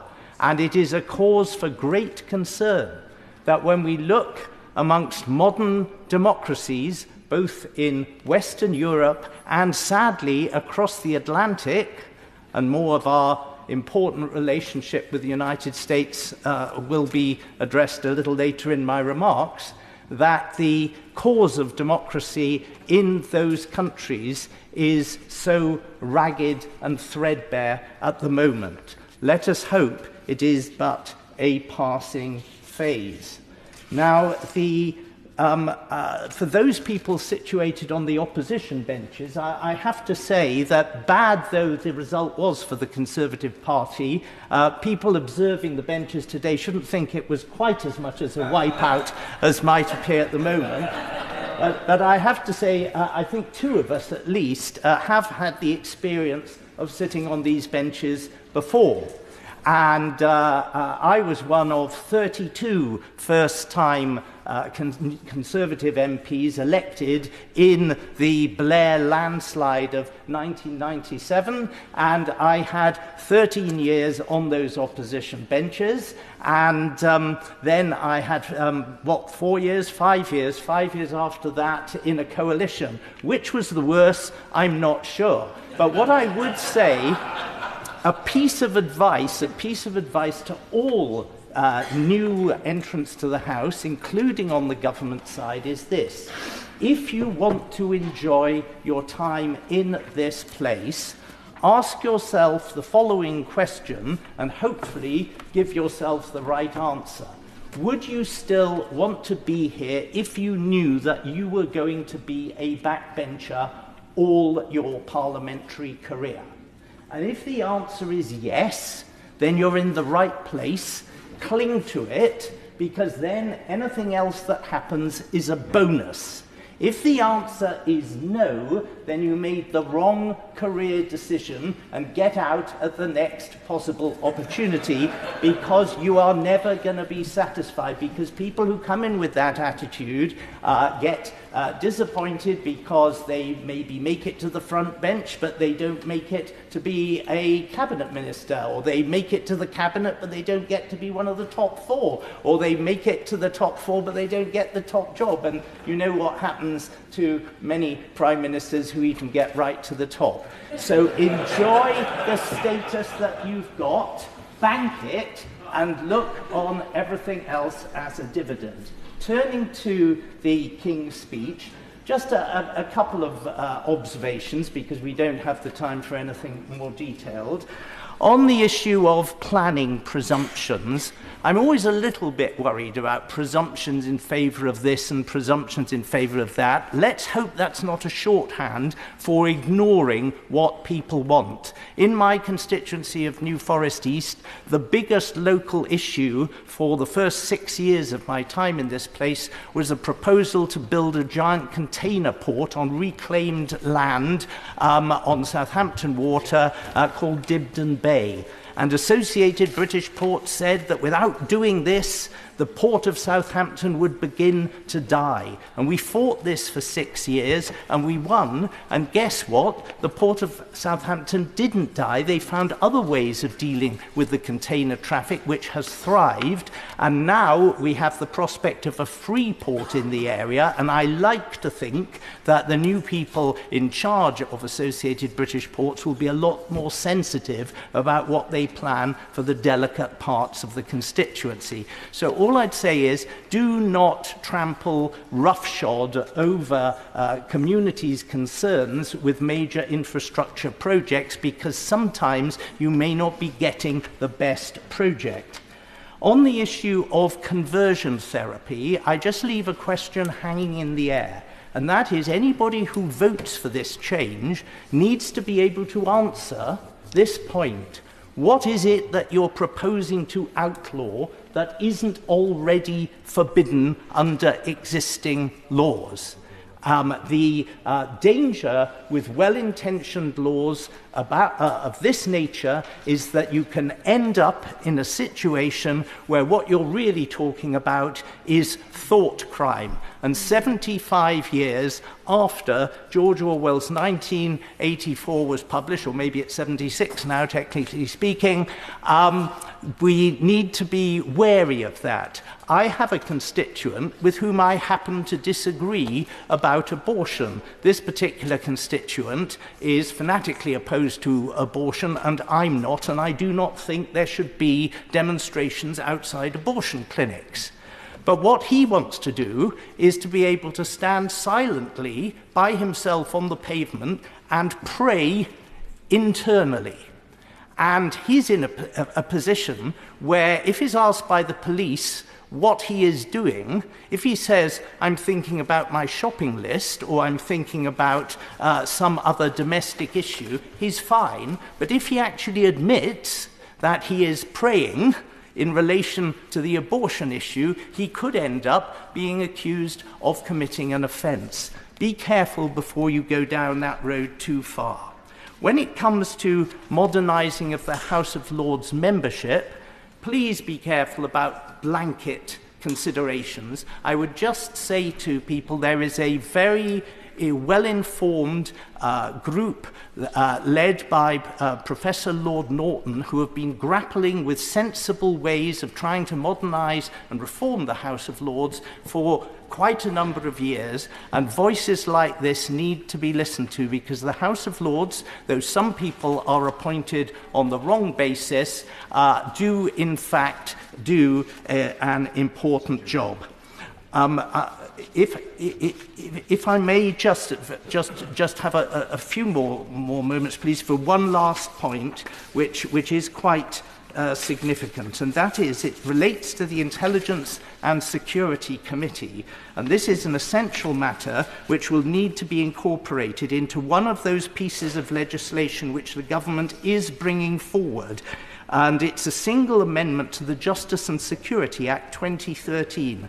That amendment is required to protect a particular aspect of our parliamentary democracy which is currently being undermined. The amendment is to establish an independent office to support the Intelligence and Security Committee of Parliament, which until recently I was chairing, in order to safeguard the independence of the committee itself. For the benefit of the newer members of the House, the ISC is a cross-party and cross-house committee created by statute. Under the Justice and Security Act of 2013, the ISC has the legal responsibility for overseeing the UK's intelligence community on behalf of Parliament. Newer members will be surprised to hear that the ISC's office, a very small number of staff, belongs to the Cabinet Office, when the ISC oversees large parts of the Cabinet Office, and they would be right to be surprised. That's a fundamental conflict of interest, which is why at the time of the Justice and Security Act, the Cabinet Office was supposed to be only a temporary home. But in the over 10 years that have elapsed since then, the committee's office is still beholden to and vulnerable within and unfairly pressurised by the very part of the executive which it's charged with overseeing. The executive should not be able to constrain and control the committee's democratic oversight on behalf of Parliament by exerting control over the committee's small team to the extent that the Cabinet Office officials are actually overriding the committee, as has happened repeatedly in respect of staff assessments in recent years, or starving it of resources so that it's unable to fulfil its legal responsibilities. The members of the ISC in the last Parliament therefore determined unanimously across all parties and both houses represented by its membership that it was essential for parliamentary democracy that the committee's office move out from under the control of the executive and be established instead as an independent body corporate with a link to Parliament rather than the executive. And this is my final point, in the King's speech we heard this morning that there is a programme outlined which gives an obvious vehicle for putting this matter right, and that is is, quote, the Commonwealth Parliamentary Association and International Committee of the Red Cross Status Bill, which is designed to change the status of those two organisations. It is therefore the obvious place to include a short amendment to the legislation necessary to change the status of the committee's organisation as well. And I hope that we can work across party boundaries to ensure that the resources and the independence of the staff of the Intelligence and Security Committee can now be secured after a difficult time in which the excellent staff have helped produce many important reports, but they should not have to be looking over their shoulders with a problem of this sort. Thank you. Order. I must now impose a time limit of 7 minutes. Rachel Maskell. Thank you, Sir Edward, and may I congratulate all new and returning members on their election success. The Honourable Member for New Forest East is right in saying it is the greatest of privileges in being able to represent our constituents, and I certainly pay real attention to my constituents in York Central and assure them I will do all I can to make sure their voices are heard, not least with the privilege of being in power. We must make the most of every opportunity, as today's humble address has clearly demonstrated for all to see. First, stabilising the economy, and I say to our Treasury bench, York Central will play its part, not only creating 12,500 new jobs in the York Central development, taking forward the advanced rail technologies and the biosciences, but also Bio Yorkshire, 4,000 green-collar jobs, a Green New Deal for York and wider Yorkshire. And it will be a huge privilege to work with our front bench to see that come to fruition. But it's not just about the economy. We will build the homes and the public services that we have longed to see from opposition. Entrenched now in inequality, we will overturn that injustice that has crushed so many hopes and crushed so many communities, and ensure that we build those services in the interests of the people we represent. Labour's Employment Rights Bill will be so refreshing to workers. I refer to my register of interest, but I am a proud trade unionist and proud of the work of trade unions, working people working together for a better future, ending fire and rehire, the disgrace of the minimum service level agreements, and giving workers fresh rights on the day they start work. But I would also ask my front bench if they'll consider my previous private member's bill to outlaw bullying at work, ensuring we had a legal definition on bullying alongside discrimination and harassment, providing a route through to an employment tribunal to seek justice, and alongside having an enforcement body to improve workplace cultures. It could be transformative, reduce absenteeism and increase productivity. It needs including. And as I stand here as a cooperative MP, of which I am so proud, I too will ensure that we embed our values in the future government's agenda, growing the cooperative sector, ensuring we have community energy alongside Great British Energy, creating those safer high streets, enabling local ownership so assets within our communities are once again given back to our communities. Labour's determination also to build the homes our constituents desperately need, and I know with York having such a serious housing crisis, council housing, first homes, will show that Labour is on the side of families and communities. With rents out of control and housing disparity failing our communities as the market determines everything, we can once again control that right that people should be able to live in a safe home. The Renters' Rights Bill and the draft leasehold and common hold reforms will make a difference to my constituents, and I'm proud that that was in the speech today. And also, I would say to my front bench, Airbnbs, short-term holiday lets, I'm still on the campaign trail. The last government said they would legislate and regulate, but they didn't. They said it before the summer, but they didn't. But I trust my front bench will now bring forward not a registration scheme, we know where these things are, but a licensing scheme so we can control the growth of short-term holiday lets. 2,000 of them in my constituency, 1 in 10 houses. So we need to take control of all of housing. And I gently say to the front bench, 68 years and counting of waiting for a local plan. We need York's local plan now to be delivered.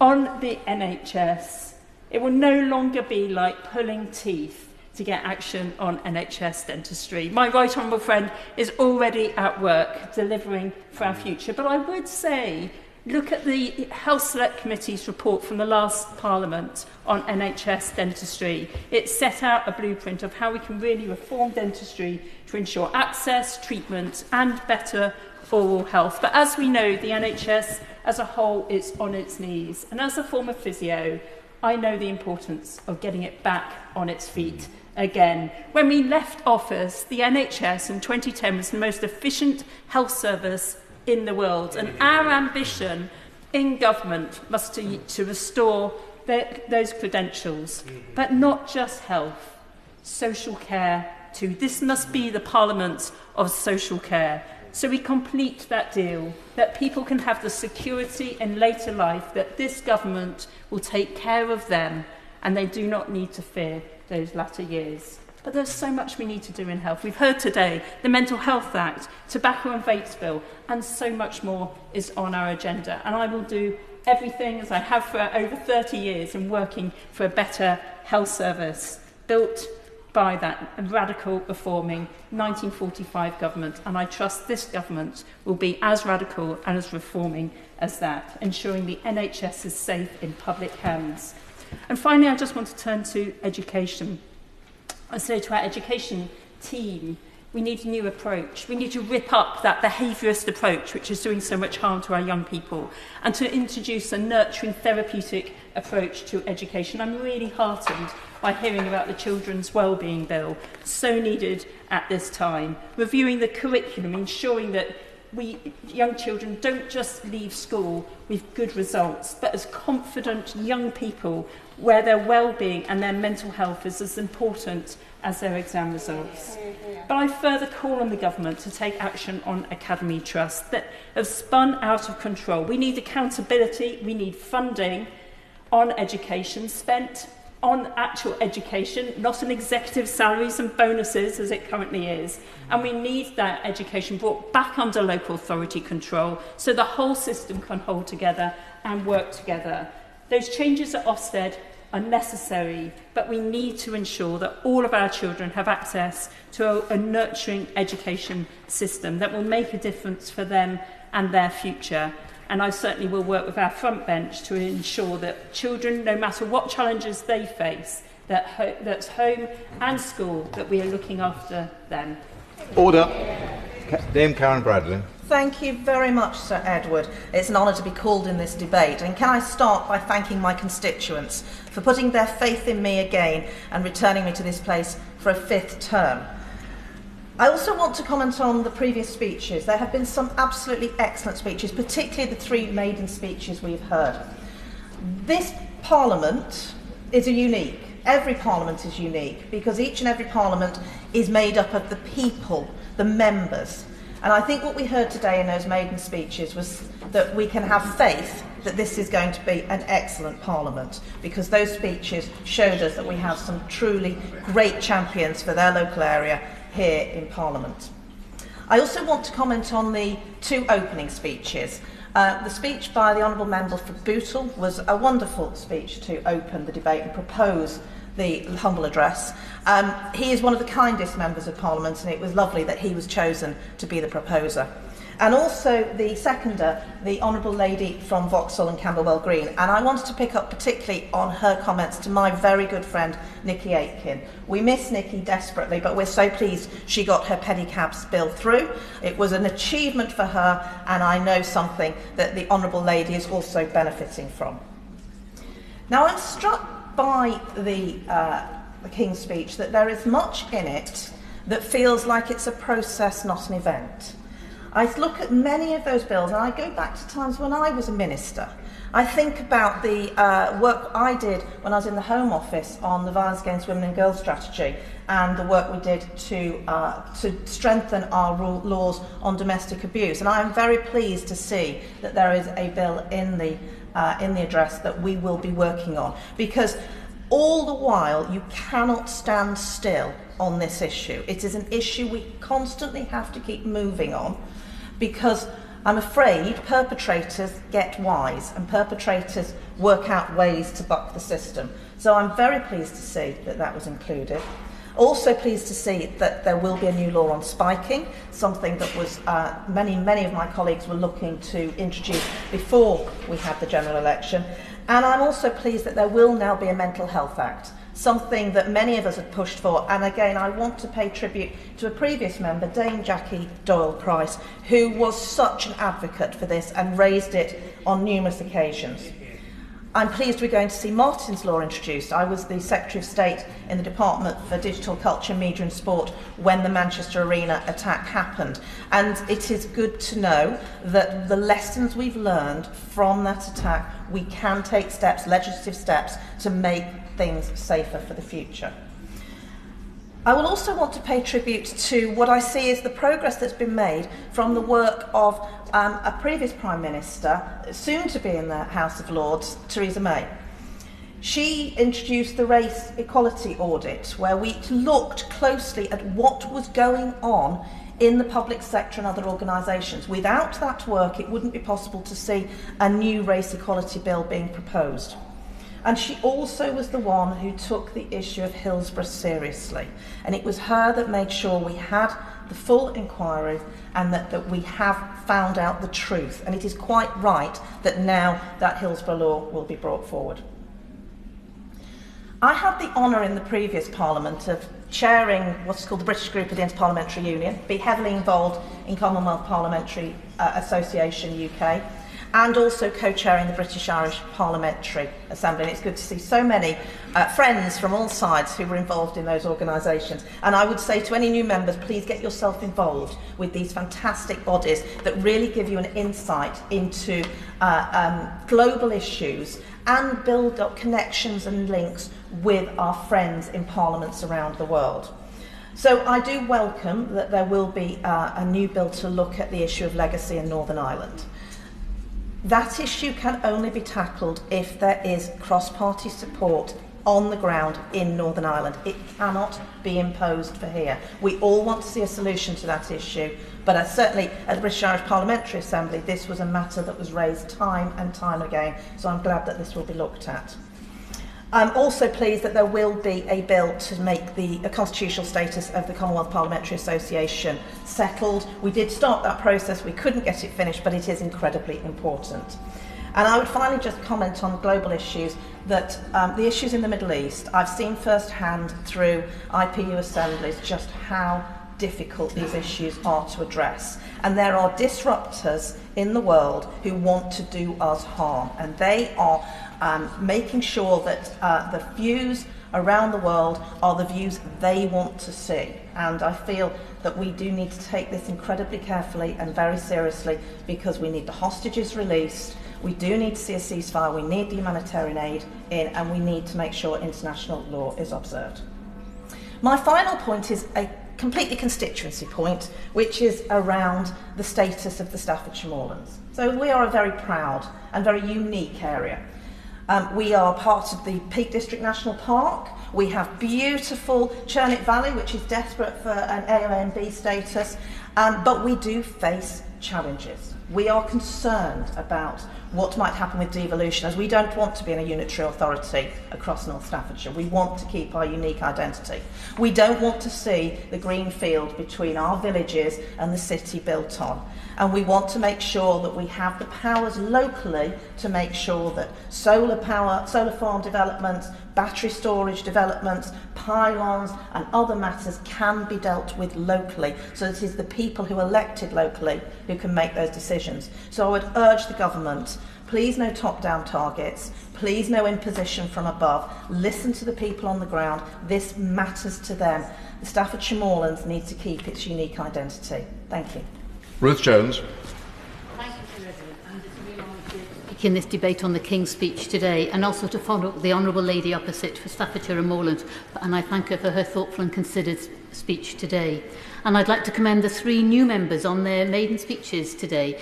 Each individual, but each very definitely different and heartfelt and completely appropriate. So well done to all of them. And the good news is they have now achieved it and they've got it out the way so they can get on with the rest of the job.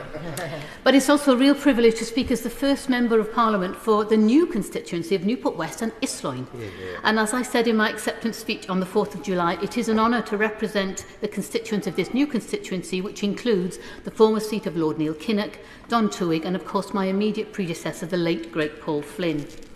And I'm very pleased that our new Labour Prime Minister has set out so clearly that this government is here to serve the country and not be self-centred or self-serving. We in this House are public servants and we should do all we can to make sure that we represent the people that voted for us, but also those that didn't, to ensure their voices are heard in this place of power, and we must work to ensure the best outcomes for all of them. This King's Speech is full of details of legislation to be laid in the coming months, and I am excited to see it unfold, and we can start to make a difference to people's lives in Newport West and Islwyn, across Wales and the rest of the UK. Now, as a former trade union officer, I'm so glad to see the new deal for working people will be brought forward to ban exploitative practices and to enhance employment rights. We need to end the terrible practice of fire and rehire quickly and the use of zero-hour contracts. It's so important that people are paid fairly and that work is rewarded. But we also need a safety net for those that are not able to work, who need support, sometimes for a short while, others need longer-term support. Legislation to reform rail franchising will be most welcome, especially people like me who travel on the trains on a weekly basis. We need to ensure there is fair investment across the rail network and that passengers get a fair deal on tickets and get to their destinations in comfort and on time. And I look forward to the establishment of Great British Railways in due course.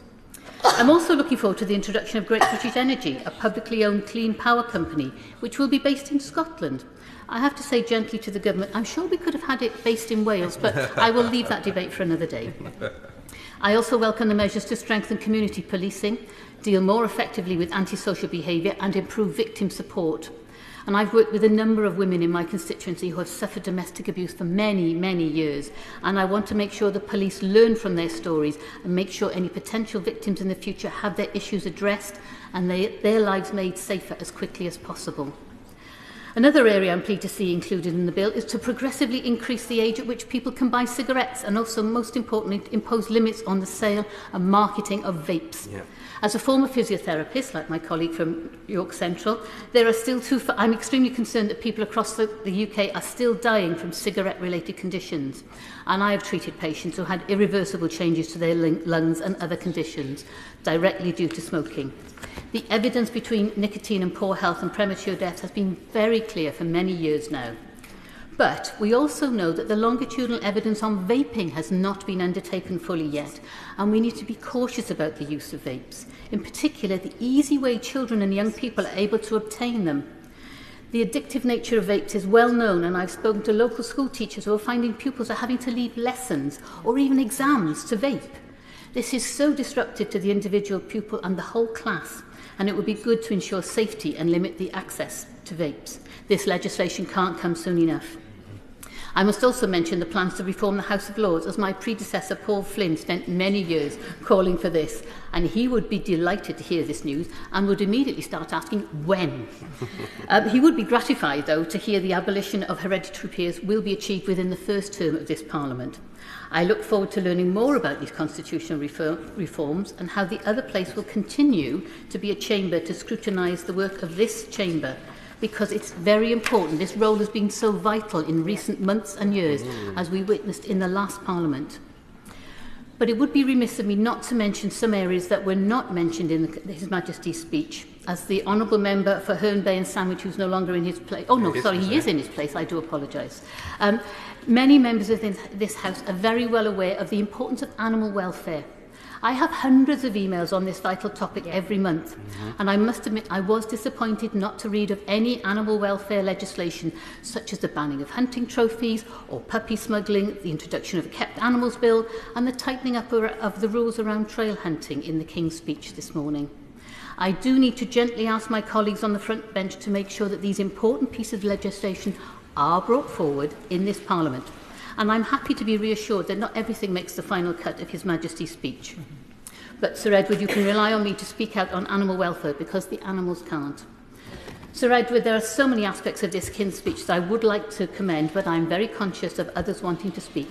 So I will draw my comments to a close and end by confirming my support for the planned legislation and would urge my colleagues on the front bench to begin their work straight away, to bring hope to people across the UK and make this country a place fit for the 21st century, safe and prosperous, and where people are proud to live and raise their families. Very good. Jeremy Corbyn. Thank you, Mr Deputy Speaker, and it's a great pleasure to be able to take part in this debate, and I congratulate the new members on the maiden speeches that they've given us already.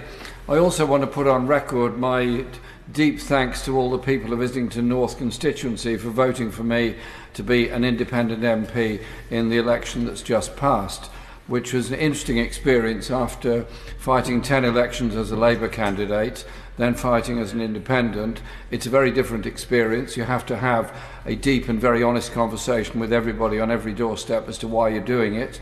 And I'm grateful to the people for the response, the confidence they have in me to be their Member of Parliament, and I want to record my thanks to them. This election also showed an enormous parliamentary majority for the Labour Party in this election. I congratulate all those Labour MPs that have been elected and congratulate the government on taking office. But I think people should be a little bit careful. The global vote for Labour was lower in this election than it was in the last two general elections.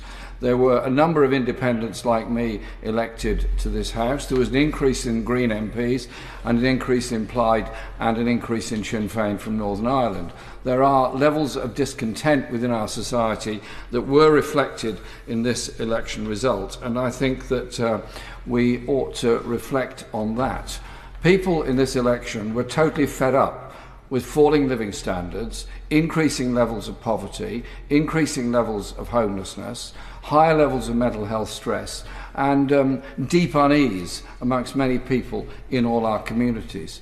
As the member for Hayes and Harlington said earlier, if the government doesn't deliver on improving living standards for the very poorest within our society and deliver on improving public services that everybody relies on, then the alternative is a turn towards the far right in politics, who will simply blame migrants, refugees or any handy minority for the problems that people face. We need something concrete which sets out a strong message about how we're going to go forward in improving living standards and making for a fairer society. A good start would be to end the two-child benefit cap immediately. It would cost $1.3 billion. It would take 250,000 children out of poverty immediately, and it would be a signal that we're serious about this. The idea of a commission to look at poverty, very welcome, I'm sure. I'm sure Sir Humphrey thought that one up very quickly. There's a quick, folks, there's a problem. A lot of MPs are complaining about the two-child cap. Let's set up a commission and just delay it.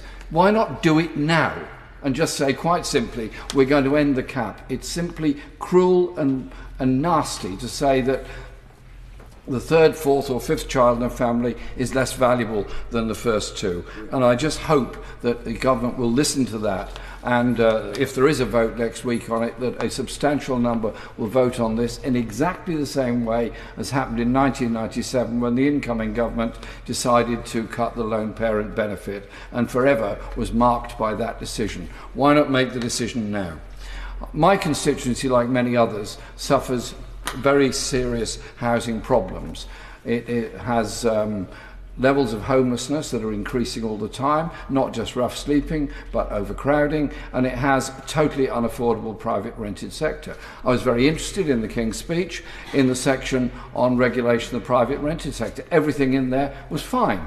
I agree with it all, except there's something missing. It doesn't say anything about controlling rent levels in the private rented sector. That is the fundamental problem. Yes, we want security of tenure. Yes, we want decent conditions. But if we don't have a regulation of the private rented sector, then inner city communities like mine will simply suffer further migration away from them as people are priced out of the area. We need a comprehensive housing strategy that regulates the private rented sector, brings the housing associations under control, because they're not democratic in any way, in my experience, and above all, ensures the resources are available for the building of council housing. It's the most secure, permanent form of housing that we can provide, and that would help to reduce the levels of housing stress. There are 1 million people on the social housing register.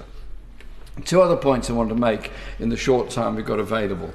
The Thatcher government from 79 onwards was beyond obsessed with privatisation of public services, and whenever they were opposed on this, and I was in the chamber throughout all that time, and I'm happy to say I voted against every single one of the privatisations, they always said, it's fine, regulation will take care of it. Well, we've had now more than 30 years of regulation of the water industry, and during that time £72 billion has been taken out of water companies in either profits or dividends. It has not gone on investment in infrastructure. We now have record high bills, we have a demand for even higher bills by the water companies, and we have unprecedented levels of sewage disposal in our rivers and in the sea, which is contrary to the Global Oceans Treaty, which we apparently support. So, surely, it's pretty obvious. Privatisation has failed. Let's bring it back into public ownership and ensure we get reasonable priced, clean water and investment rather than profit taking out of the industry.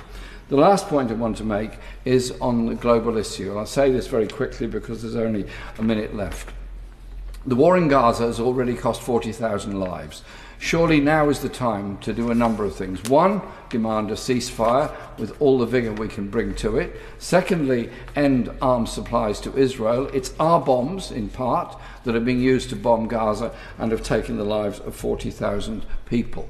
But it's also a question of the withdrawal of the occupying forces. Surely peace can come if we do something about it. A defence review is coming up. I hope that in that defence review it won't be just about increasing defence expenditure. It will instead be looking at the global situation and seeing what we can do to promote a peaceful, sustainable world and defend human rights and defend democracy in the world. In the last Parliament I was a member of the Council of Europe.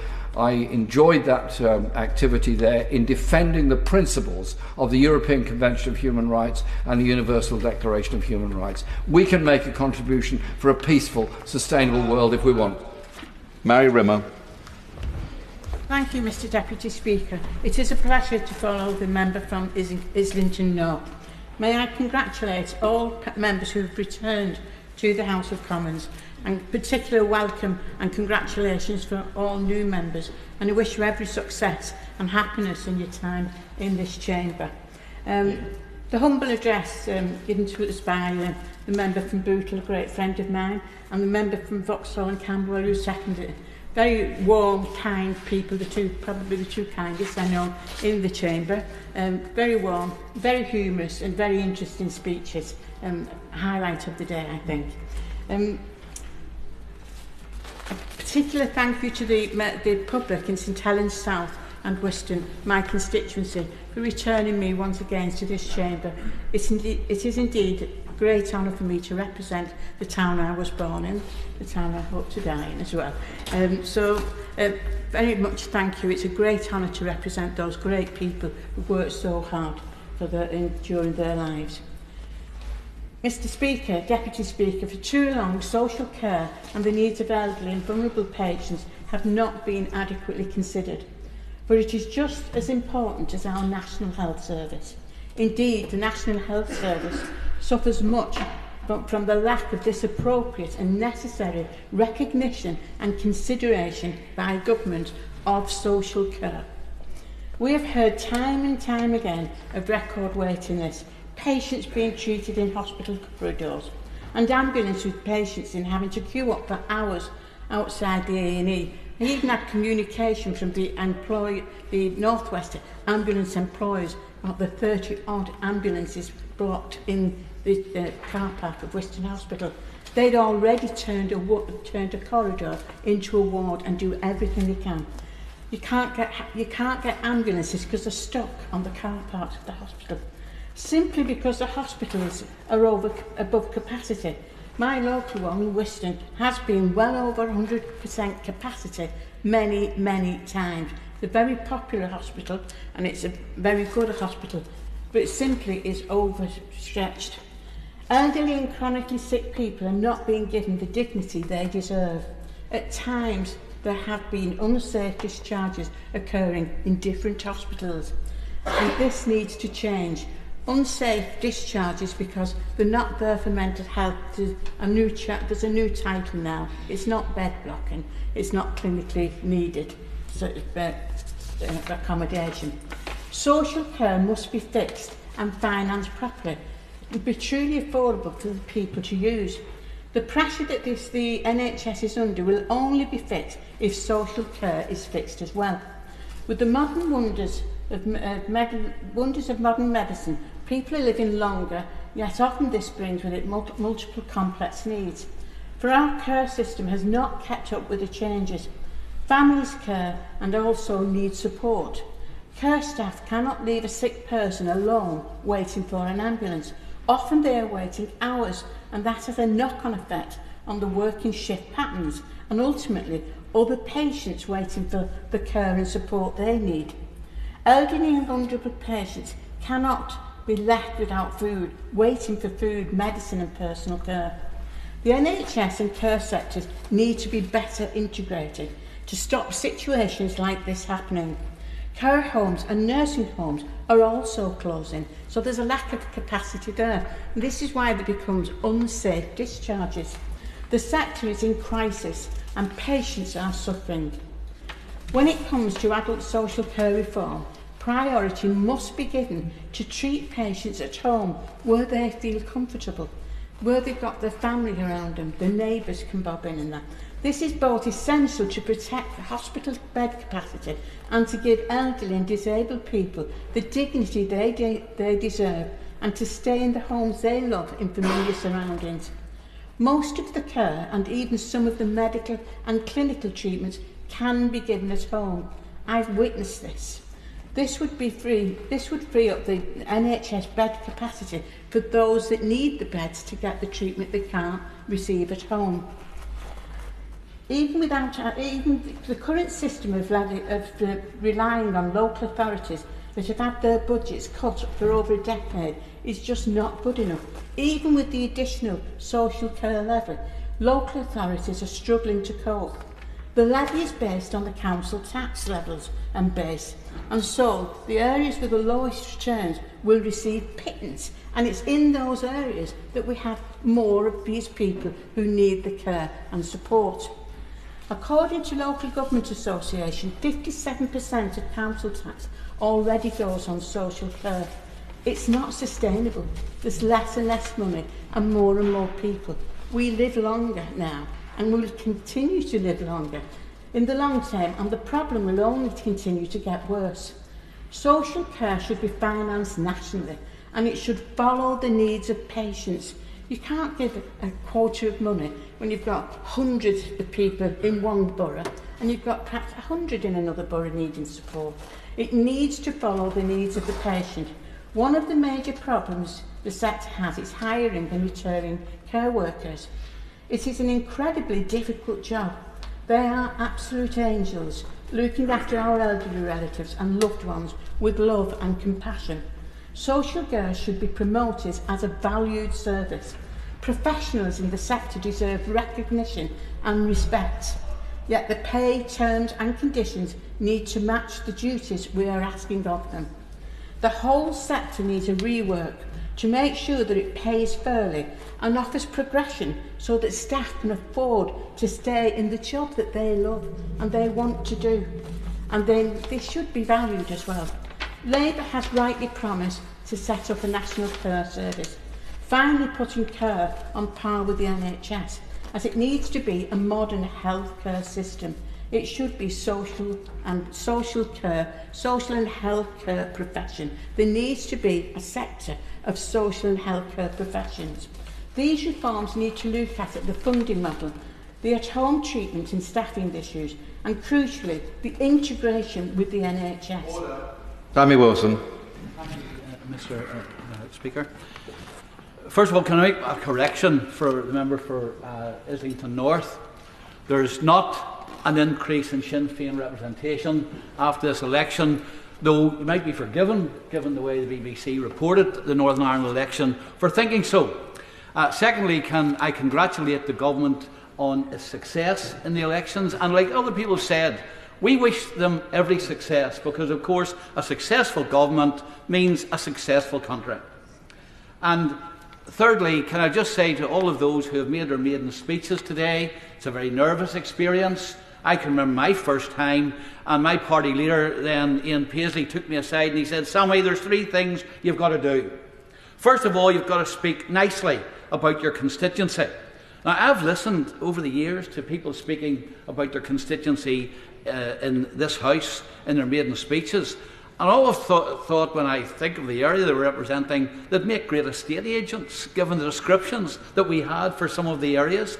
Then he said, secondly, say nice things about your predecessor, despite the fact that spent a year before knocking doors, talking to people, addressing meetings, giving out leaflets, telling people why they shouldn't vote for him. And then, of course, the last thing, and this was from Ian Paisley, "Sammy, don't be controversial." And I think that was really capped it all. Anybody who knew Ian Paisley, that kind of advice. I've got to just say 2 things about the King's speech in the time that I have to me. The first thing, I'm pleased that the government is looking at how it can strengthen the union, look for ways of collaboration between the various devolved administrations, because sometimes devolved administrations themselves can be very divisive in terms of the coherence of the country. They claim all the benefits, and they claim all the credit for the good things that happen, and they blame Westminster for all the bad things that happen, and it can cause division. As a unionist, I'm pleased to see that through the Council, the nations and regions, that we hopefully will get that greater degree of collaboration, communication and understanding for different parts of the Union. Though I've got to say, Mr. Chairman, this issue cannot be addressed unless the government seriously looks at the damage which was done to the Union by the previous administration, when it made Northern Ireland the sacrificial lamb in order to get a deal with the EU, leaving us with the economic and the constitutional disadvantages and divisions which that has caused. And it's manifested on a daily basis, and the EU seems determined not to address it, whether it's veterinary medicines, which will wreck the farming industry, whether it's the latest one on dental amalgams, which will make dental treatment more expensive and very difficult in Northern Ireland, or whether it's the latest controversy about funding for the shipyard and whether that contravenes state aid rules, the disruption of supply chains.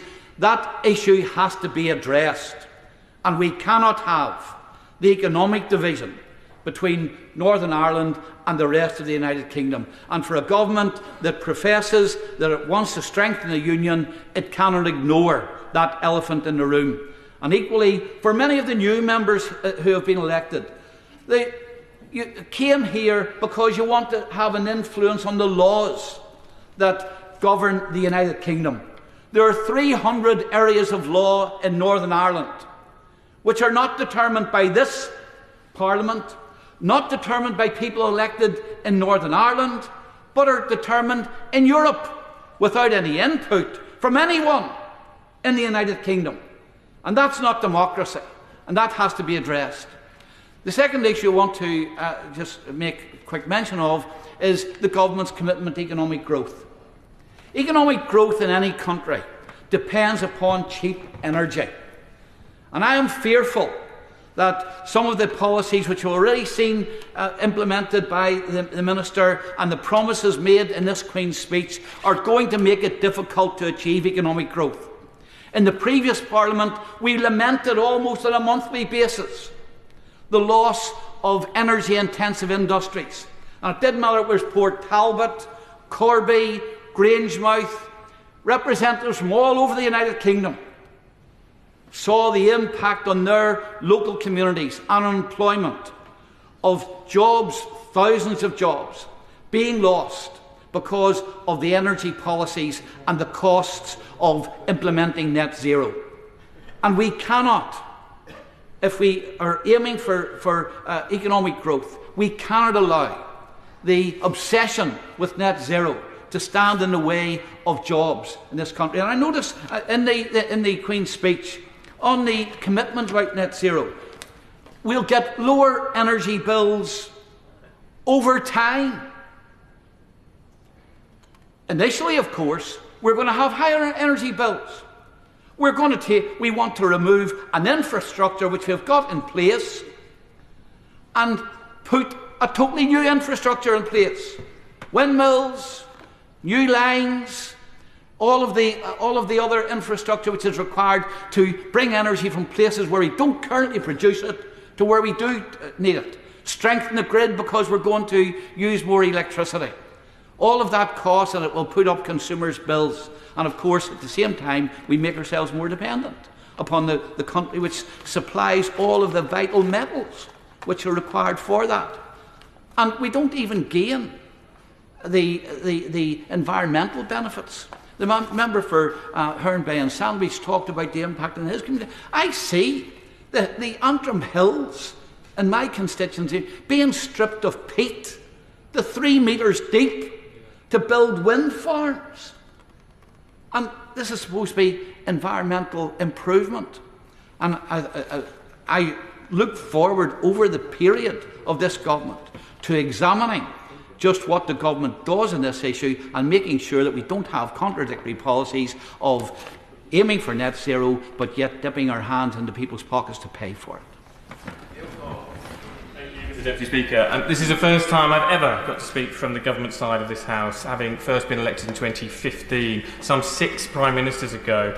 In the 2015 election, Bermondsey and Ulster, it was so far down Labour's target list, 84 I think, that the rule of thumb was if I won, we were in government. So I won't ask where everyone else has been for the last 9 years, but I will thank them and congratulate them on being here today, and especially those who already made their maiden speeches and those who make them in the coming weeks and months. It is amazing to be here on this side finally, but I cannot say it's been worth the wait given what the Tories have done to our country in the last few years. The overwhelming sentiment from my constituents since the election is one of relief, shaking off that sense of shame and embarrassment about the last government, an embarrassment about the economic devastation. My constituents are still paying the bills, higher bills and mortgages as a result of Tory economic incompetence, but also the relief that the shame of the last government is over, that saw the Equality and Human Rights Commission have to investigate the Department for Work and Pensions for its unlawful behaviour towards disabled people. Second biggest spending department in government, unable to through political incompetence and maladministration to support disabled people properly. Change could not be more refreshing in the leadership of that department. And of course relief that the Rwanda policy is scrapped. An unlawful, immoral, an international embarrassment raised with our Foreign Office, raised on every trip I went on with the Foreign Affairs Select Committee to the UN, to the US, to Brazil. Wherever we went, countries saw that we were shirking responsibility while others shouldered a greater responsibility. And a relief for taxpayers because it is such a colossal waste, a humongous, knuckle-headed nonsense. I can't even repeat what Tory ministers called it when they were in government because it'd be unparliamentary language, but a scheme that cost hundreds of millions of pounds at a time my constituents were told the £20 uplift on universal credit was unaffordable, that seeing a doctor or dentist was just not possible, that having enough police was a luxury, somehow not a government priority, all while pouring millions down the Rwanda drain. And for what? A scheme that sent no one but Tory Home Secretaries to Rwanda at an outrageous cost. For the price of sending one person to Rwanda, you could send 6 people into space, and the electorate gave their verdict 2 weeks ago when they blasted the Tories into space. And yes, terrible puns was on my leaflets in this election. So, look, the leader of the opposition, and it feels good to say that, said today that he wishes to work with the new government on certain policies. To new MPs, I say, from opposition, I was able to improve the laws on housing rights for women fleeing domestic violence, some terminally ill, disabled people receiving support from personal independence payment, and support for communities affected by terror attacks. Take the Prime Minister up on his offer. He said the door was open. Take him up on that offer to seek improvements that benefit your constituents. Since the election, I've had constituents come in. 2 schools have come in to Parliament, St Michael's College in Bermondsey and the Southwark Inclusive Learning Service from London Bridge. It has been amazing to speak to young people about the new priorities and how the new government is already beginning to mend and heal the UK, and the work done in the first week and announced today in the gracious speech. Lifting the ban on onshore wind despite Green opposition, boosting UK investment, beginning to fix our NHS, tackling crime and antisocial behaviour, reasserting targets for house building, which is a very welcome priority for my constituency Southwark, where housing is always the number1 priority. And I would just flag to the new government and new ministers that the Bakerloo line extension would bring 20,000 new homes at least, and benefit not just transport infrastructure and homes, but jobs across the country and boosting our economy. I hope to see the Bakerloo line extension delivered under a new government, offering new hope, offering new ambition for Britain. A government that finally says to people not what they can't have, but what the government is seeking to achieve for our country and for our people's future, including today, of particular personal importance to me, is fixing mental health services. My mum has schizophrenia, a mental health condition, and it was my route into public policy awareness and politics. To have the chance to influence and shape mental health services as we in the Labour Party begin to fix them and build out better is an enormous privilege. And I wanted to end today with a special thank you to the wonderful people of Bermondsey and Old Southwark for giving me my 4th win, including defeating an independent Corbyn candidate, and to the Labour members in my constituency who fought so hard, both locally and in other target seats, and importantly my local Labour Party executive for all their hard work and support in the last Parliament in particular and over the election period. I look forward to delivering the better Britain they fought for under this Labour government. Maiden speech, Graham Ledbetter. Thank you, Sir Edward. It's been an honour to have been elected to represent Murray West Nairn and Strathspey, something of an amalgam of a couple of previous constituencies.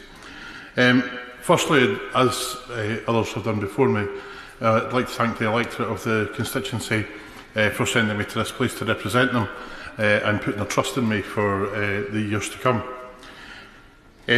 On my arrival here, it's been an amazing job that's been done by the House staff and by IPSA and others, and I can't thank them enough for the welcome that they've provided as a new MP.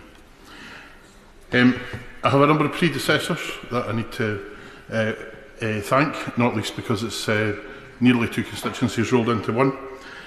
First of all, I've got Douglas Ross, who represented Murray for the Conservatives for several recent years. We weren't very close in the political spectrum, it has to be said, but there were a number of occasions where we did come together across party for the benefit of the constituency and the wider region, notably in the achievement of the growth deal for Murray and to maximise the spend that we got on that. I'm sure the official opposition would also want to thank him for his service in the Scotland office as well. My predecessor in Inverness, Nairn, Badenoch and Strathspey was Drew Hendry, who was a regular contributor from the SNP benches. He represented us as an opposition spokesperson on the economy, trade, foreign affairs, business, enterprise and investment and transport over several terms as an MP for that area. He was also an assiduous campaigner on energy poverty. It's a particular issue for the Highlands and Islands and Murray, and in the Government's Commission on Poverty, I hope that energy regulation is one of the areas that they will look at very seriously. My colleague, the leader of the SNP in this place, mentioned the 2-child cap. I'll not go into too much detail on that because that's already been well covered. But energy poverty is a critical issue for many families throughout the Highlands and Murray. And bringing in, for example, a social tariff would certainly make a big difference to families right across the Highlands.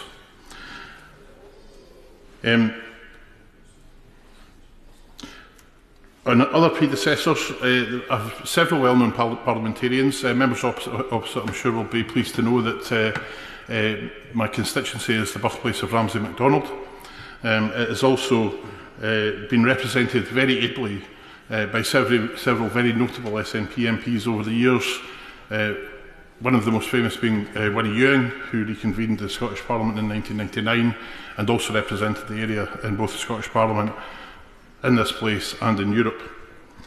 Her daughter-in-law, Margaret Ewing, who was an assiduous campaigner on poverty issues and again will be well known to older members of the House,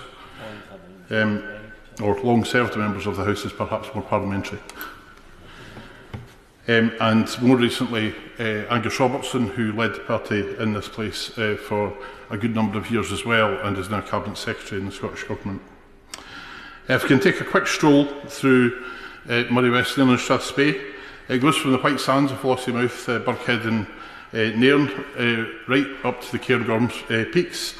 It has the city of Elgin in it, which has now been established as a cathedral city for 800 years. They're celebrating the 800th anniversary of the cathedral being established. It has the Speyside towns of Rothes, Aberlour and Dufton. Dufton, of course, being built on 7 stills rather than 7 hills. And in the Badenoch and Strathspey towns, we've got Granton, Aviemore, Newtonmore and King Newsay, amongst others. We've got surfing and skiing. We've got mountain biking, there's a mountain railway, we have a national park and a major wildlife park with everything from pine martens to polar bears. Moving back up to the coast, in Ardersier, we have the Green Freeport that it is part of, and that's something that the Scottish Government has worked on closely with the UK Government, and I'm sure will continue to do so. The Green Freeport is incredibly important to us in Moray. Moray West, Nairn and Strathspey. It is projected to have 3,500 jobs in it within 10 years and is going to be vital for just transition. And that is going to be something that will need careful scrutiny over the coming years. Tourism and the labour market and affordable housing are a major issue, particularly in the Badenoch and Strathspey area. Businesses have difficulty staffing their businesses. They're often only open 4 or 5 days instead of 7. There isn't any significant unemployment really. It's around about the 2 to 3%. There is maybe some room for getting more employment out of the local labour market, but fundamentally the biggest impact on the labour market there has been Brexit, and immigration for us in that part of the world is a really significant issue in that there's not enough of it. We have difficulty staffing care homes, difficulty staffing the NHS, difficulty staffing many businesses, with businesses basically fighting over the same labour population. We've got iconic food and drink and fashion brands. We've got Walker's shortbread, Baxter's, not to mention the 49 distilleries that produce malt whisky, numerous other distilleries that produce gin and vodka, and also a number of breweries. So we contribute extremely significantly to the exchequer, and it is really important that we get some of that back. We have 3 military bases: Fort George, which currently has the Black Watch, the 3rd Battalion of the Royal Regiment of Scotland, Kinloss Barracks, which is home to 3 9 Engineers, and RAF Lossiemouth, which is home to Typhoon, Poseidon and arriving Wedgetail squadrons. The welfare of service personnel and veterans is absolutely vital, and it's something I'll be raising frequently in the House as well. Civilian aerospace and the space sector are the other major emerging sectors. Orbex and Forres employ well over 100 people, and they'll be doing vertical launch from Sutherland.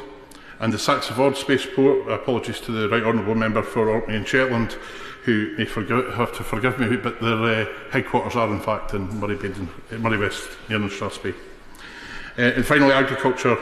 Crofter and hill farmers based in Badenoch and Strathspey in the Cairngorm National Park have particular challenges, and we have arable and the pork sector in the Lake of Moray. And again, there are employment challenges with the labour market there, which need tackled. It's the 5th largest constituency, over 2 hours drive end to end, but what a drive that is, and I'd recommend it to anybody. And I look forward to representing the people living and working the length and breadth of it. Thank you. Ed Bitter. Thank you, Sir Edward, and it's a great pleasure to follow the honourable member, who is almost my namesake, but I'm a beater rather than a bitter. And it's a great pleasure to speak on His Majesty's first King's Speech under a Labour government. We promised change, and as I look around Parliament, I see an awful lot of change. People in new places and so many new faces. I'm really enjoying starting to get to know many of the newly elected members, mostly in my own party, but in others too. To them, I say welcome, and to you, Mr Deputy Speaker, and to your team, I say good luck learning everybody's names and faces. By coincidence, the general election on the 4th of July, the election which has put me in this place as the first MP for the new Spen Valley constituency, came just 3 days after the 3rd anniversary of the Batley and Spen by-election, when I was first elected to this place. And I think it's fair to say that a lot has changed in just 3 short years. I remember pounding the streets of Batley and Spen in 2021 during challenging times, full of uncertainty, division, and for many people, fear. The dark cloud of the COVID pandemic still hung over us. Many people were struggling with the cost of living, and politics felt worryingly polarised in this and other countries. And I think it's fair to say that the Labour Party was not in a great place. Many doubted we would see power again in 10 years, never mind 3. And if the result in Batley and Spen played its part in turning things around to get us where we are today, then I'm delighted we were able to help. But whilst I was delighted with the result, the Batley and Spen by-election was not a pleasant experience. At times we saw the worst of what politics can look like. Unacceptable behaviour from those who use our precious democracy as a means to divide us rather than unite us. My constituents deserved better, and I hoped passionately then that no other candidate would have to go through what I went through. Sadly, that has not been the case. Whilst I was relieved that in the general election campaign in Spen Valley, things were conducted mostly in a civilised manner, the same could not be said elsewhere. Many candidates and their supporters, often women, faced threats, harassment and abuse. None of this should be part of any job, and this is not what our politics should look like. We must not normalise it, and we must all do our bit to change it. So on this, the first day of the first debate in a new Parliament, we all have the opportunity to reset the dial on politics and work towards a political culture which fosters robust, rigorous debate and scrutiny, but does not allow fear, intimidation and abuse to become the norm. As His Majesty said, this government will take steps to rebuild trust and foster respect. I wholeheartedly agree with this approach and will work with colleagues across the House in this endeavour. Mr Speaker, I am a realistic optimist. Mr Deputy Speaker, I'm still a realistic optimist.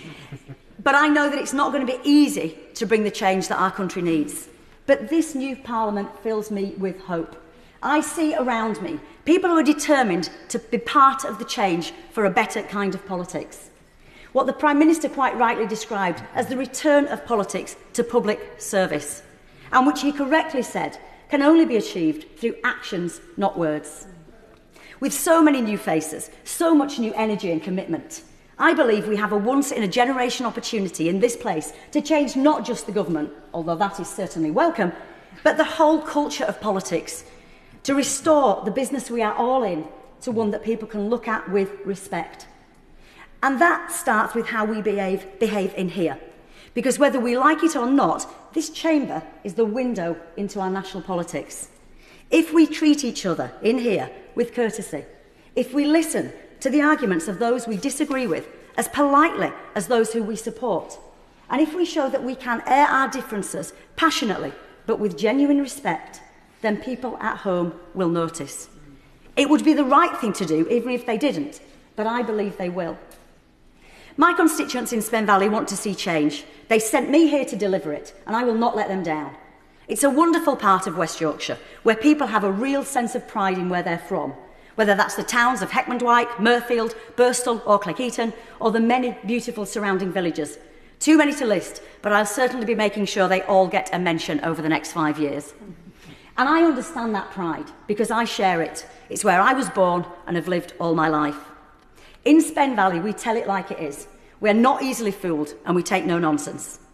So my constituents will only believe in change when they see it, and when they feel it.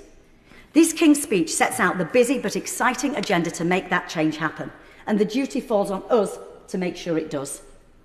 Whether it's affordable housing, safer streets and more police in our communities, tackling antisocial behaviour and violence against women and girls, shorter waiting times and better access to GPs and dentists on the NHS, better education and opportunities for the young, academic and vocational, including those with special educational needs and disabilities, reliable public transport, support for people with mental health, and social care that offers dignity in old age and for the most vulnerable in our society.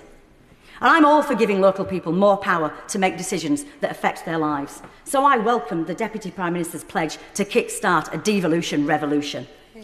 And with the economic growth and prosperity that underpins all of this and helps give them a bit more at the end of the month. Another thing about Yorkshire people is that we don't waste money. And we know that you can't spend what you haven't got. So when my good friend, fellow Yorkshire MP and our first female Chancellor, the member for Leeds West and Pudsey, warns that we have got to get the nation's finances in good order, that has to be our first priority. People get it. Politics as public service relies above all on trust and honesty.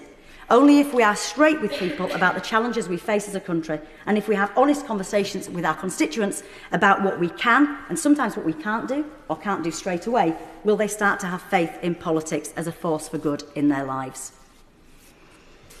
We have in our hands today a tremendous opportunity to begin the transformation of this country into a country that is looked on once again with respect around the world, ready to step up and play our part, whether that's tackling climate change or defending democracy when it's under threat, or doing everything we can to end the appalling and devastating conflicts in the Middle East, Ukraine and elsewhere.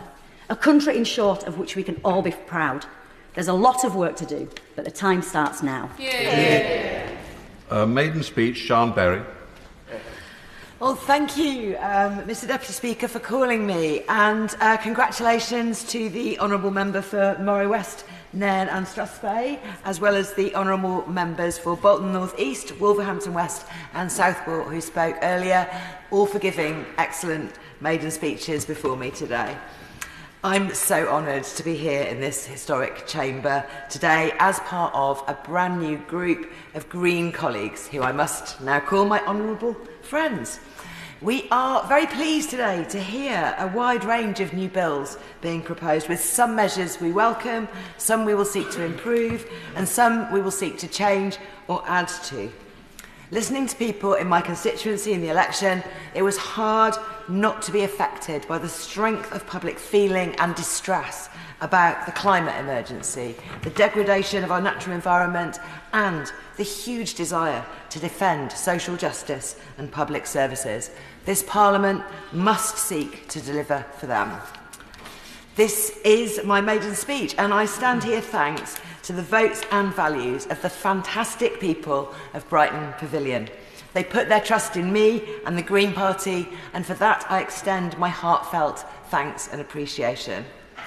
Brighton has always been a truly special place, from its origins as a fishing village through a Roman villa complex to its Regency and railway booms, with its huge sense of spirit and a warm welcome to every visitor to our famous beach.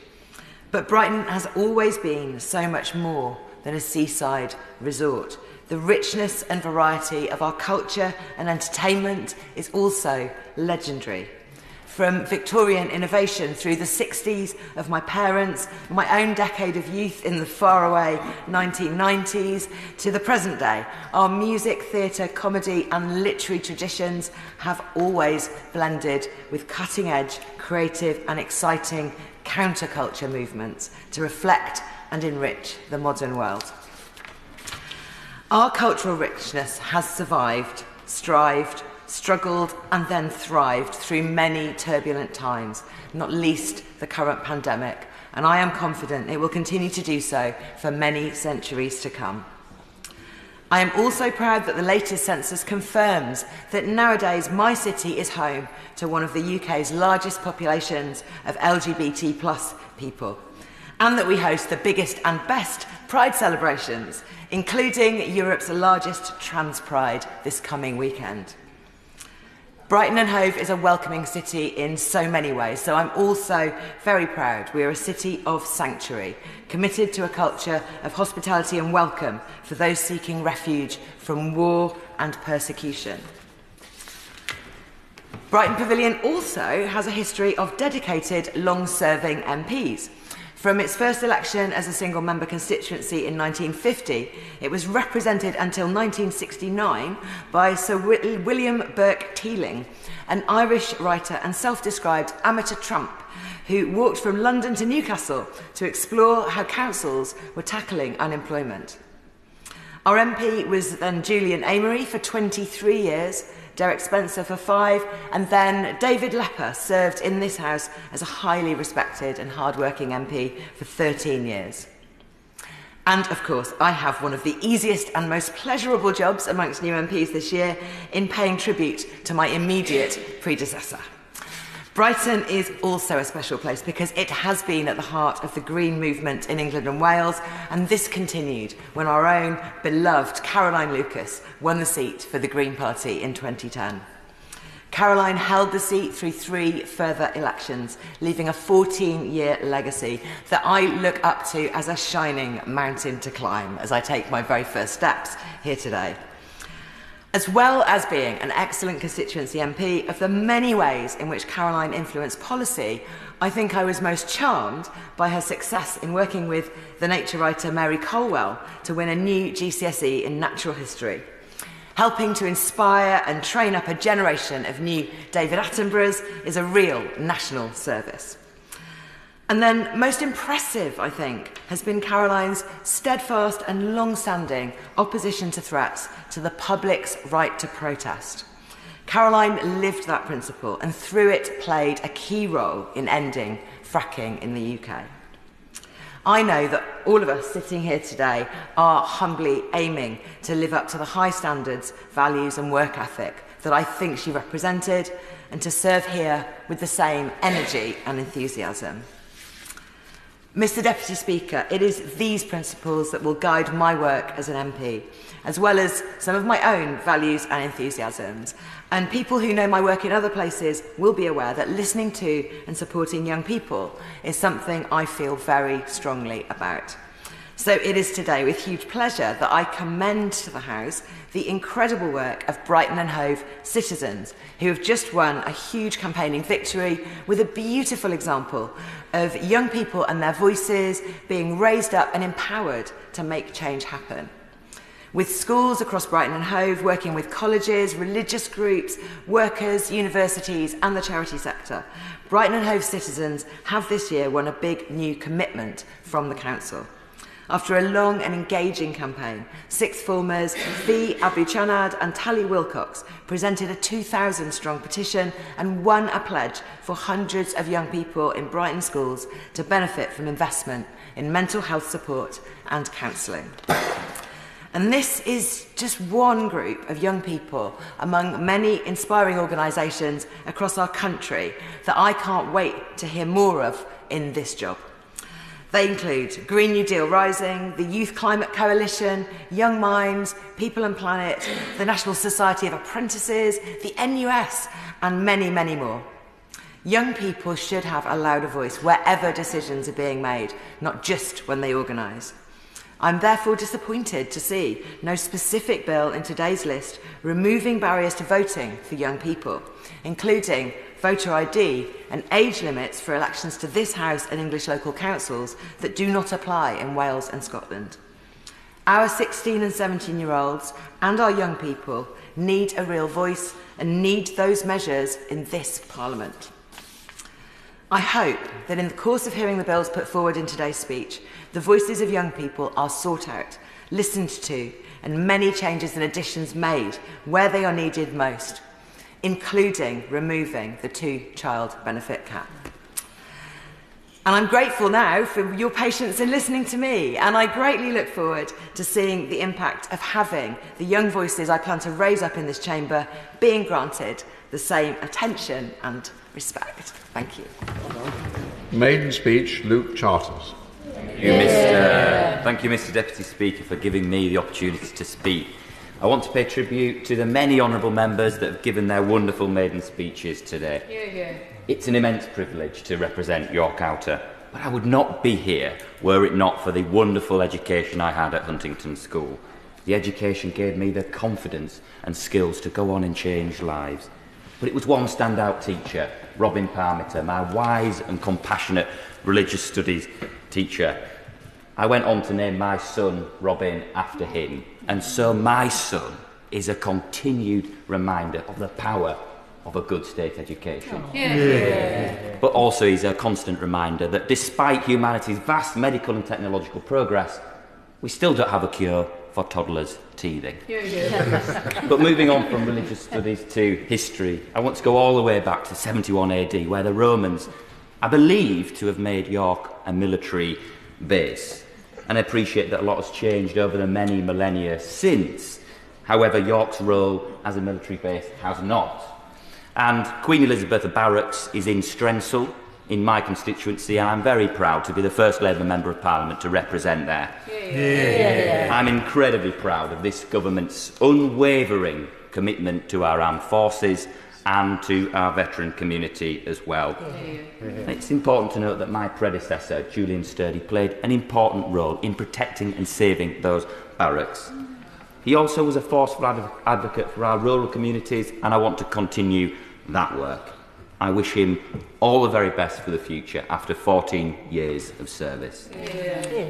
But as many of you will know, people from Yorkshire are straight talking, no nonsense, and I've been told many times on the campaign trail and since joining here that unfortunately I live up to that stereotype. But I'm not on my own. I've got a great cohort of colleagues on these benches that are representing God's own county. But what's even better is that we've got a Chancellor also from the White Rose contingent, and that means that the best thing is we've got the Yorkshire value of frugality as a national policy, ensuring the public gets good value for money.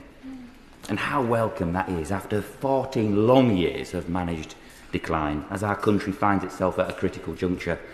Thankfully, the question is no longer who gets to rebuild Britain, but how will we take the mantle on? And I think we can all learn from our colleagues in the York community.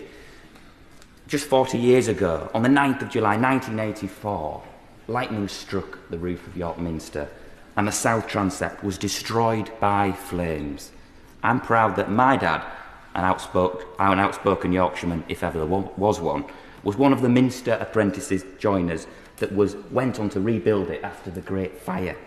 The Minster joiners' commitment centres around the values I share, around dedication to duty, service and desperation to rebuild. But there are already groups in York Outer that are embodying these values. Take Bio Yorkshire, their 10-year plan for sustainable innovation. This project harnesses the green revolution that we so badly need for the years ahead. And we're also home to many wonderful SMEs from Wigginton to Weldrake that share our ambition for wealth creation, and we're the government of pro-business and pro-workers too. And it's also fair to say that we've got heroes on the front line of the NHS, and they're a perfect embodiment of the Minster joiners' values, as was the late Frank Dobson, who was born in the village of Dunnington in my constituency.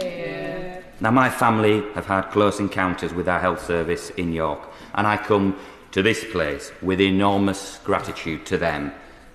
I pay the true thanks to them, but words cannot truly get there. I'll be a powerful advocate for them in this place. And these vital public services are at the heart of our communities. We value them so dearly, as do our constituents, and they form the social fabric which allow us all to live rich, happy and content lives. But it's such a shame that so many of these crucial services are evaporating. Now, I remember setting up my first bank account in the village of Haxby, but that bank branch no longer exists. This is not an isolated case. There are now no longer any bank branches left in my constituency. And as is so often the case in this country, it's vulnerable people who go on to pay the price.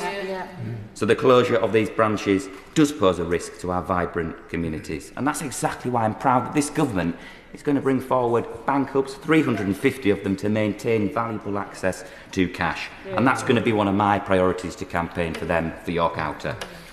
So now, after a short departure from the earlier history lesson, now is a good time to return, but to skip to 1086 and the Doomsday Book. The village of Copmanthorpe in my constituency earns an explicit mention. Its text is the historical translation of Traders' Village. But, unfortunately, the good enterprising nature of the people of Copmanthorpe, York and North Yorkshire have been taken advantage of by fraudsters. This is an issue close to my heart after spending years combating fraud at the Bank of England, Financial Conduct Authority and the private sector.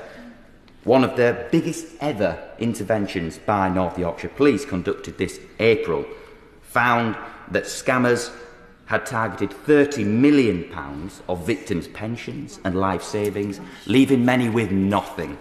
And it was also reported in May this year, a cryptocurrency scam that took on average £7,000 each from dozens of families. And as many of you have noticed, these victims cannot be named, but I dedicate my maiden speech to them. Each of those people affected by fraud are a loved one, a family member, a friend. But fraud is the biggest crime in the UK, and under this Labour government, I want to ensure that there is no safe harbour for fraudsters and no compromise in our pursuit of their schemes. There will be no escape from justice. But on a more positive note, I've been fortunate enough to meet thousands of constituents who share the wonderful community spirit of York Outer, from New Ayswick Bowls Club to the Island and St Leonard's Hospice, which lovingly cared for my uncle in his last days, to the Wilberforce Trust, who've supported visual and hearing impairments for nearly 2 centuries. Giving back is second nature to the good people of York. And as the new Member of Parliament for York Outer, I'll be tirelessly dedicated to my constituents, and I'll be a strong national campaigner when it comes to improving financial services and tackling fraud. I'm ready and willing to serve the area that's given me so much. And finally, Mr Deputy Speaker, may I be slightly unconventional and end by thanking the House staff. They have been welcoming to honourable members to this place, and it's clear in their dedication and service. I look forward to working with them in the years ahead. Thank you. Maiden speech, Seamus Logan. Thank you, Sir Edward. I'm grateful for the opportunity to make my maiden speech during this important debate. And like others, I want to congratulate all those who spoke before me, particularly those who are making maiden speeches, not least the Honourable Member for York Outer, who made a very substantial contribution there. Thank you. Now, originally from the village of Dunloy in the northeast of Ireland, I represent the Aberdeenshire North and Murray East constituency in the northeast of Scotland. Now, I paid close attention when the Right Honourable Member for New Forest East was advising us new members on our ambitions for the future, particularly because I want to share my ambition. I'm the first MP for Aberdeenshire North and Murray East, and I hope to be the last MP for Aberdeenshire North and Murray East. This is a coastal area which stretches from the River Spey in the west to Cruden Bay in the south. It is an area noted not only for its industry, but also for the industriousness of its people and its communities. Its long-standing economic strengths are in farming, fishing and associated sectors, including food and drink production, and in more recent times with the oil and gas industries and their supply chain. The area makes a substantial and significant contribution to the nation's energy security and food security. We are now undergoing a new industrial revolution associated with the renewable sector as the world adapts to new challenges. I believe it is our duty in this Parliament to capitalise upon the opportunities that now present themselves in the northeast of Scotland. It is also a most beautiful area, something of an undiscovered gem, with a developing tourism industry. Members will remember that the next time they enjoy a single malt, an Aberdeen Angus steak, a prawn cocktail, or maybe even a fish supper, the chances are that it came from an industry based in my constituency. But there is also significant poverty in this otherwise prosperous area, in particular child poverty. While this is most concentrated in larger towns. It is also a challenge in villages and rural areas where it is often less visible. Recent figures suggest around 5,500 children in this constituency are living in serious poverty, some of them in absolute poverty, and to be clear, that means they don't have enough money to meet basic needs for shelter, clothing and food. 5,500 in my constituency. That is something we should all remember in our position of privilege, and it is something we all need to work together to challenge. I want to pay tribute to the outgoing MP, David Duguid, who represented the previous Banff and Buchan constituency, which disappeared in the recent boundary changes. Some of you will know that David experienced sudden and significant ill health before the general election was called. I wish him a speedy recovery and a full recovery. David was an excellent MP who did his best to represent everybody in the constituency, but most notably the interests of the energy, fishing and farming industries. But his efforts were in stark contrast to the way he was treated in the end when he was effectively deselected by his colleagues. I wish David and his family well in whatever their future plans may involve. I also want to acknowledge the work of the last SNP MP in this area, Ely Whiteford, who was an outstanding political representative. Now, today in the King's speech, the government had an opportunity to immediately abolish the harmful two-child cap on child benefit and the notorious rape clause which my former colleague, the outgoing MP for Glasgow Central, Alison Thulis, worked so hard to end. The failure to do this is an early indictment of their policy position. And I was encouraged when I heard contributions from the members for Hackney South and Shoreditch and for, I think it was Hales and Harlington. However, what about the member's contribution from Islington North when he said, no ifs, no buts, just do it? It's simply not good enough for the people of Scotland, an energy-rich nation, to pay so much to heat their homes while so many of their bairns are living in absolute poverty. I will focus on this issue over the course of this Parliament. I will seek to defend the interests of our farming and fishing industries, to protect our public services and to help realise the potential of renewable energy and carbon capture to deliver jobs and economic growth. But above all, I will be a voice for the weak and the disadvantaged. After 14 years of austerity, we need a change of direction, not more of the same. I want to make special mention of the waspy women who have been so unfairly treated by successive governments and who deserve compensation. In conclusion, Mr. Speaker, I thank the people of my constituency for their support at the ballot box. And I want to thank my colleagues in the SNP and in other parties and the various House staff members here on the Westminster estate that have been so welcoming and helpful in my arrival and during my induction. Finally, and you won't expect me to say anything less, I'll be working hard in this place and elsewhere to press the case for the people of Scotland to be afforded their democratic rights to determine their own future. Thank you, Mr. Speaker. Well done. Rebecca Long-Bailey. Thank you, Sir Edward. It's a pleasure to follow the Honourable Member for Aberdeenshire North and Moray East after his eloquent and passionate maiden speech, and a huge welcome to all new members of this House. It's the greatest privilege in the world to be here and be the voice of the place that you love, so never take that for granted. Now, on this side of the House, we're under no illusions of the scale of the task ahead of us in government. 14 years of successive Conservative governments have ravaged our public services, stifled investment, created gross levels of inequality and entrenched widespread job and housing insecurity. So the gracious speech offered welcome national renewal. And legislation promising to hand power back to local leaders, support for local growth plans and greater protections for renters were welcome and long overdue. The New Deal for working people was also a pivotal step in making sure that the fruits of our economic growth are shared by everyone, not just a select few.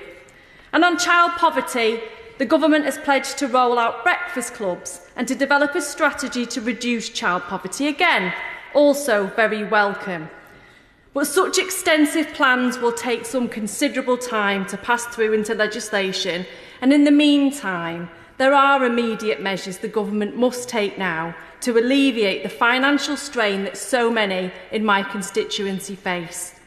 Indeed, on the issue of child poverty alone, we're in a state of what can only be described as national crisis. Research by Loughborough University on behalf of the End Child Poverty Coalition reported that a staggering 333,000 children in Greater Manchester and Lancashire alone are now living in poverty, and that's an increase of over 31,000 compared with the previous year. Now, the hope that these families place on the new Labour government is immense. So the first urgent request that I have of our new Labour government is to lift these children out of poverty immediately by scrapping the 2-child limit on universal credit. The second urgent request I have is this. It's to settle the debt of honour we owe to women born in the 1950s who suffered pension injustice. The issue now is not whether these women faced injustice. The Ombudsman report earlier this year made it clear that they did, that the Department for Work and Pensions was guilty of maladministration, that these women are entitled to urgent compensation from the government, and that Parliament must urgently identify a mechanism for providing that appropriate remedy. So they need fair, fast, simple redress and an apology from the DWP. And there's no excuse for delay. The report was laid before Parliament in March, and at least one woman will die waiting for justice every 13 minutes. They deserve nothing less than justice, so I hope that the government urgently identifies a mechanism for appropriate remedy. Now, yes, I will. I wouldn't normally intervene, having just entered the House, Sir Edward, but knowing my friend from Salford was speaking, I felt I ought to come and hear her, and particularly to support the remarks she's just made about those women so badly affected in the way she described. It is critically important, as she said, this is done speedily. And actually that means simplifying the system. That won't please everyone, by the way. Some people want a detailed analysis of detail, but that's unfortunately likely to lead to obfuscation. So it's very important, as she describes, to have a simple, deliverable mechanism which delivers justice to these women speedily.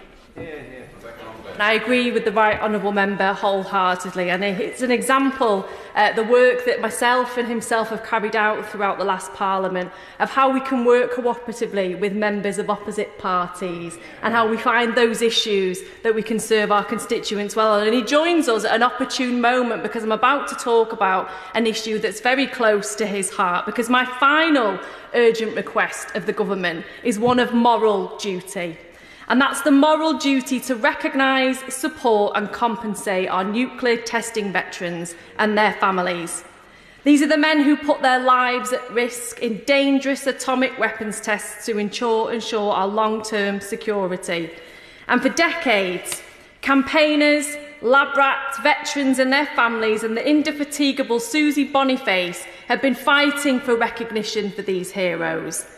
They have highlighted scientific studies which show increased rates of miscarriage, increased birth defects and the same rate of genetic damage as clean-up workers at Chernobyl. And the campaigners take pride, of course, that it was the Defence Secretary and the Prime Minister who met with them in opposition and supported their campaign to receive the long overdue recognition that they deserved. But sadly, it remains the case that despite winning that campaign for medallic recognition, the UK still remains the only nuclear power that refuses them adequate compensation, research and support, unlike the US, France, Canada and Australia. Medal criteria is very limited. There hasn't been a formal recognition event, and even access to war pensions have been impeded.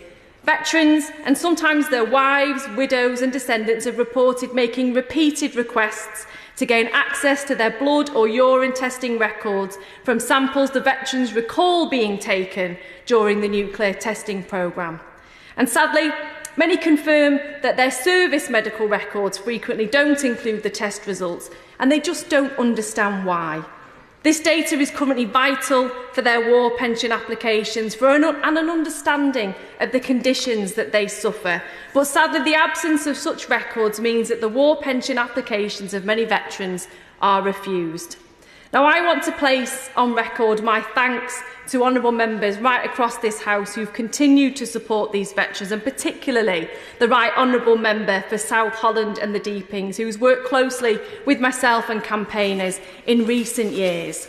We've both written this week to the Defence Secretary and the Parliamentary Under-Secretary of State for Veterans, requesting that they urgently meet with ourselves and veterans and campaigners and work with us to deal with their concerns, and we hope that this is made an urgent priority, because ultimately the government can and should deliver justice for these families, and now is the right time to do so. Thank you, Sir Edward. Last but not least from the opposition bench is Jim Shannon. Thank you, Mr. Chair. Can I thank, first of all, you for calling me, but also thank all the honourable members who have made contributions so far. I'm glad to see you in your place, Mr. Deputy Chair, and as I am, I'm glad to be in my place as well.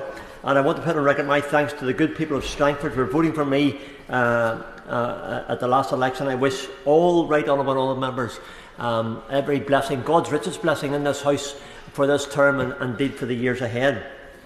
I'm very, very pleased to see the Labour Party and the Prime Minister in his place.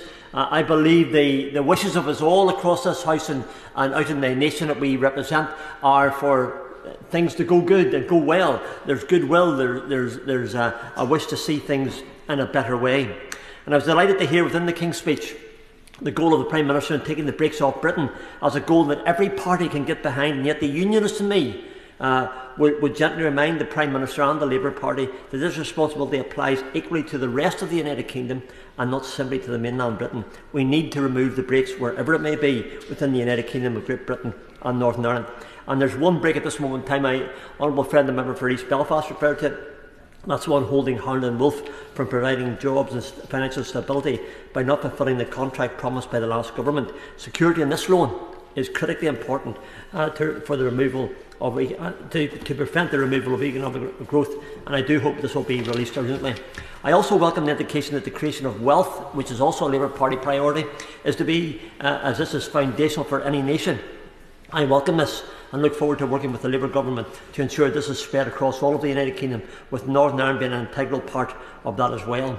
There is work to be done when it comes to Northern Ireland's place within the Union. And in my intervention to the Prime Minister today, it was quite clear that the Prime Minister is committed to ensuring that Northern Ireland's position within the United Kingdom is strengthened. And if that is the case, then that's good news. But I look forward to seeing those words become action. My colleagues and I are anxious to continue the work of ensuring that our constituents have the same treatment as the rest of the UK, from shopping for post to import for border controls. And I look forward to meeting with our new Secretary of State for Northern Ireland. The honourable member is in a position to establish that working relationship to the benefit of all within the United Kingdom. There is work to be done on the remnants of the protocol, and I know this must be a priority for this new government. There is also work to be done on establishing an adequate formula for funding. My honourable friend, both friends, East Antrim and East Belfast, referred to the funding formula. And I was on the Northern Ireland Affairs Committee along with my other colleagues. It was clear that all parties on that Northern Ireland Affairs Committee and the government officials were clear that the funding formula was wrong. It had to be addressed. We're 500 to 600 million shy of what other parts of the United Kingdom are getting, and there was a commitment given to ensuring that would come through. So my request will be to the Labour government, and in particular to the Secretary of State for Northern Ireland, ensure that £600 million gaping hole in Northern Ireland finances is addressed. We need to address that issue, and with great respect, Mr. Deputy Speaker, I say this: we don't need a vanity project of Casement Park over a cost of over £300 million whenever the very basics of life are being neglected. I was pleased to hear the aim of improving mental health services. Others have referred to it, and in particular for our young people. In Northern Ireland, we have the largest prevalence of mental health problems in the whole of the United Kingdom. So my request to the Labour government, to my Prime Minister, as he is, to ensure that the mental health programme that he has for here, that we can work in conjunction with, in particular with the Northern Ireland Assembly, to ensure that we can address head-on mental health issues for our young people. Again, there's a way of doing that. We do it here at Westminster. We make sure that the Northern Ireland Assembly is working alongside in that partnership, and I very much am very, very keen to ensure that happens. I also put a plea, if I can, to see the aim of peace in the Middle East being an aim of government. I would gently highlight that calling for a ceasefire when hostages remain in unimaginably cruel captivity and without ensuring that Hamas terrorists can never inflict this kind of savage damage again must surely be premature. There is a solution and it can be found, and I know that this is the desire of all our constituents as well as our friends in Israel and on both sides of the Gaza Strip as well. I believe that government must consider maintaining the previous government's procedural challenge to the International Criminal Court's jurisdiction in Israel and in the Palestinian territories. It is important that the ICC retains its proper role within the law and exercises jurisdiction based upon the Rome Statute and in accordance with the principle of complementarity. I also make a plea, if I can. We've asked, in the last term, as long as I've been here, from both sides of the chamber, there was always a plea for the IGRC to be condemned and made illegal. The pleas came from this side when Labour were here, when in opposition. They're now in government, and I would hope that those pleas will mean that the IRGC, the world's most powerful terrorist group, committed to the conversion or murder of Jews, of Christians, of Zoroastrians and others it considers to be infidels. For over 45 years, the IRGC has pursued its repugnant goals through violence on a global scale. It's time for the IRGC to be prescribed, and I would ask for that to happen as soon as humanly possible. I'm afraid I don't have time to go on all the things I want to speak to, but I'll very quickly mention the issue, if I can, to do with the conversion practices. I just say this gently. I think the Minister responsible has got it. There will be a consultation beforehand. It has to be. There are many of us who have Christian faiths and beliefs, and we wish to see and ensure that the beliefs that we hold fast to are considered fully when it comes to making any decisions. I also make a plea, as the Honourable Lady for Salford did and others have, on the WASPI woman. I led the debate, as you probably know, Mr Deputy Speaker, on that. I believe that government needs to deliver on that aspect for the WASPI one. I have some 5,500 in my constituency. There's 76,000 in Northern Ireland, and we have an obligation, I believe, for everyone across this great United Kingdom of Great Britain and Northern Ireland to deliver. This is a new government with new ways of doing things and new aims, but there are also new opportunities, and I, for one, will do all I can with government, alongside government, working with them to achieve the aims of making this wonderful United Kingdom of Great Britain and Northern Ireland a wonderful place to live, educate their children, work and thrive. We, all of us, Mr Deputy Speaker, we, all of us in this House, I believe, can work together to see the goal realised and their lives better as a result. Thank you. Cat Smith. Here, Sir Edward. And after 9 years on the opposition benches, it is something of a disorientating experience to find yourself on the government benches, but it just got a little bit more topsy-turvy when I found that I was speaking after the member for Strangford, which I don't think has ever happened before, but it gives me the opportunity to thank him for his friendship and to let new members know that in this House you will find friends in the most perhaps unlikely places. But I thank the honourable friend for his friendship and support, and I know I speak for many on this side. It's my first opportunity to give a substantive speech as the new member for Lancaster and Wyre, as my constituency did undergo some significant boundary changes at this election. And I'm going to break with convention slightly, Sir Edward, and pay tribute to the MP who I've replaced, in the sense of most of my constituency was represented in the last Parliament by Ben Wallace, who served as an MP in Lancashire since the 2005 general election, first for the Lancaster and Wyre constituency and more latterly for the Wyre and Preston North constituency. Ben was actually the MP elected in the first general election I voted in. I voted in the Lancaster and Wyre constituency. I did not vote for the winning candidate, I must confess. But his assiduous service should be noted, especially his service to the country in the role as Secretary of State for Defence. It's an opportunity to acknowledge the change that has happened to our electoral map at the general election, and the country voted very clearly for change. I'm excited to see a lot of the content inside the King's Speech, and particularly when it comes to getting Britain building through planning reform. I was pleased to see it was very clear talking about infrastructure and housing.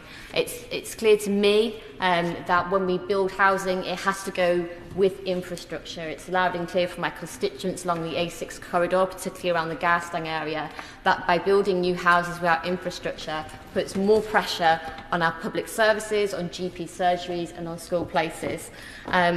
I was pleased to see in the King's Speech, about local leaders taking control of local bus services. This week, Stagecoach, who run the bus services in my community, have increased the price of their under-19s day rider, which has been met with quite a lot of response, shall we say, from my constituents, both those that are attending schools and colleges, but also the parents who are often the ones picking up the tab for what is very expensive service and often unreliable. As a North West MP, I am served on the West Coast Main Line by a train company called Avanti. So believe me, bringing rail back into public ownership is something that my constituents welcomed, and it was loud and clear on the campaign trail that Avanti are not a fit company to be running a so-called train service down the west coast of our country, serving right from Glasgow into London Euston. They let down passengers on a regular basis, and I think they know their time is up. Some of my youngest constituents are running campaigns at the moment around sewage dumping. So we know that Ofwat need to have more teeth and more powers in order to regulate these water companies. And I know that some of my youngest constituents will be very pleased to see that part of the speech. Turning to the strengthening integrity of elections to encourage wide participation in the democratic process. In the last Parliament, I had the privilege of being the spokesperson for the Speaker's Committee on the Electoral Commission, so forgive me if this turns into something of a hobby horse of mine, but I am deeply concerned about the state of our democracy, and I look forward to playing a full role from backbenches, supporting the government in improving the integrity in our electoral process. But we can't lose sight of the fact that a 52% turnout nationally at the general election should be concerning every single one of us. In Lancaster and Wyre, it was 58%, but I take absolutely no comfort in the fact that we are marginally higher than that national average. That is what's keeping me up at night, because we need to engage people in our democracy, because the alternatives are unthinkable. I support moves to move to automatic voter registration. Does the Honourable Member want to...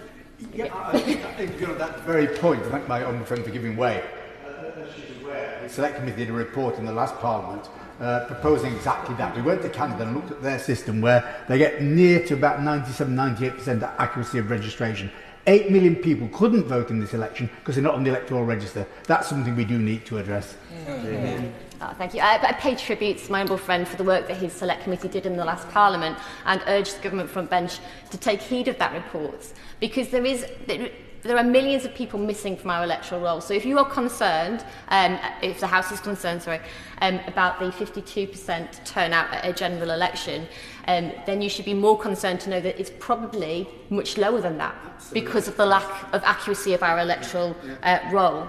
But it's not just that. I think we need to look again at the ID requirements.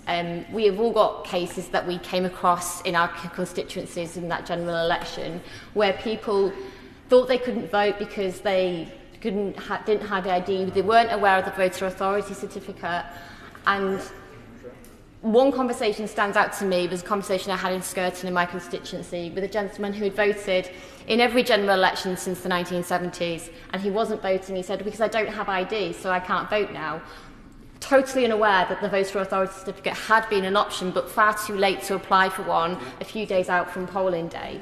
And this will be replicated up and down the country. And if we're concerned and we want to increase turnout in elections, then we need to fix this.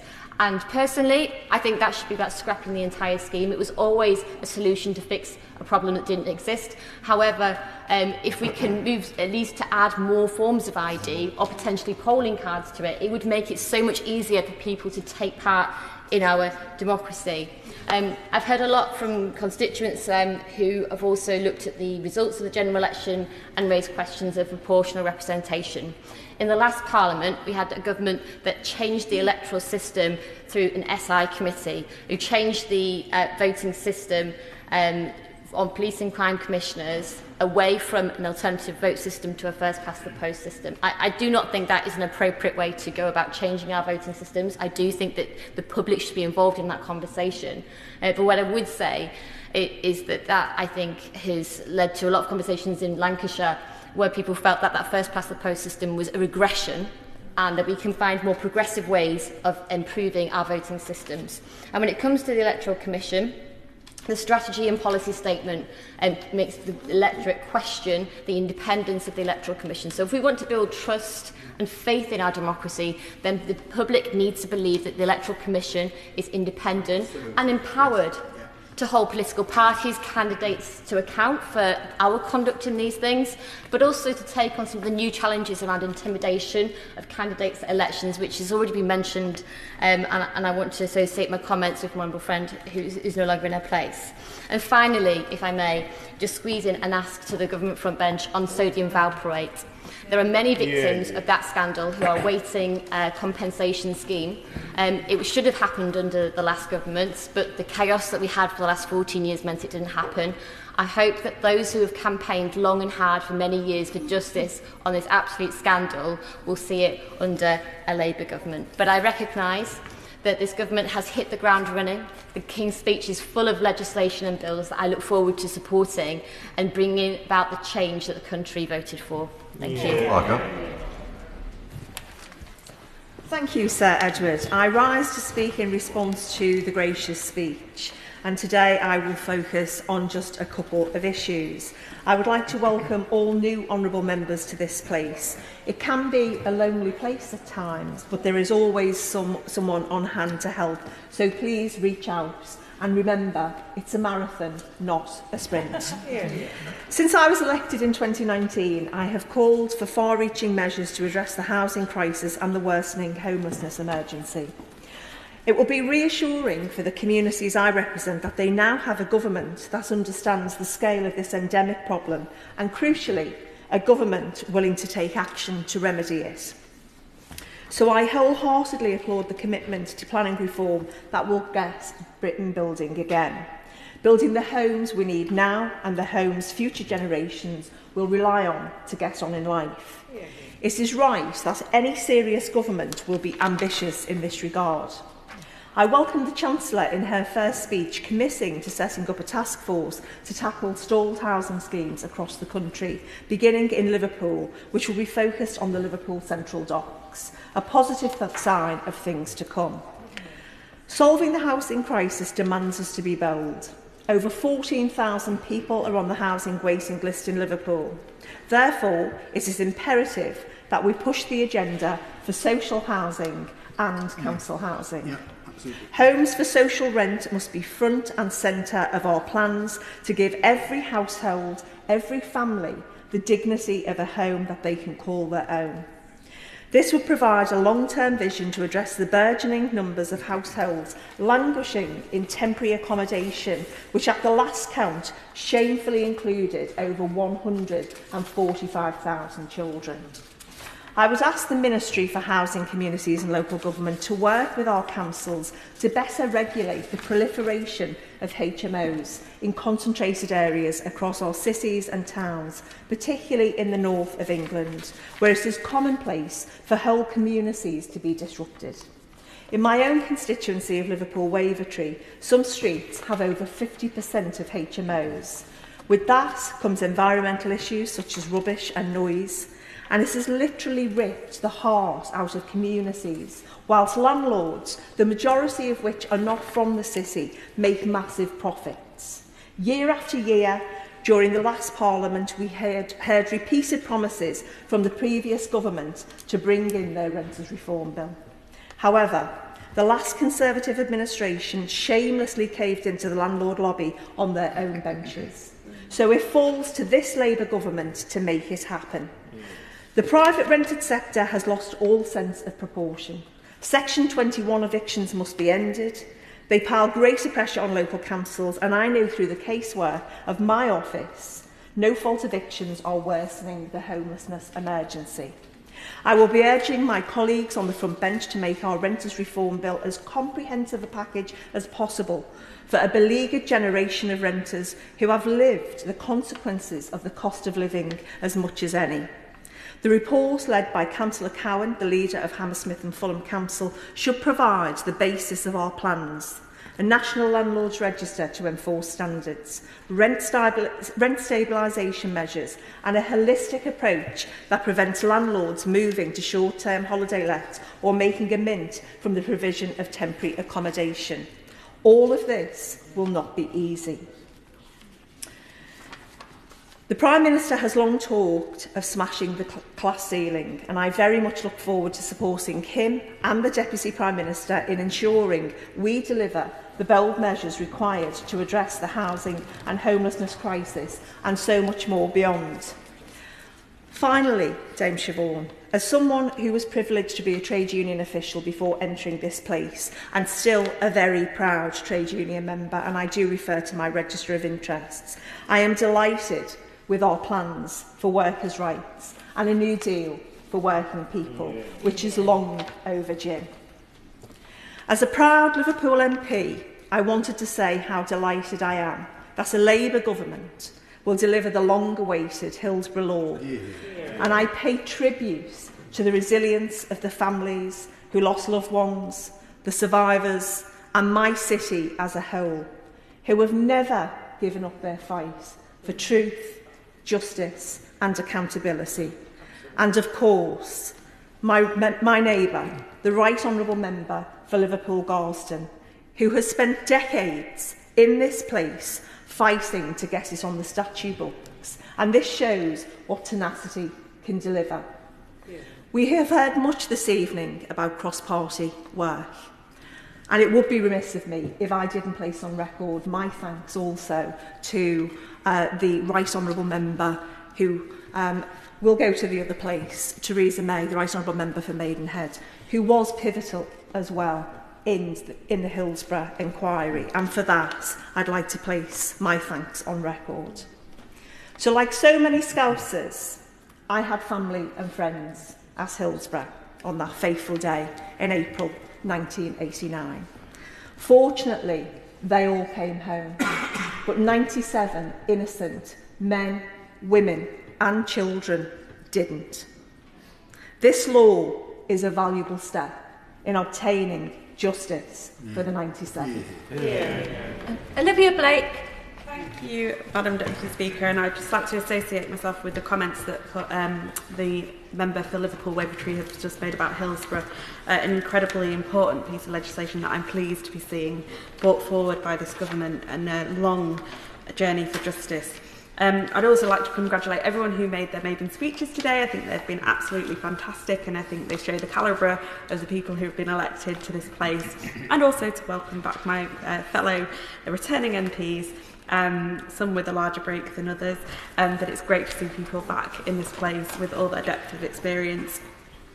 But we stand at a pivotal moment, and I could talk in great depth about all the wonderful bills that are in this speech, from a New Deal for Working People to the English Devolution Bill, the Education Bill and the Children's Wellbeing Bills, the Rights for Renters, the updating of the Mental Health Act, which has been desperately needed, but the climate and nature crisis are already impacting our lives, so I want to focus my remarks mainly on that and slightly on transport as well, particularly in the global south, but increasingly in the UK. We are living through the consequences of climate catastrophe, and it's the poorest in society that are often suffering the worst of its effects. The new agenda for this government is a key opportunity to get back on track and prove, as we have once previously with the Climate Change Act in 2008, that the UK can be a true climate leader. The measures outlined in the King's Speech underscore this government's commitment to tackling the climate emergency. They are not only words, but the green shoots of change, ending 14 years of Conservative-led indifference and even hostility to environmental policy. 14 years which saw an effective ban on onshore wind, a standstill on solar, and little to nothing on tidal or green hydrogen. While other countries around the world have been racing ahead to capitalise on the jobs and wealth that the clean energy transition offers, Britain has been missing out. But today marks a new chapter. The government's plan to make Britain a green energy superpower, achieving clean power by 2030, is ambitious and represents a clear commitment to reducing carbon emissions and embracing renewable energy sources. It presents a significant opportunity to stimulate economic growth, address the cost of living crisis and make Britain energy independent, with Great British Energy, owned by the British people, ensuring that families and businesses benefit from permanently lower bills through a zero carbon energy system. And it is right that it will be funded by closing loopholes in the windfall tax on oil and gas companies. They have reaped enormous profits, not because of their innovation or investments, but because of the energy shock that has burdened families across the country with higher prices. The Great British Energy Bill will end the Conservative dash for oil and gas, deliver real energy security and put the UK on a path to being a clean energy superpower with a just transition for workers.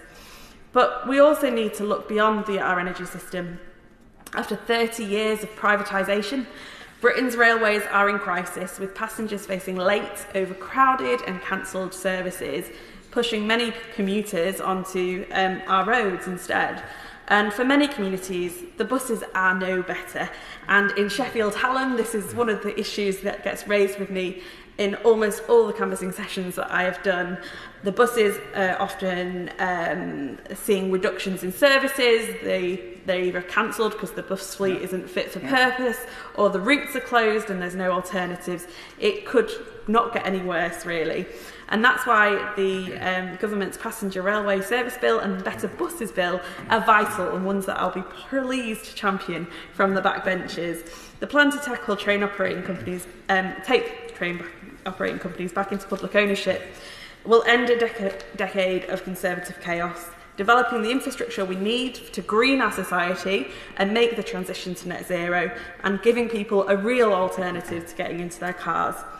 And new powers to allow communities to take back control of their buses will put decision-making back into their hands where it belongs, not with the private companies, but the people the transport system should be serving.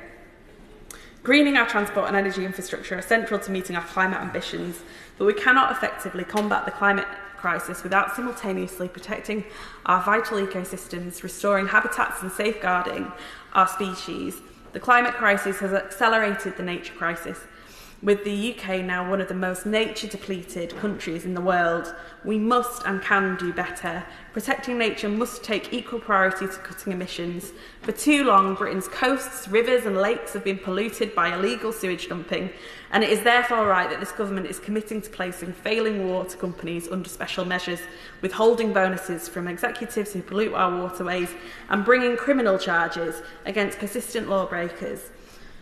And I'm very pleased to see that there will be strengthening of the regulation, and that is so very welcome by many in my constituency who have campaigned on this issue. I also look forward to seeing plans to empower local government and communities through the English Devolution Bill, and especially how they can play their part in tackling both the climate and nature emergencies, and what local government needs to fully tap into the potential of the green economy and green jobs for our region.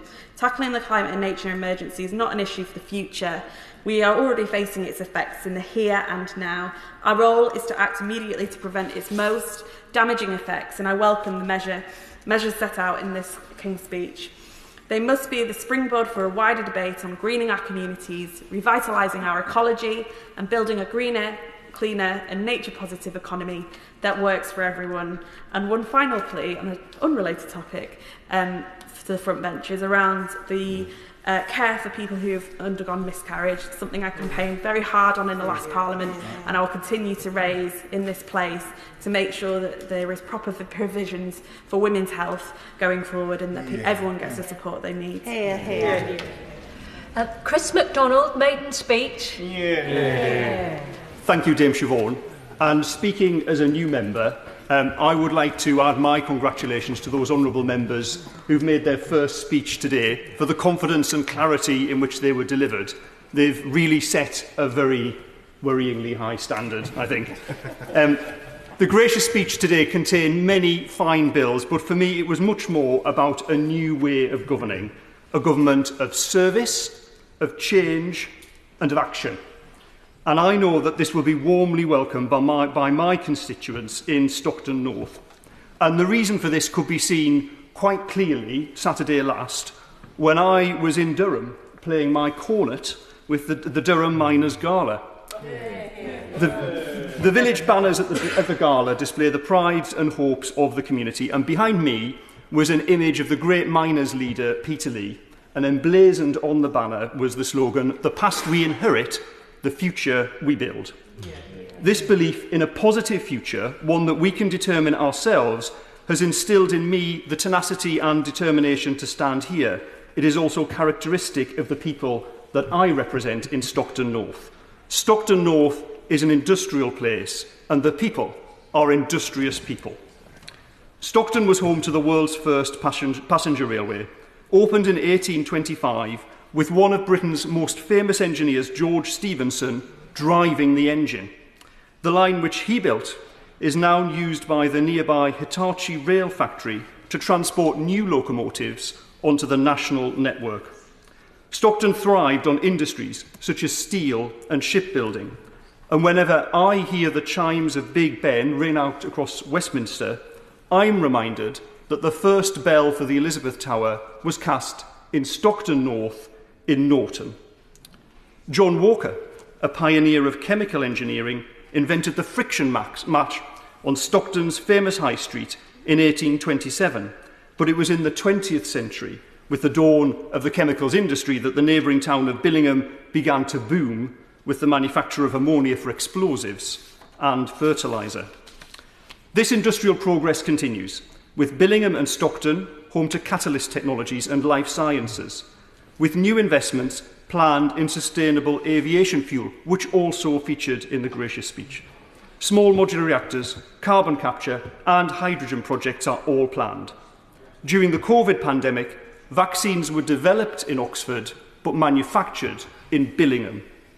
From Wynyard to Port Clarence, we have the skills and expertise to deliver this government's industrial strategy and attract the private sector investment that our new National Wealth Fund demands. We know that Britain is great at industry, which keeps us safe, generates fairer economic growth and creates new opportunities for our young people, which is sorely needed in Stockton North, where a third of our children live in poverty. We will seize this chance to help the people who need it most. It's an honour for me to have the good fortune to succeed Alex Cunningham. Alex is as well regarded in Stockton North as he was in this House, and it's been a joy for me in the last week to meet members here who know Alex and describe his fundamental decency and fairness as a person, values that we would all like to see more of in political life. Alex has given great service. Over 4 decades as a local councillor and Member of Parliament, he held a series of shadow ministerial positions, but his personal priority was always to promote opportunities for young people through education and health. These interests were combined in what I know Alex himself sees as his greatest achievement, the extension of restrictions on smoking to include private vehicles where children are present, a measure that will undoubtedly save the health of so many young people, and I'm sure he would have been delighted to see the smoking measures that were proposed today. In a slight break with tradition, I would also like to acknowledge the former member of Langbar, the late Ashok Kumar. Ashok and I were both chemical engineers in the steel industry before being elected to Parliament. We worked together at British Steel's research laboratories in Redcar, which I know is why many of my colleagues over the last week have been referring to me as the steel guy. At that time, I was fresh out of school, and Ashok was taking a rest between general elections. I recall he devoted as much of his time at work to political campaigning as he did to steel research. Ashok was a well-loved colleague, and I took the opportunity a few years ago to re-establish the Ashok Kumar Fellowship, which is a collaboration between the Parliamentary Office of Science and Technology and the Institution of Chemical Engineers to promote understanding between engineers and parliamentarians. I believe I have the privilege of being the first and only Fellow of the Royal Academy of Engineering to sit here and bringing together these two worlds of engineering and of politics in the area of industrial strategy is something that I hope to do usefully in my time here. The people of Stockton North recognise the value of service, and we count many service members, veterans and cadets amongst our number. As a signatory of the Armed Forces Covenant, I welcome the measures to establish an Armed Forces Commissioner. I personally feel a great responsibility of service as a member of this House, and my concern is to ensure that this Parliament delivers a noticeable improvement in the lives of the people of Stockton North. At the time of my election, I invited my constituents to bear this commitment in mind when they come to judge my performance at the next general election, and I now make that pledge here again. Thank you. Dan Carden. Thank you, Dame Siobhan. It's a pleasure to follow such an accomplished maiden speech by the Honourable Gentleman for Stockton North and to listen to a little bit about the Durham coalfields, which I know well, and I'm happy to say that I've been to Peterlee numerous times, and they are wonderful words about the past we inherit, the future we build, and I think we can all learn from that in this place. And can I extend my words to him to congratulations to the 300 plus new members who have been elected to this chamber. I know it is daunting turning up to this place, but I think you should spare a thought for some of us who are also overwhelmed by the sheer number of new colleagues that we have. But it is wonderful to see so many new faces, and I look forward to having those individual conversations and getting to know many people. And finally, just a word on good friends from all sides of the House that I've had the privilege to work with over recent years, who have sadly lost their seats and will no longer be in this place, but I will maintain those friendships beyond this chamber. I want to welcome the first Labour King's speech in a long time, particularly on behalf of my constituents and having represented the Anfield Stadium for the last 7 years, the Hillsborough Law to support bereaved families fighting for truth and justice, which will mean so much to so many people. And to welcome the New Deal for workers and the repealing of the Tories' anti-strike legislation.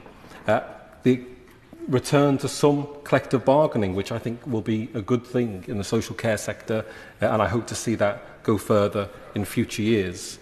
Bringing our railways back into public ownership, fixing our National Health Service, new protections for renters, including an end to no-fault evictions, and the introduction of Awab's Law. Investment in clean energy to create the good unionised jobs of the future, bringing back community policing and devolving greater power to communities, cities and regions. After 14 years out of power, I am determined to contribute to the success of a Labour government in its mission to rebuild and renew our country. Because I've said for long enough, the only thing that will change the lives of the people I represent is a Labour government. I am delighted to have been returned to this place by the people of Liverpool Walton to speak on their behalf. I'm grateful for the trust they have placed in me. Our community is one of the most deprived in the UK. Unemployment and child poverty are twice the national average. Too much of our housing is poor quality, private rented accommodation. The situation is scandalous and worsening, and rents are still rising faster than wages. These rents must be controlled. Tenants must have greater protections.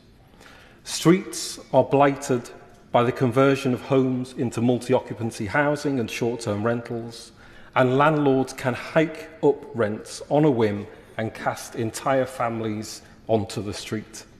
Labour must make the security of housing a reality for all. Council housing, social rents and home ownership. Across Liverpool Walton, our once vibrant high streets have too often turned into rows of boarded up storefronts. Now, some of this can be put down to 14 years of Tory failure. But it feels like we have had decades of decline for local communities. The reality is, the last 40 years have bequeathed greater inequality and despair. There are economic problems this Labour government can and will put right. But the challenges will stretch well beyond that. The last 40 years has brought social disintegration and, to put it simply, unhappiness. People are living much more isolated, lonely lives. Rising mental ill health, greater drug and alcohol addiction are blighting our communities. Social media is changing the way we behave and interact. Bad behaviour and selfishness and criminality of some, that too often goes unchecked, makes the lives of others miserable. These are the fundamental issues: a loss of meaning, a loss of relationships, a loss of love. These are the social ills that cannot be fully expressed in the cold language of economic indicators. They're the products of a rotten social and economic model, which has eroded our sense of social solidarity and flung us into an epidemic of loneliness, anger, and despair. And it's real. We've ended up with an economic and political approach that focuses almost entirely on the individual. While your family, your community, your church, your trade union are diminished, society is disintegrated, leaving only the state and the market. I believe that what's valuable is what we do together. In society, when people come together, that is the treasure we need to value and nurture. And we must accept that the government, the state, cannot and should not deliver the solution to all of our problems. But it can shape how we live, and Labour in government could and should limit the worst excesses of market greed. And by that I mean the extortion of the working class communities I represent, by corporations, by landlords. People know when they're being ripped off, and Labour in government could and should limit the most damaging elements of the 24-hour global consumer capitalist world we find ourselves thrust into with little choice, to give us back what's really important in our lives, whether that's time and space for our families, our friends and social pursuits, dignity at work and dignity at home, or space for local trades, local producers and shops to flourish. It must also bring about an end to the unaccountable state, the Hillsborough cover-up, the Windrush, the post office scandal, contaminated blood. The story is always the same. Liverpool has a rich history of trade unionism and working class struggle, a fierce sense of independence and a unique character. And we know our community is full of potential waiting to be unlocked. And I hope this Labour government will do just that. Thank you. Clive Betts. Thank you, Madam Deputy Speaker. Well, first of all, thank my constituents in Sheffield South East for re-electing me for the 9th time.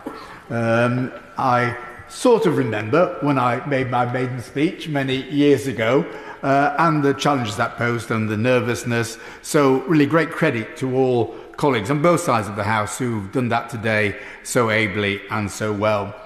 Just reminding me, my honourable friend, the member from Sheffield Hallam who spoke before, now we're 6 Labour MPs in Sheffield. I also reminded that of the 6 Labour MPs, I'm the last man standing now. That's the change of balance in this House. We have 5 women MPs for the city, and that's absolutely great. But we'll always continue to work together as colleagues and work on behalf of our city. I think the comments about the Sheffield Tea Room meeting that we have once a month to come together is quite famous.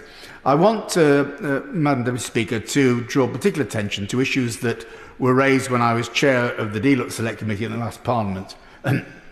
There are so many issues in the King's Speech I would want to mention, but particularly to refer to those. And of course, first and foremost is the commitment to build 1.5 million new homes. Housing's been a passion of mine ever since I was chair of the Housing Committee in Sheffield back in the 1980s. And clearly we have major problems that all constituency MPs can refer to about the people without homes in their constituency, those living with in-laws, those in shared accommodation, those in inadequate homes with families living in upper floor flats. We need to get Britain building again. It's good for the homes people need, and it's good for growth, and it's an important part of our growth agenda. I would say, however, Madam Speaker, that if we are going to build 1.5 million homes, and it's good that we're going to make local authorities have to set targets which are achieved in their local plans, not advisory as the previous government did under the Levelling Up Bill, but targets that have to be met. That's absolutely right. But we also have to recognise that the private sector, private developers, are not going to build 1.5 million homes. We're not going to hit that target without a substantial contribution from councils and housing associations. That's right in terms of the numbers. It's right also to address the housing needs of those who can't afford to buy, who need a decent home to rent. So my passion is to get Britain building, but to building social housing as well. And it's important in trying to achieve that we just draw attention to a particular development in my constituency, because it's right that we build on brownfield sites as well as far as we can. And the idea that somehow the changes the government proposing in planning is going to mean that central diktat determines where houses are built is not the case. Local plans will still determine where houses are built at local level. And the Sheffield local plan gives priority to building around the city centre and in the old industrial areas in my constituency. And the first of those, called Attercliffe Waterside, will see up to 1,000 new homes built by a private developer situ. The first 350 have just been given planning permission. Credit to Sheffield City Council, to the Mayor of the Combined Authority, Oliver Coppard, and to Homes England. Because first of all, this development is not going to create 106 funding to help with affordable housing. The Mayor's going to have to put £4 million of money in to build on a brownfield old industrial site. These sites are more expensive to build on. We have to understand. It's right we build on them as a priority, but they are more expensive. So we're going to have to get a contribution from the Mayor. He's put it in. Secondly, there will be no social housing on this site as a purely commercial venture. Homes England, again, have been extremely good. They're going to come in and provide some subsidy, so a significant number of those homes will be social housing, which a housing association will manage. That's great, but it's going to cost money again. And I hope the government will listen and work in partnership with the 20 local authorities who have just written to the government saying, can we have a joint plan, a joint agreement on how we build social housing in this country? And they're saying, look, we're going to have challenges, not just about building the homes, about net zero, about building safety, about decent home standards.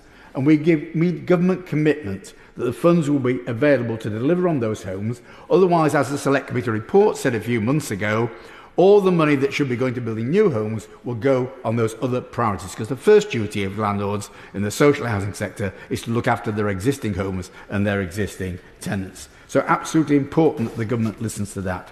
Important they have a long-term clear view of what rent policy will be, because that's where most of the income will come from to actually fund social house building going forward.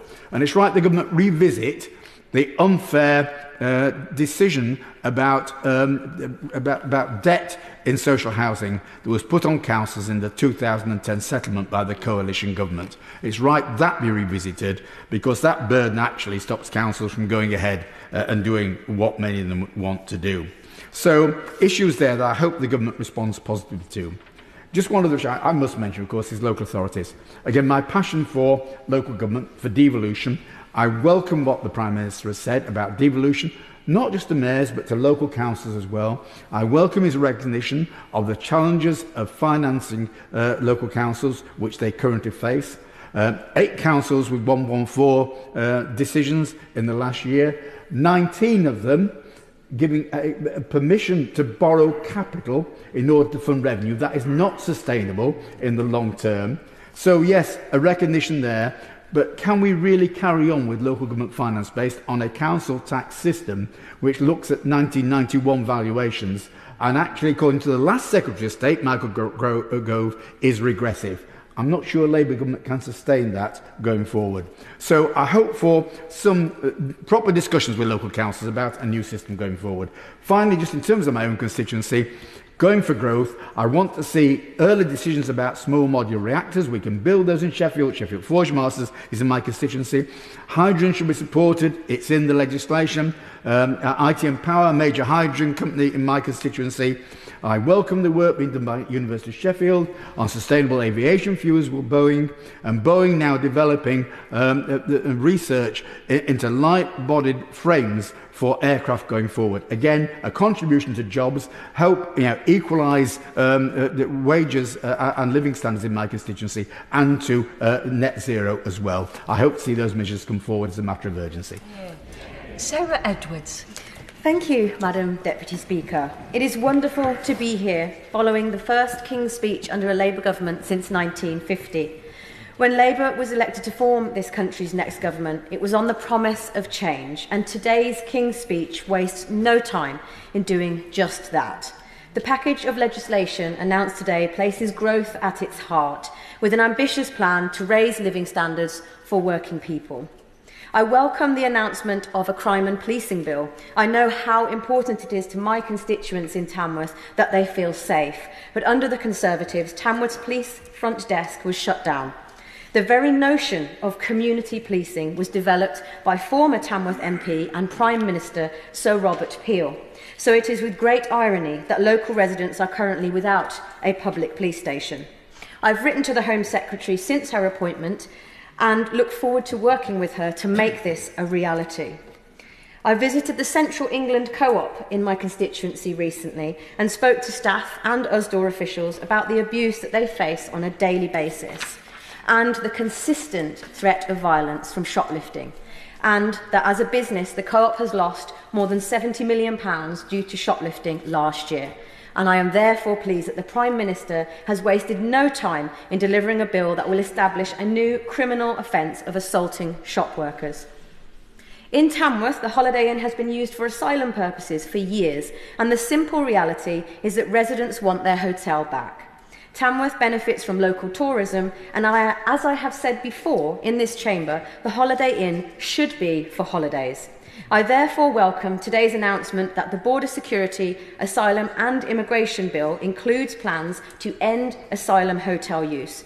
It was great to host the then Shadow Home Secretary in Tamworth earlier this month to brief her on the situation, and I look forward to working with her in the coming weeks to discuss the issue in greater detail. My constituency of Tamworth and its villages is at high risk when it comes to flooding incidents, but amidst chronic underfunding the Environment Agency, we remain fundamentally unprepared to tackle it. Labour has set out plans for a flood resilience task force, and I look forward to presenting them with the findings of the flooding summit that I hosted in March of this year. The summit was well attended and explored new ways of working and key strategic approaches to local, regional and national stakeholders.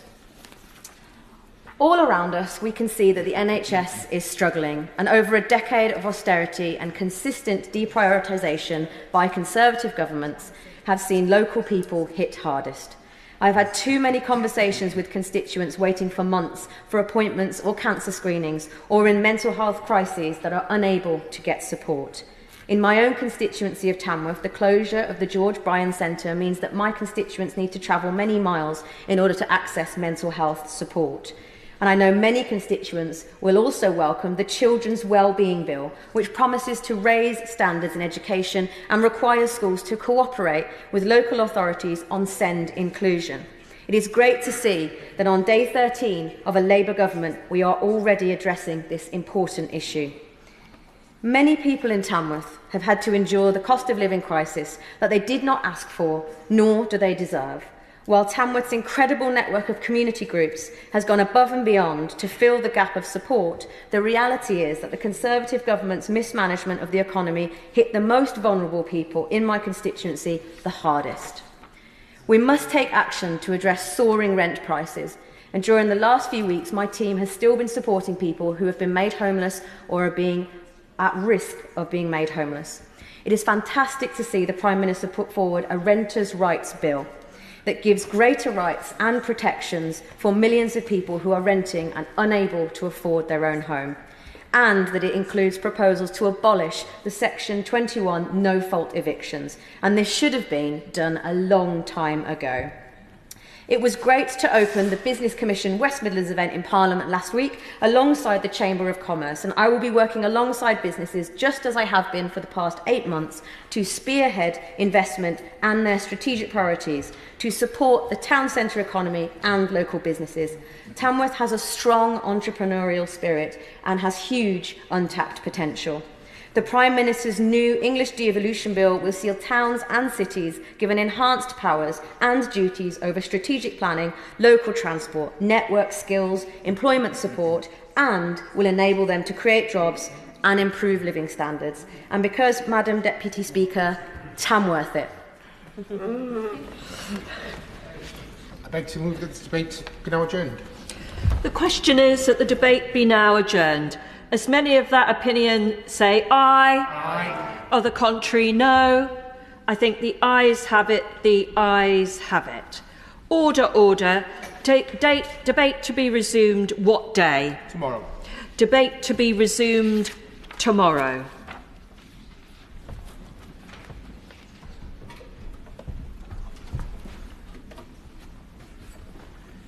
Do I hear a whip? I beg to move the House to now adjourn. The question is that the House do now adjourn. Jamie Stone.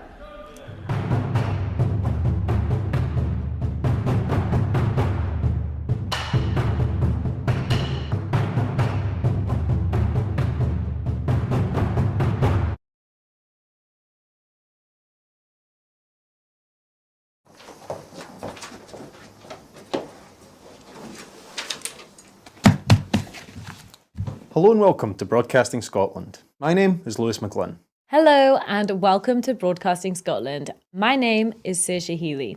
Hello and welcome to Broadcasting Scotland. My name is Donald C. Stewart. Broadcasting Scotland is Scotland's independent broadcaster, providing factual news, reporting on the issues important to the people of Scotland. We are committed to public service broadcasting, and with your support, we will produce even more programmes. Provide opportunities for young people interested in media production and broadcasting, and challenge preconceptions of what Scottish media looks like, amplifying Scotland's voice and reflecting its communities. We can already deliver high-quality live news, and we will create the highest quality programmes for you to enjoy. But we can only do that with your support. So please subscribe to and share our channel or donate to Broadcasting Scotland via the link in the description. Thank you. Thank you. Thank you.